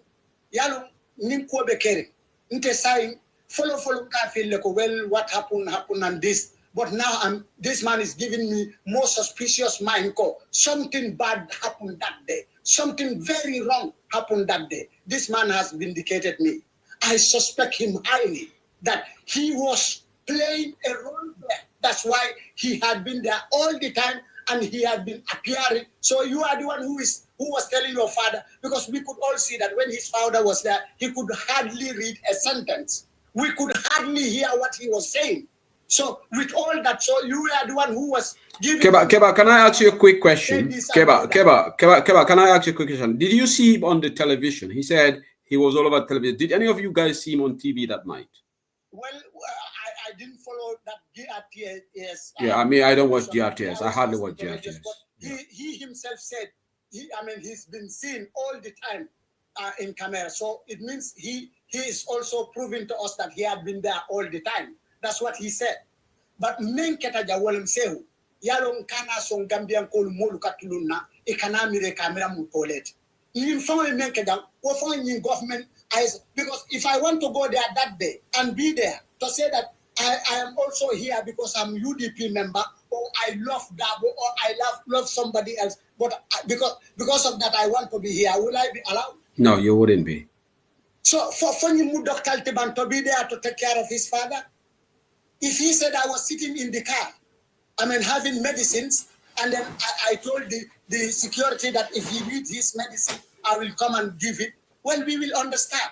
But to say that he was there in active service, because that's what he was telling us. He had been all the time beside his father. His father is weak. If he is weak, why you then ask him to resign? He was not fit. This man is telling us that his father was not fit to do that job that day. So let's I suspect this man that he's a suspect and we should take him to court. Okay, thank you, Keba. Thank you, Ndai. I'm also going to speak. And Mamorja, before you come in, let me also speak, and then I will, if you want to react, you can. Then probably you have to wrap up the. Please, when he speaks, I prevail on you guys. Let's not just go because otherwise. Okay, hold on, Mamorja. Just calm down. Look, I just want to address the Gambian people. Over 327 people are listening to us. You know, our situation is pathetic. Africa accept things that are not right. This is a problem. There is no European country or Western country that on election night, the child of the electoral commissioner will be when, let's remember, the reason why I brought cabinet meeting here, it is synonymous because cabinet meeting is an official function of the cabinet. Ministers go there and meet. Just like IEC that night was doing an official duty of election monitoring counting, that was an official duty. No relation or family member should be in the premises of the IEC. It will never happen in any Western institution. Never in a million years. And like they said, let us not justify things that are unjustifiable, indefensible. Administratively is wrong. And let me, again, I'm going to let anybody, because I know some people tomorrow will do live to defend Mamadou Njie. Yes, because this is Gambia. Papa, I'm defo dara, Mamadou Njie, that's normal. But if anybody wants to be sincere, Mamadou Njie's thing, is a smoking gun. I'm not saying that he influenced election, but this is a smoking gun. It shouldn't have happened. Mamadou Njie, there is no out of justification. You can talk and talk and talk professionally, just like I said, in a cabinet session or when you are at board of directors meeting, when you're on official line of duty, you should separate family from official line of duty. Nobody can do that. You cannot justify this. And your dad should not have even allowed it. And again, what I'm saying, if you are going there to drop his medication, go back, I can understand. And even that you should give it to the security, and the security should go walk with you to the office. They escort you out of the office. On election night, this will never happen in Senegal. Senegal Electoral Commission, the child of the IH in Senegal next door, they will never happen there. And if you say this in other countries, in Ghana, they will say we are not serious as Gambians. So it is shameful to come here and to even justify this. No country will justify this. But this is Gambia, we justify everything.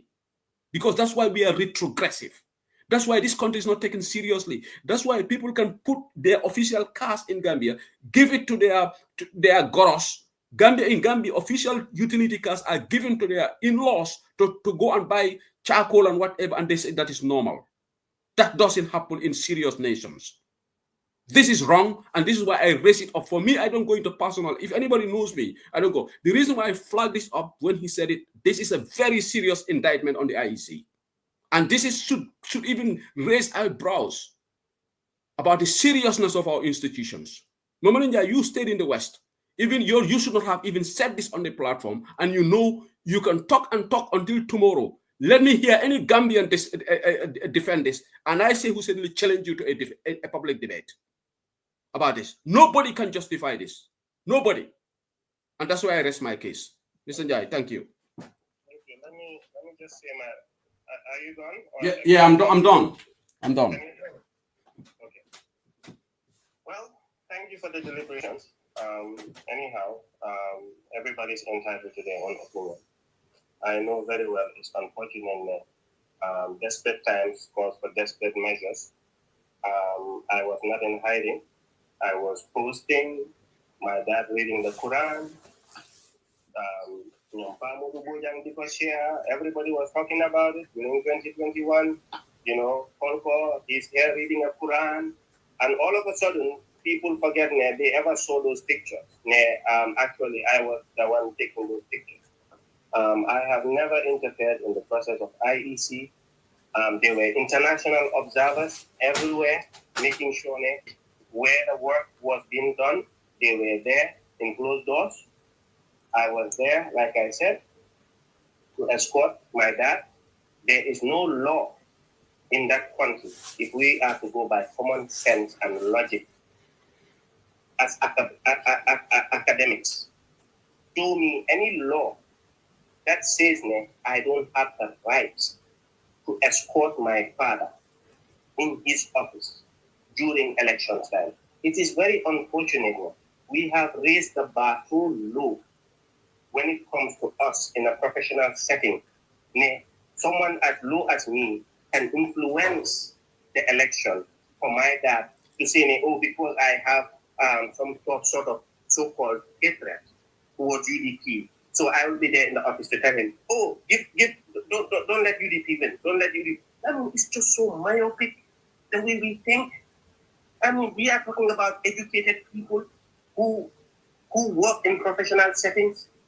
Momodu Njai can influence an entire elections overseen by international observers everywhere in that office, where I am just there making sure that he is hydrated, making sure that he's well rested, he's still aware. Show me any law that says me I should. Can I interject if you permit me? No, I'm sorry, Sue. Okay. At this point, I don't need any interjection. Okay. I have heard you. I have worked in a professional setting in the US. I have worked in banks in an international setting. I know what ethics is. I know code of conduct. I know what to discuss and what not to discuss. Unfortunately, the only reason why I brought up my dad's health is because it went there, and I didn't expect the conversation to go there. He has been there. He has done his service to the nation. And when it comes to whether I had ever told my dad to resign, openly, I have done so many times on Facebook. So I am not the type of person who shies away from doing what is right for country. But again, if Mr. Sabali wants to take me to court, he is still, let him feel free.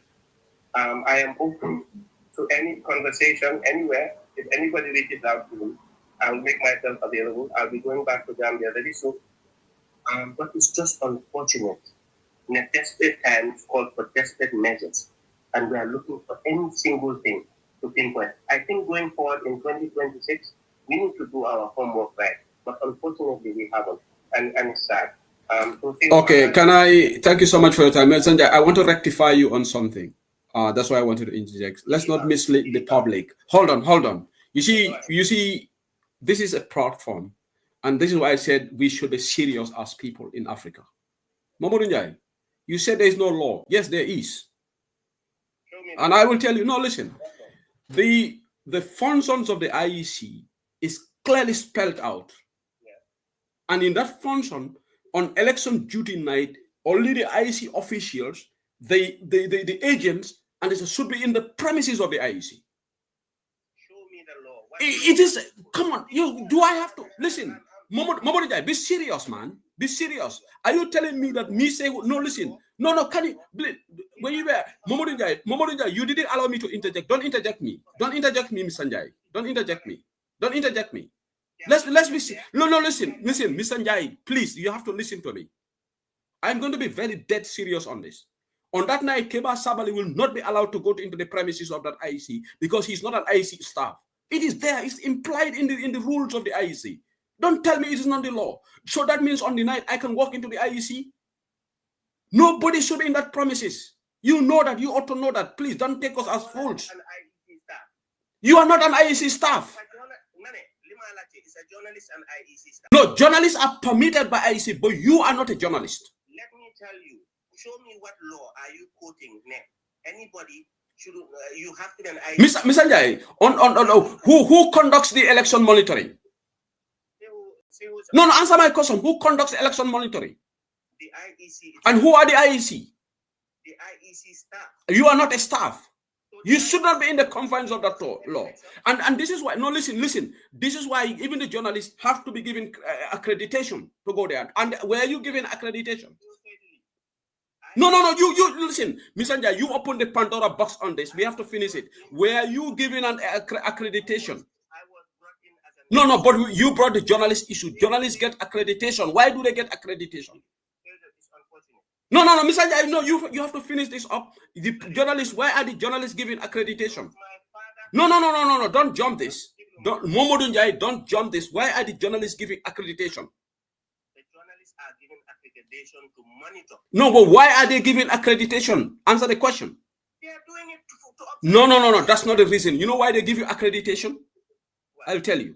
Because that is to stop every Tom, Dick, and Harry entering that office. You have to be certified to be there. So are you saying that my father doesn't have the right to his escort?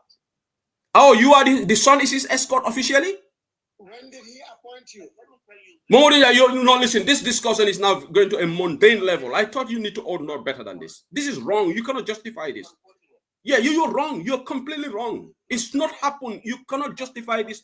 Go to any platform and let me tell you one thing. If the people Nyola Buga support on this, Nyola Wahne Defulo Dara, because Gambia Nyomel Nunu. Unfortunately, you have reduced the conversation. It's not a reduce. This is a very important issue. You reduce yourself in this conversation. You reduce. Okay. And then Idi, you have the last floor. Momodia, I'm disappointed in you as well. I am really disappointed in you. No, but you can't be. But this is right. This is right. You know, listen. Let him be disappointed with me. This is.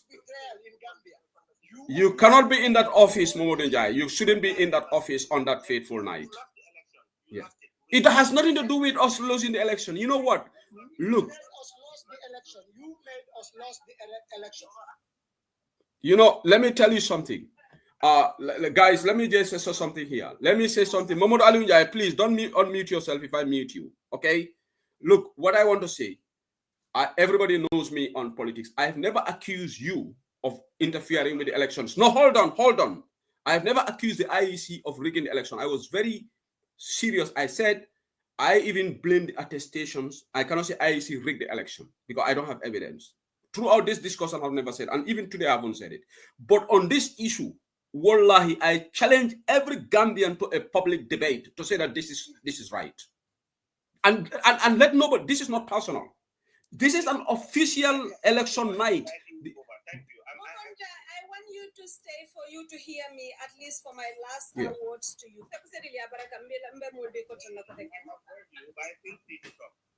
Okay. Interject or anything. I would like you to be clearly as well, Sumaira. I just want to make it very clear because Lima understands is a language. You are trying to mislead the public and the listeners and the masses, and we should not have that in our discourse anymore. And you talk about the level of the conversation that we are having here. You said our intellect should be more than that.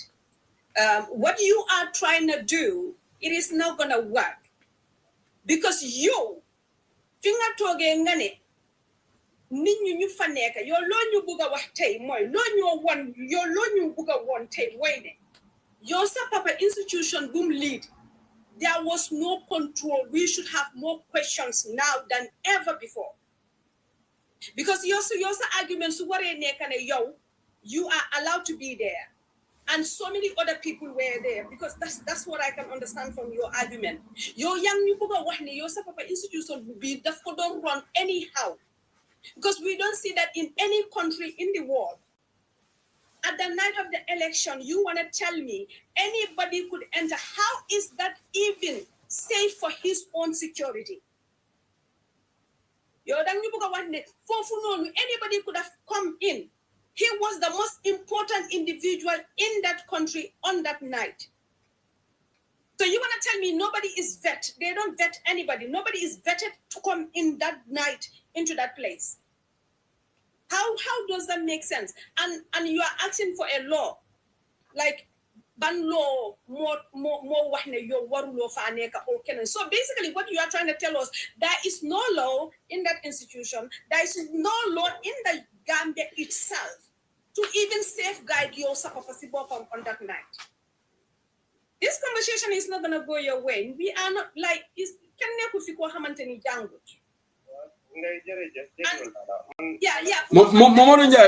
one more thing before I can ask you. On the local government election night, when you count the results, were you in the office as well or that night? In the local government 2018, I was not in Gambia. No, this 2023. 2023. Yeah. 2023, yeah, my fault. But that was wrong too. Even though we won KMC, we won Banjul, that was wrong. So the reason why I brought that up is not because we lost the election. That's why I'm looking at the ethics of this. That was wrong.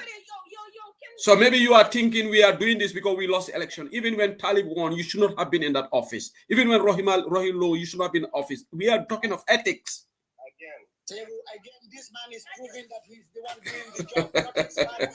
He's the one doing the job, not his father.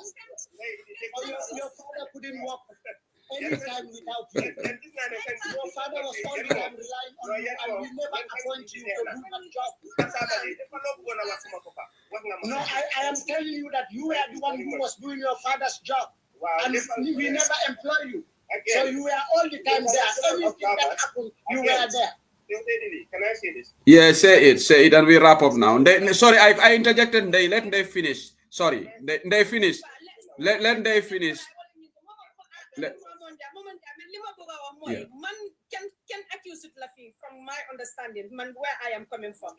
Nobody. I suspect him. No, it's only Keba who is suspecting him. I said I suspect him. This man, I suspect him. I have a suspect. No, you can, you know, man personally, I am not saying that you can even influence anything. I am saying, you know, man, I'm not elected at them anti-UDP platforms. No, let me just make this joke. I'm not elect. It will be a field day on. You will be going to the anti-UDP platforms. They will come here to defend you. Why? We will also respond to anybody that comes up. And this one is a serious institution. We are talking about intellectual discussion. We're not talking about petty politics. I go to all platforms. I don't know who's anti-UDP or not. I just speak my mind. Yeah.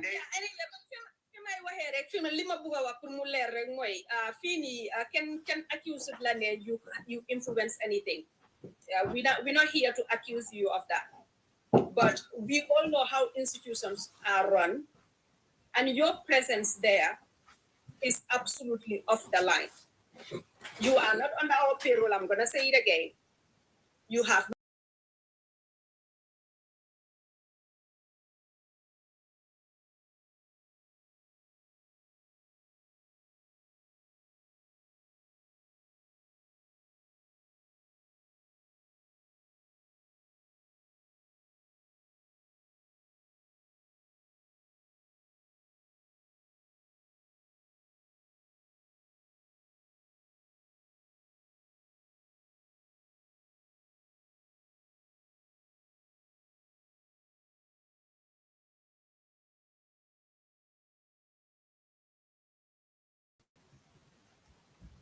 Okay, thank you. I will have Sane on. I just got a text message to somebody who is listening to the program in Gambia.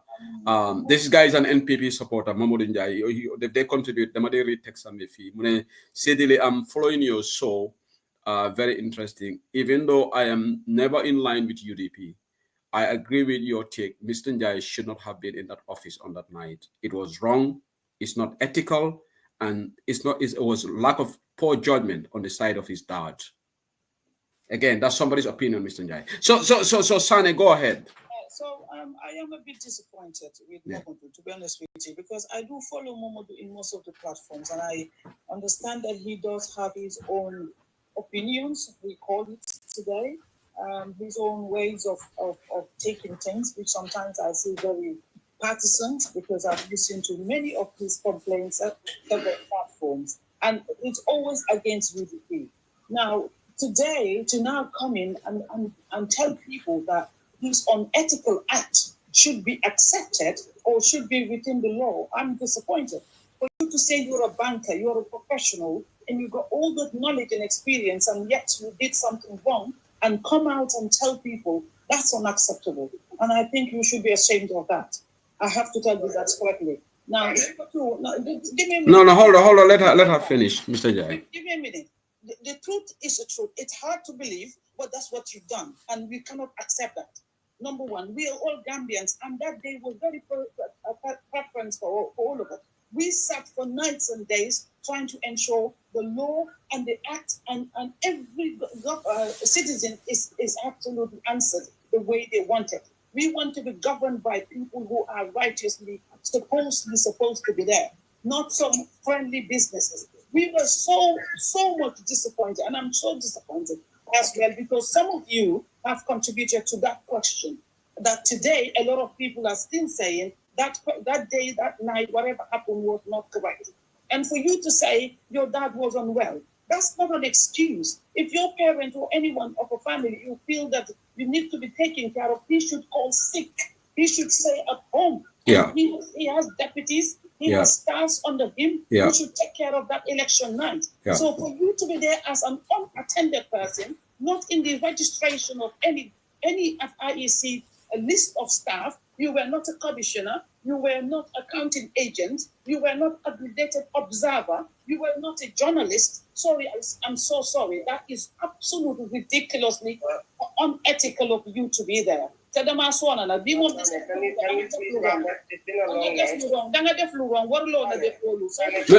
Miss Anjay, can you let people speak?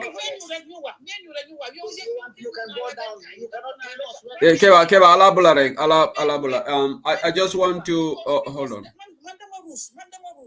Yeah. I bet even if you take this to any independent platform, they will tell you the same thing. Any serious independent platform, they will tell you the same thing.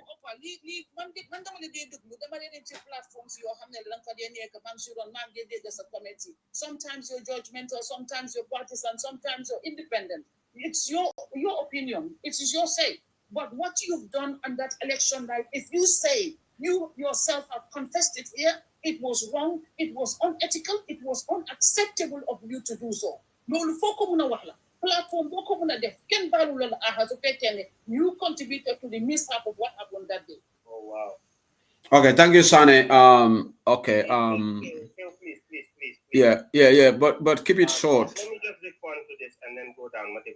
Okay, Lolonga de what to do they was a them down. No, why? It's been a long night. Yeah. Okay. Sane, I have all respect for you and all of you panel. I think this lecture in memory to do. Yeah. I was never in hiding. I was present in front of every single person. Patu Network, Patu, the international observers. I was on Facebook posting my dad's picture. It was never brought up when I was there. We are now in 2025. So Mr. Njai, I never saw it. But let me just finish. Yes, please stop referring to that. Man, musumako yig. I would have condemned it long time ago. Yeah. It seems like yeah. The fact the international observers were there, QTV were there, Fatu Network was there. All these people were showing these things. I was posting pictures of him reading the Quran. It was all over posted everywhere. It's news to me. It's news to me. Yeah. And what's the big Miss Anjay, Pamodo dafa musa wax ne doma me mum fa. Pamodo dafa musa announce lolu. I have many snapshots of Pamodo Bojang ridiculing my dad reading the Quran. Why musuta binda yang for one? So who was there taking the picture? How would he know? Hana dafa ya bopa? Again, it was online. Everybody was. No, but don't assume that Pamodo Bojang knows just because the fact is young just natal. I was walking side by side by my dad. That's news to me. Well, again, that would be news to you. Yes. Maybe news to other people. Exactly. Side by side, telling him what to do. Let me say this. I will never apologize for taking care of my dad. No, you shouldn't apologize for taking care of your dad, but you shouldn't be in that office on that night. I will never in this life apologize. So you expect Mr. Dabo to apologize when he's wrong, but when you are wrong, you don't want to apologize? You calling on Mr. Dabo to apologize, but you don't want to apologize? Let me tell you this. I will never in this life, okay, or the hereafter, apologize to any individual taking care of my father. No. Okay. Listen, let me say this. Because what be the forward alert. Mr. Njai, thank you for your time. Let nobody try to misconstrue this. We are saying a son should not take care of his dad. We know it's a universal rule that every responsible child should take care of the dad. Okay? Not that take care. He takes him. Yes. So no, he's trying to look for empathy, and no. Look, we are smart people here. Nobody here will say that Momodo Njai should not take care of his dad. And that election night, the father was fit. That's why he was doing his job. Okay? Because like you said, you have a deputy for a reason. Your son, your close affiliates, nobody should be in that office apart from the IAC officials. And if anybody misconstrues us that we are not showing sympathy for Gambia, Nafi Haya, Taraja, don't be surprised tomorrow some people will go and say what he did was right. But look, even Iblis had got supporters. And I'm not implying that he is Iblis. Gambians are good at justifying wrong things. But this one, you don't go to any serious institution and they will validate what Momodu Njai has done. No serious institution. Okay? Unless if somebody wants to make yourself a laughing stock, you cannot justify this. So Thank you. I think we have a case here.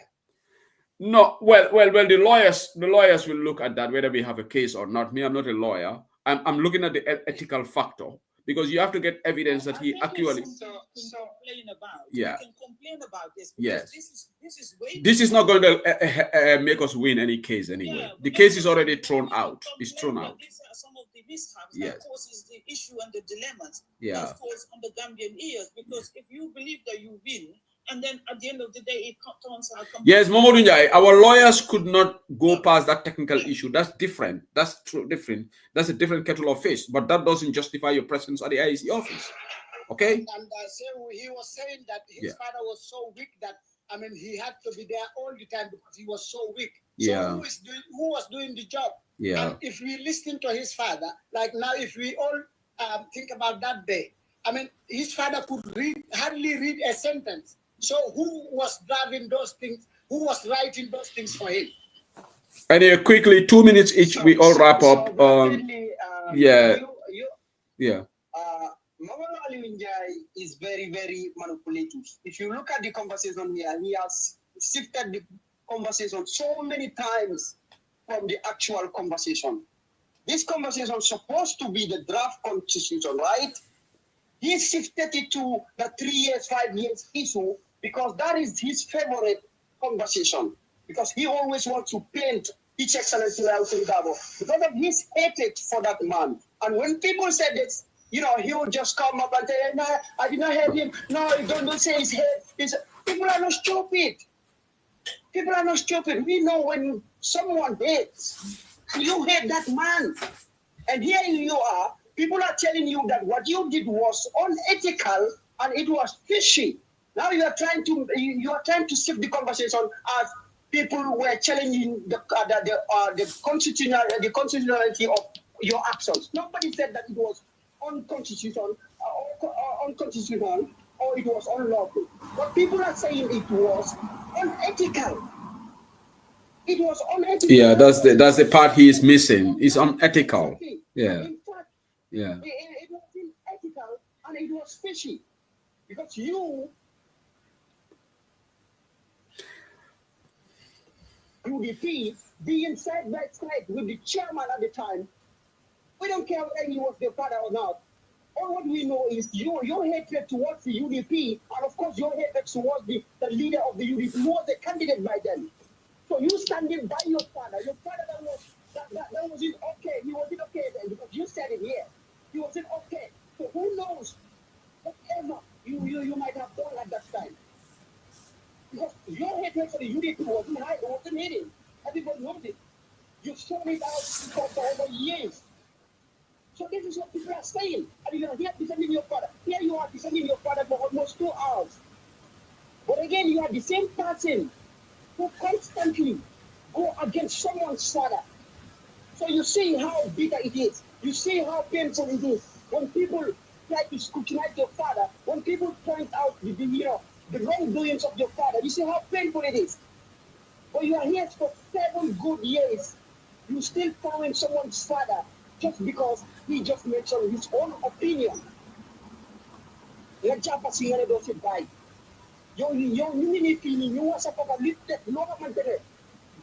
evidential. Never go witness. You see the condition for 2 hours.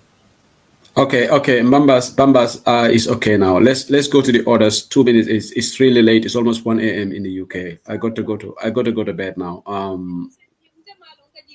but just last word on what I mean to Ali Momondai, to be honest, yeah, ate famole info. Yeah. I was only watching, I was lying down here. You nearly let him go.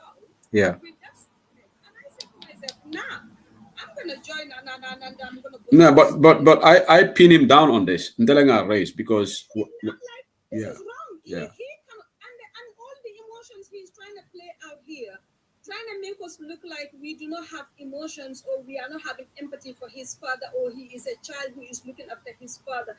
This is a presidential election. What are you talking about? It is the head of the state of a whole entire country. You have no business in there. You are a child of that man. You are a child to that man who is actually conducting that election counting on that night. You cannot come here and tell us, I will not apologize for looking after my father. Who said don't look after your father? Nobody said that. But this is a state business. A state business. He is being paid for this. Let's not forget that. It's not for free. He is working for the state. He is getting paid. If he is not fit enough to do that and he is going to need a help, he should employ somebody to be in the payroll officially for us to recognize and understand, and that person need to be vet correctly to be in that place on that night. He has no role to be there, and nobody is saying that he should not look after his father. Let him look after his father where it is rightfully belong for him to do so. Not at a place where he is electing a head of a state. There is no way he can make this to be normal and for us to accept it and try to make us look stupid. No, may drop Lale. I'll drop you. Okay, I drop you. Listen, Keba, yes, Sani, you want to say your last word then? Draft constitution of that day. We made this country to lose $160 million dollars because it's all UDP. I only have to do my 2024 draft constitution on Yanta Pasla. It's the same guy. I in Corona Byron, you pass for after today a second reading. I'm going to do impulsive living. I'm going to all the time he must have something to do with UDP. And if you don't like the party, get on with your life and do something else. Other people are there. Yeah, but Yalong, they have a convergence in some of these platforms. But the narrative they disguising like if only call they are yeah.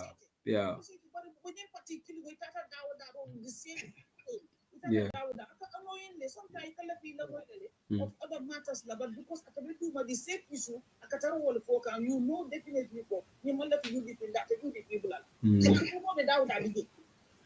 Okay, Keba, go ahead, please. So, we content back in Madam Sanen, not in the platform. I'm really. But be Keba, you saw but I'll leave on Ipica rule so phone. Say we are a maker. And mon ye fong mutanga menya tamodul gelawarina nde idi fanamba kontuna bake alla performance abringan maka moydoro na wen kambile some down ko ngaje ko sainde ngam nyini nga a good team sotole around me men keta wolem se ni abala fana dimina wata bake ni manke nyo bayindi kuti andu mantara ali momon jay bayindika bari bi adimo en ko indicate le ko something fishy. Intolbe suspect something fishy. Happened that day.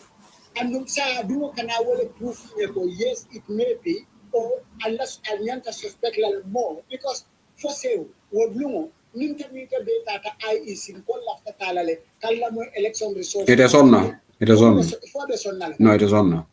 For Kafokona father, what willing and Sembo did around premises that day. When Mbenga along ko do kulal bije soldier bije police bije momarinjay wolum 9 min karo ke bankende ade laftale moy karam fe jamme alon ko doktale warang anything na request abaso ko munati na monjay dingo wo bekela fengo be faka itanina ko that the television to stand by him telekama ko in telekaninke intelebeten he was so weak and this and that. It's okay, but it's just like validating Fabakari Tomonjata and adding a travel because I want to look after my father, not at Canada. So should as a speaker of the parliament, Fabakari Tomonjata, he's elderly, but would he, when he's on an official mission, would he go with his son or daughter, disguising that the son is looking after the dad? Well, I know this thing cannot be more than it's not, you cannot justify this. Yeah. He's saying again to us that not only that. Yeah. He had been there all the elections. Yeah. Yeah. Even local government election I've been in jail. Yeah. And then his father was so weak. Good citizen. He made farmer for sake I resign. Now I resign from. That day, he appoint as his deputy. Deputy assigned to go and do that. Yeah. Yeah. Yalo ke balafta kuma kele ne forajang. In fact, nyimu blessing na ngaje okay, Bambas na mo jama na tada ko di diamo was about the draft constitution. Yajele nyimu ndola kairolti. Yalo momodu njai fongole nyimfo. Moma accuse. Yaje, this is good. This program is very good because to be honest, ateko ndolnga atelebe oneta lota. Nte nama amankala foro to be nama na longa ateleko oneta lota. It manfoite alone. This is breaking news here. It's a revelation here that he's Billah wallahi ta'ala, I never knew he was in that office. Today is the first time I'm hearing.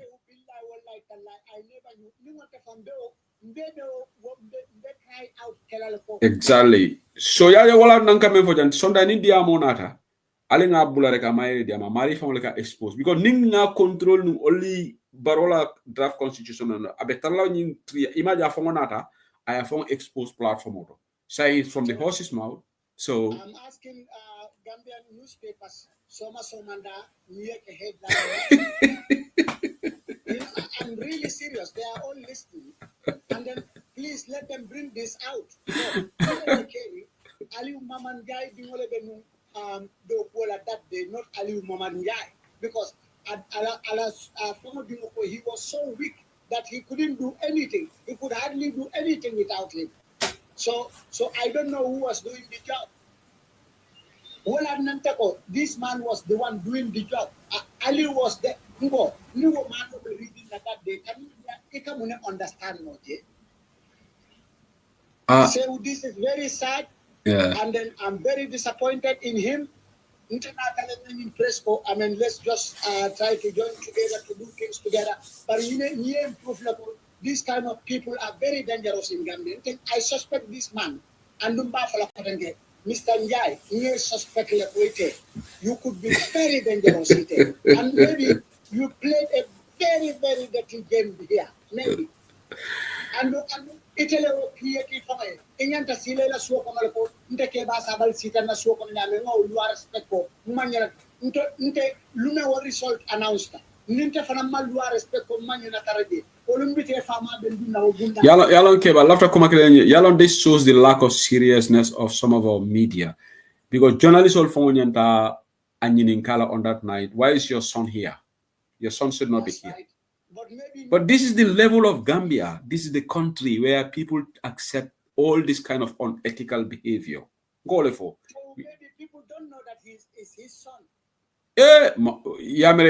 Okay, maybe Dolmalonga Dingolom, but I don't know. It's just that shouldn't happen. And Momodou Njai from Balona Konai somebody Diamo somebody any platform, if any responsible independent platform. More for independent platforms with inherent biases. This man was more powerful than anyone in that group. Yeah. Anyway, Baraka Keba, so good at the yeah, thank you. Oh, okay, Baringol, Katadia Dabake, and therefore overtime because normally at this time I'm not here. It's past 1 a.m. in the UK and 2 a.m. in Europe, but it's a discussion. It became very interesting. I want to thank all of you. I just want to assure everybody that Sehu said in long. I don't delve into personal issues. But for the moment, kungo kaputa. Yalonko this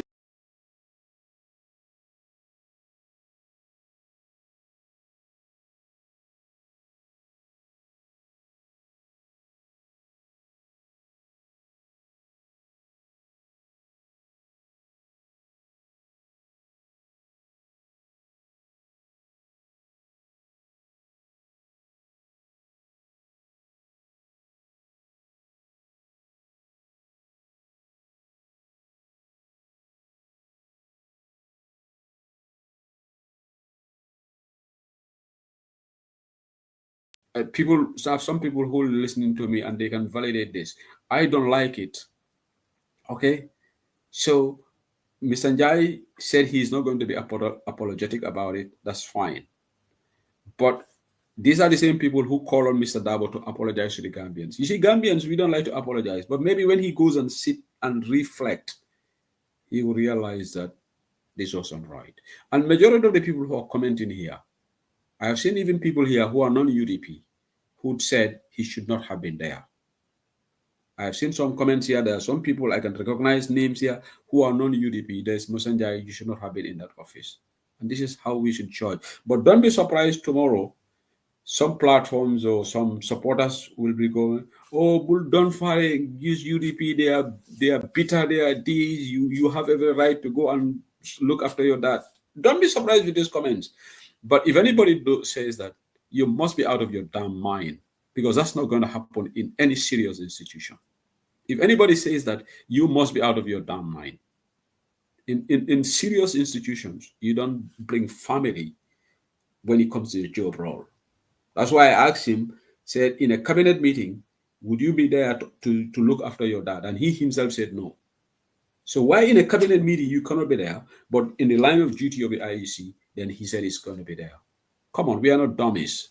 Allah barakabake. Good night from Saudis of England. It's a good morning. It's quite late here right now. Allah barak. Thank you.